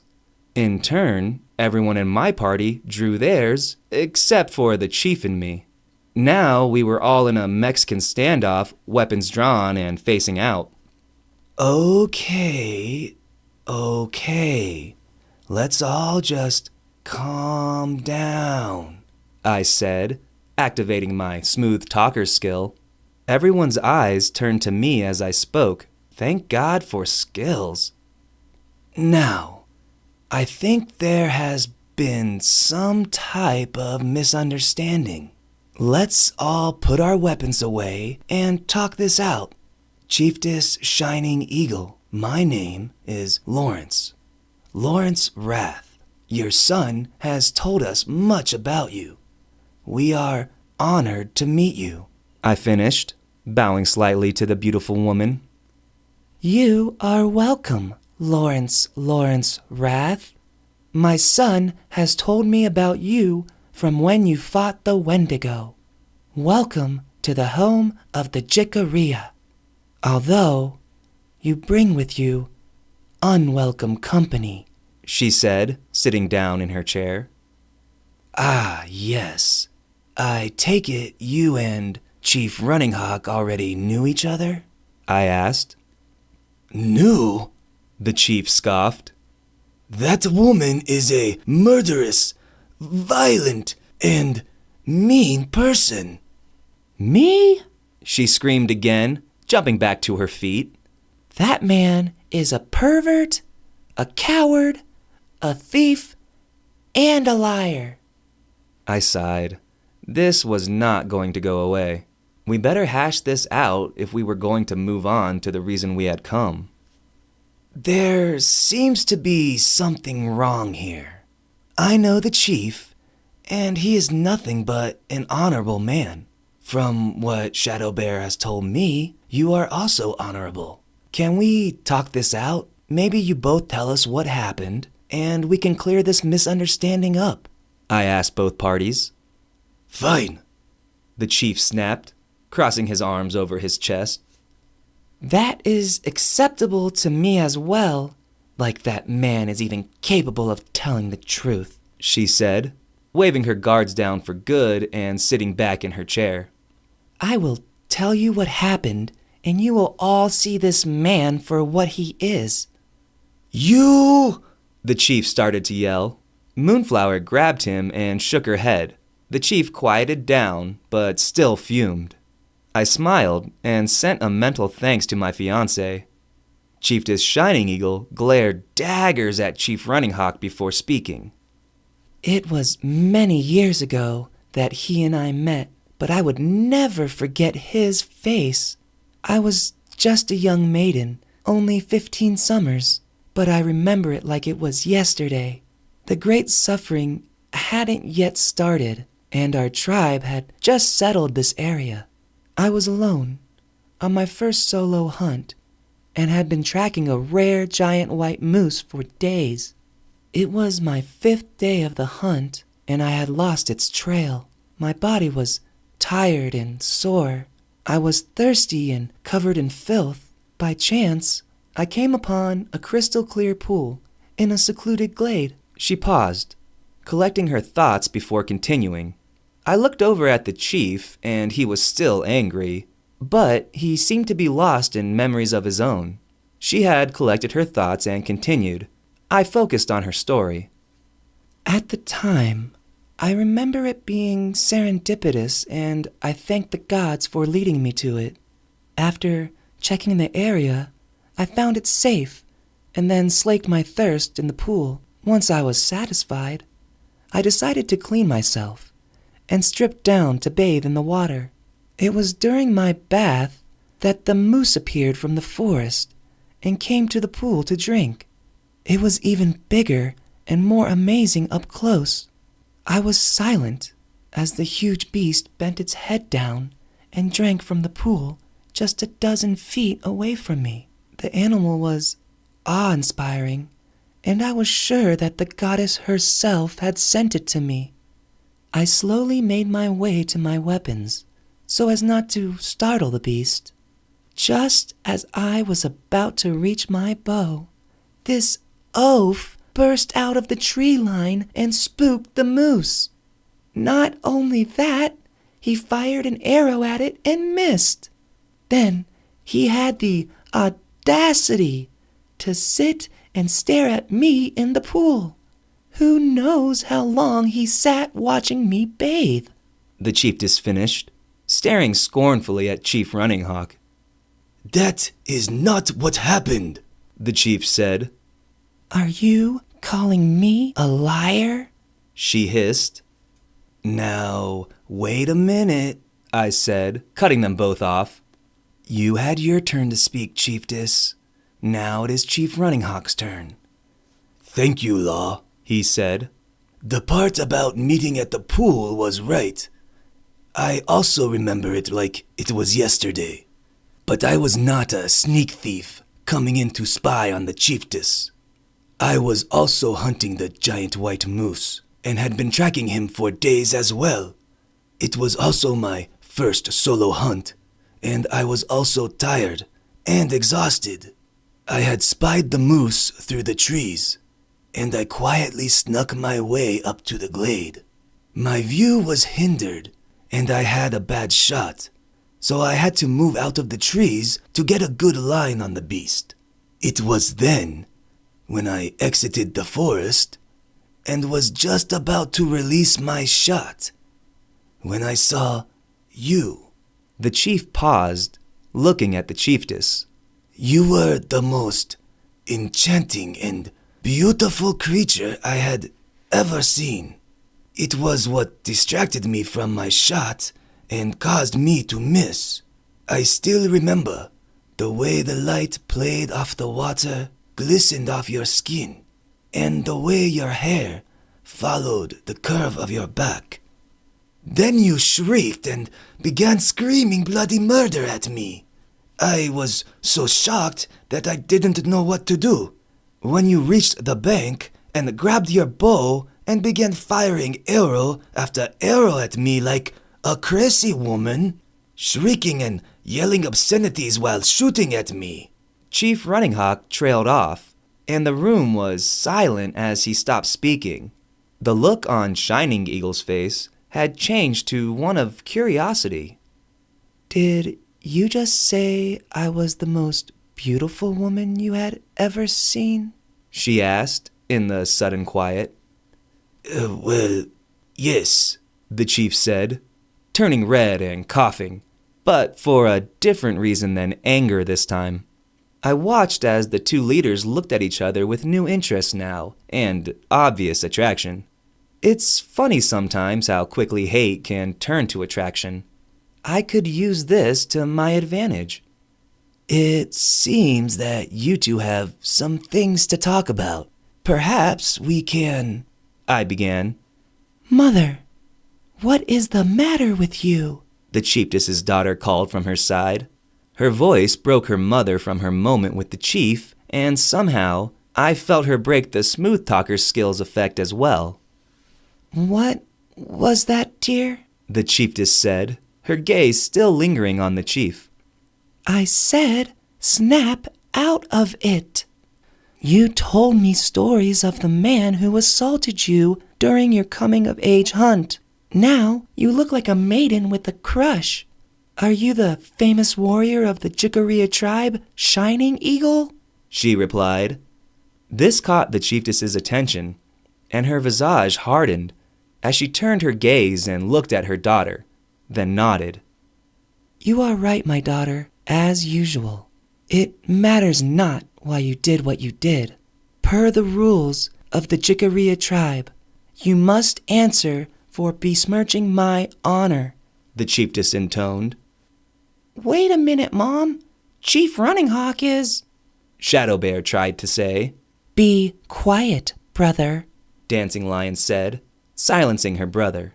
He stepped back and his mouth snapped shut. His sister glared at him for a moment, before turning her gaze back to her mother, who began speaking again. I, Chiefess Screaming Eagle of the Jikaria tribe, hereby challenge you, Chief Running Hawk of the people of the Springs, to a duel. In accordance with the old ways, I choose my daughter, Dancing Lion, as my champion, she said formally, looking at the chief almost apologetically. I, Chief Running Hawk of the people, accept your challenge and reserve the right to choose my own champion. He paused and we locked gazes. I nodded at his gaze, but Moonflower stepped forward, putting her hand on my shoulder and looking to her father. They shared a look and he nodded. I choose my eldest daughter, Moonflower, next in line to become chief of the people, he said formally. The chiefess's daughter and Moonflower stepped forward, coming almost toe-to-toe together. I accept and am proud to be champion for the Jikaria tribe and to regain your honor, Mother, Dancing Lion said solemnly. I accept, Father. I will represent the people and be your champion to defend you and the honor of our tribe, Moonflower said formally. Well, that shit got out of hand quickly, I whispered to Freak. He just growled softly in response. Chapter 47. Track 47. Move This. Shake That Body. By Technotronic. Everything happened quickly after that. Chiefess Shining Eagle shouted a few orders out and the room burst into action. Shadow Bear told us to follow him and gestured to the corner, while the guards in the room spread out and began forming a circle in the center of the room. Jesus Christ, Hawk. Do you think you could have given us a heads up before we got here? I asked the chief incredulously. He was still staring at the chiefess with a perplexed expression. After a moment, he shook his head and looked at me, wistfully. Sorry, Law. I didn't even realize they were the same person. It was so long ago. His voice trailed off, and he looked at Shining Eagle again. Okay, the chief is out of commission. He had it bad. I'd seen that look before. He was all about the Jikaria chiefess. There was more to the story than we were being told. I shook my head and refocused. We'd talk about it again later. I turned to Moonflower and smiled. She kissed me, and we hugged quickly. You ready for this? I asked softly. Of course, lover. Do you think I'd lose to that girl? She replied, smiling. Try not to kill her. We want to be friends with these people, I said, grinning back. So, I kind of warned you this might happen, Shadow Bear said to the group. You really made an impression, Chief. My mom told me about you, but always used you as the type of man not to become. It's actually her favorite thing to talk about whenever we talk about honor or lack thereof. Just then, a guard came up. It was Stone Fox. She looked grimly at us, then gestured for Moonflower to follow her. Good luck, I said. She smiled and kissed me, then followed the guard into the circle where Dancing Lion was already waiting in the center of the ring of guards. The Jickeria Chieftess's daughter was limbering up and doing stretches, showing off extremely limber limbs. She could have competed on the Olympic team the way she bent and stretched her body. Moonflower stopped a few feet away from her in the center of the ring and eyed the smaller warrior. Unbidden to me, I had thoughts of the two women naked and stretching together, with me in the center. Down, boy, now is not the time for that. The chieftess stood up and cleared her throat. In accordance with the old ways, this duel will be until one surrenders or death. There will be no outside interference. If anyone from either tribe tries, the duel is immediately forfeit and the other tribe wins. Shaman Cunningwolf, if you would, she said, then sat down in her chair. The man covered in the fur cloak and direwolf's head walked slowly to the center of the ring, stopping in between the two combatants. He lowered his wolf-headed hood, revealing a gray-haired, wizened old man. Judging by the insane amount of wrinkles on his face, he was old as shit. He looked slowly at the two fighters, and then around the room, seemingly making eye contact with everyone. When we locked eyes, I could have sworn he winked, but wasn't sure as he was already turning back to the chieftess. He bowed slightly, cleared his throat, and began chanting. It started softly at first, and then began to get louder and louder as he started swaying and moving around the room. As the chanting grew even more intense, he started dancing as well. The torches in the room all flared, small fireballs flaming out. Then they shrunk down to almost nothing, making the room dark and shadowy. Still, the shaman danced and chanted, then began to shine, the torches starting to grow brighter as he did. The chanting and dancing grew even more intense, as if reaching a crescendo. Then he stopped, right between the two women, and flung his arms up into the air and howled. The howl was loud and a perfect imitation of a real direwolf's howl. The light slowly returned to normal as the howl died out, and the shaman looked around the room again, then nodded and pulled his hood back up before walking back to stand next to the chieftess. They shared a look and both nodded. The chieftess stood up and all eyes turned towards her. Warriors, are you ready? She asked the two duelers. Dancing Lion nodded, spinning her stone hammer in her right hand and her stone hatchet in the other. Moonflower nodded as well, holding her fiery iron weapons in each hand. I felt bad for the other girl. Moonflower was bigger and better armed. It was almost unfair. Begin, Chieftess Shining Eagle said, clapping her hands once. Dancing Lion didn't hesitate and flew towards Moonflower.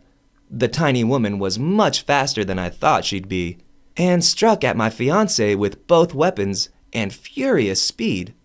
Moonflower was ready though, and flipped back, doing a reversed handspring, completely dodging the attack. She regained her feet and raised her weapons, a look of respect now on her face, replacing the overconfidence she had on before. Dancing Lion smirked at my fiancé and clanged her weapons together once.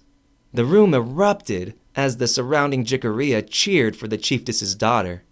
Moonflower's eyes tightened and she glared at the smirking fighter, then launched a fierce counterattack. She struck with hatchet and kukri almost faster than the eye could see. She went high and low, spun and twisted, striking from every angle. The chiefess's daughter was no slouch, and she dodged and blocked every strike. The clang of weapons sounded throughout the room. I watched entranced as the two beautiful women exchanged blow after blow, grunting with exertion and passion each time. The whole room had gone quiet, except for the sounds of the two fighters. Each time the weapons clanged, little bits of stone flew off, chipping away from the strength of the iron. After a brutally intense exchange with both weapons, they leaped back, creating space between them. Each of them sported a few cuts, but were okay otherwise. Dancing Lion looked at her weapons and saw that they were slowly being sliced away, bit by bit. She glared at my fiancé and looked to her mother, who nodded.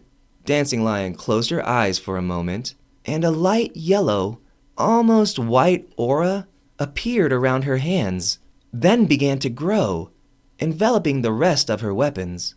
When she opened her eyes, the aura became stronger, and both her hammer and hatchet were now glowing with a soft yellow light. She spun her weapons twice and retook her fighting stance, her eyes now glowing with the same light as her weapons.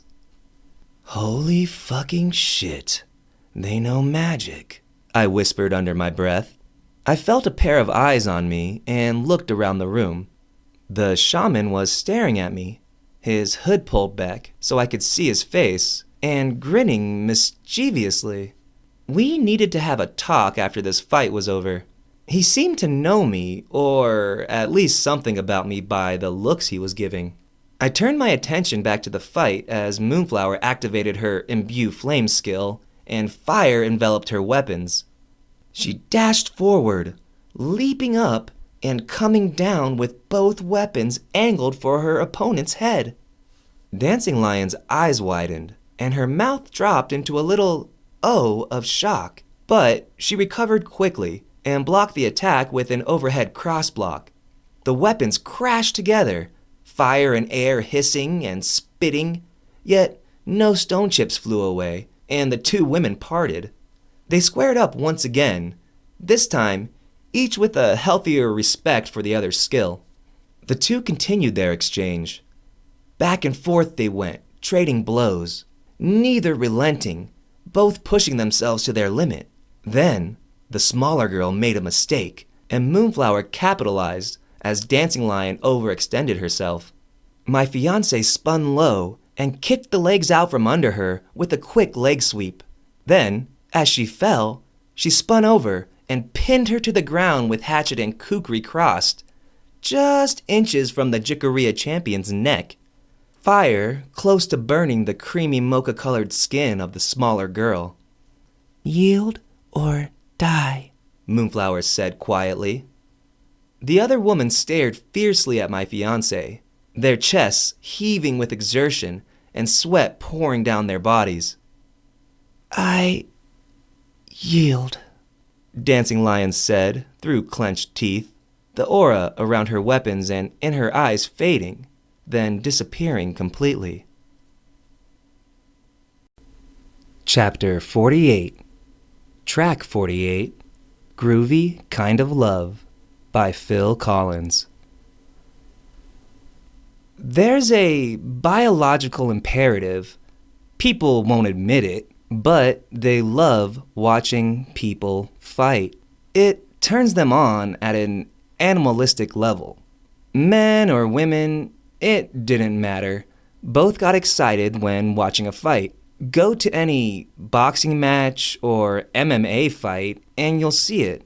Primal emotions come out sometimes whether we want it to or not. Plus, two beautiful women fighting in skin-tight leather, sweating and grunting. Yeah, it was fucking awesome. Add in the fact that Moonflower had won, and it was even better. Moonflower stood up, let her fire die, and sheathed her weapons. She stared down at Dancing Lion, then reached out, offering her a hand up. The Jikaria Scion stared at the proffered hand from her prone position on the ground. After a moment, she sighed and then reached up and grabbed Moonflower's hand. My fiancé gripped Dancing Lion's outstretched hand and pulled her to her feet. Well fought, Moonflower said. You are very skillful. Not as skillful as you, it seems, Dancing Lion replied.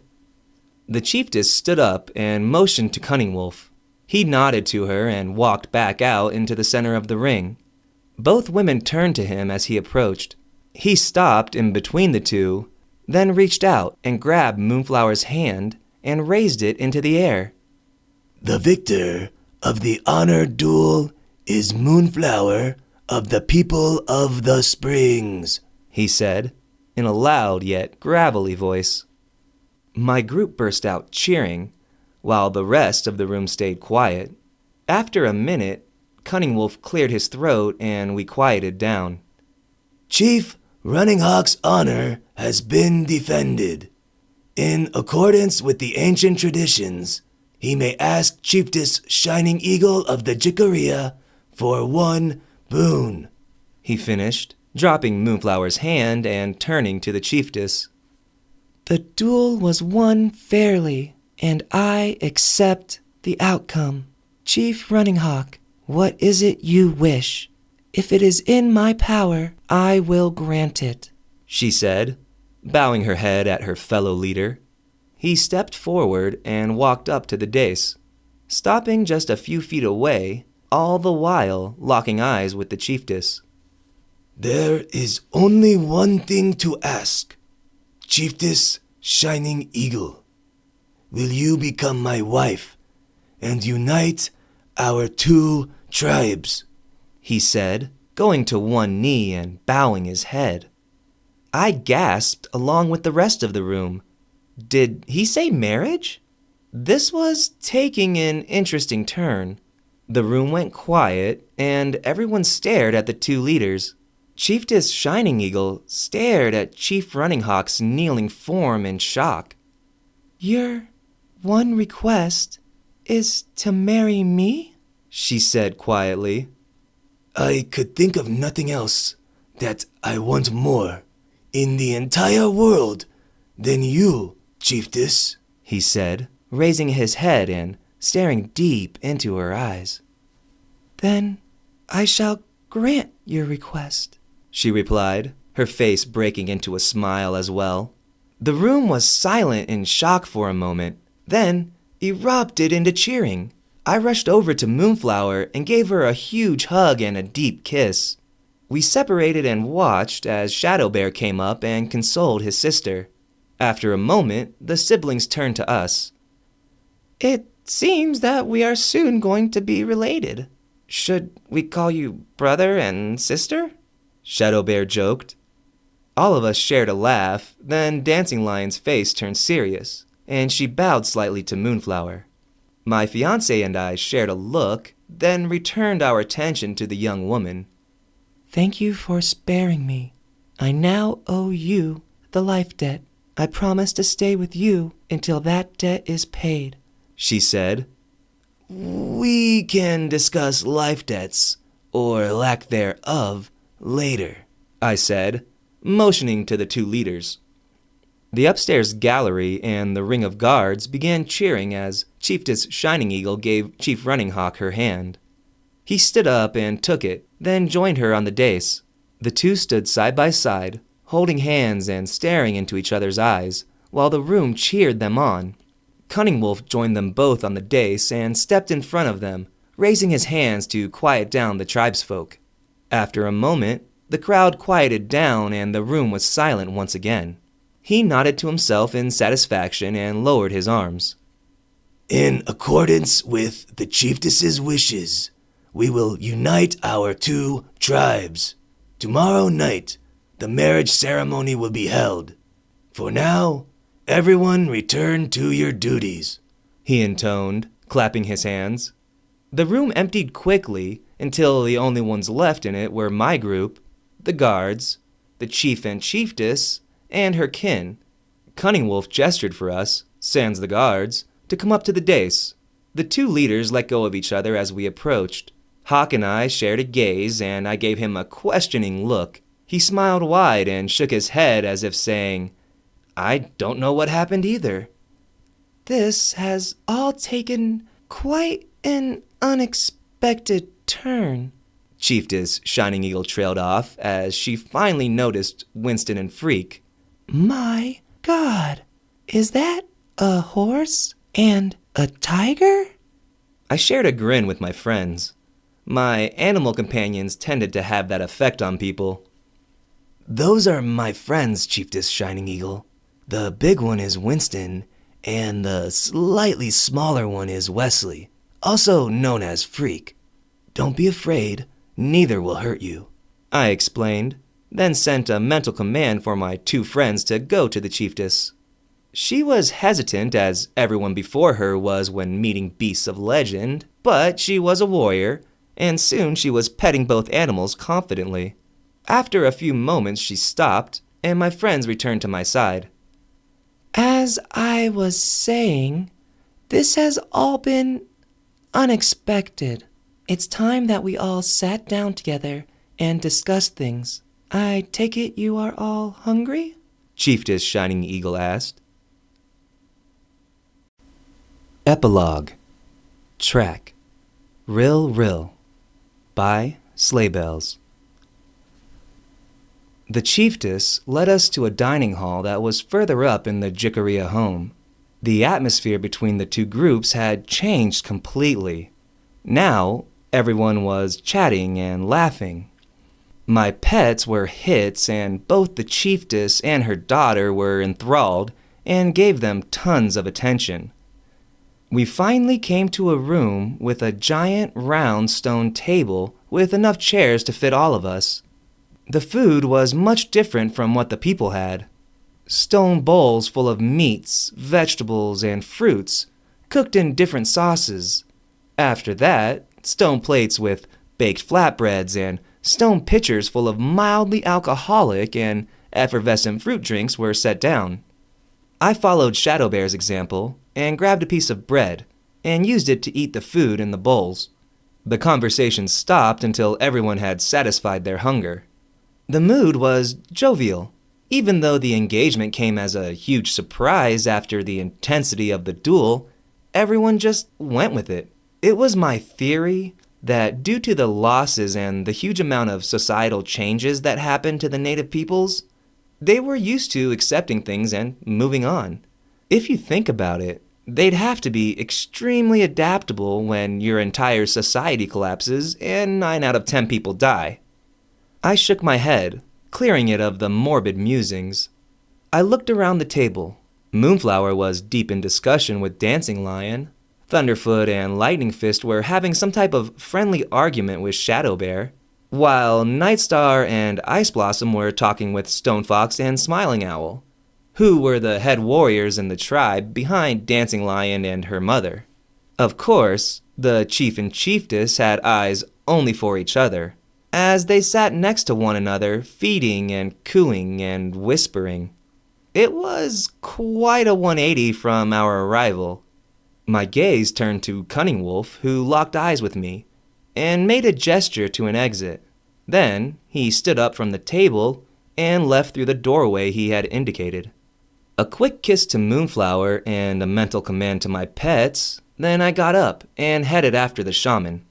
I entered the doorway, which led to a long stairwell that I took up, following along after Cunningwolf.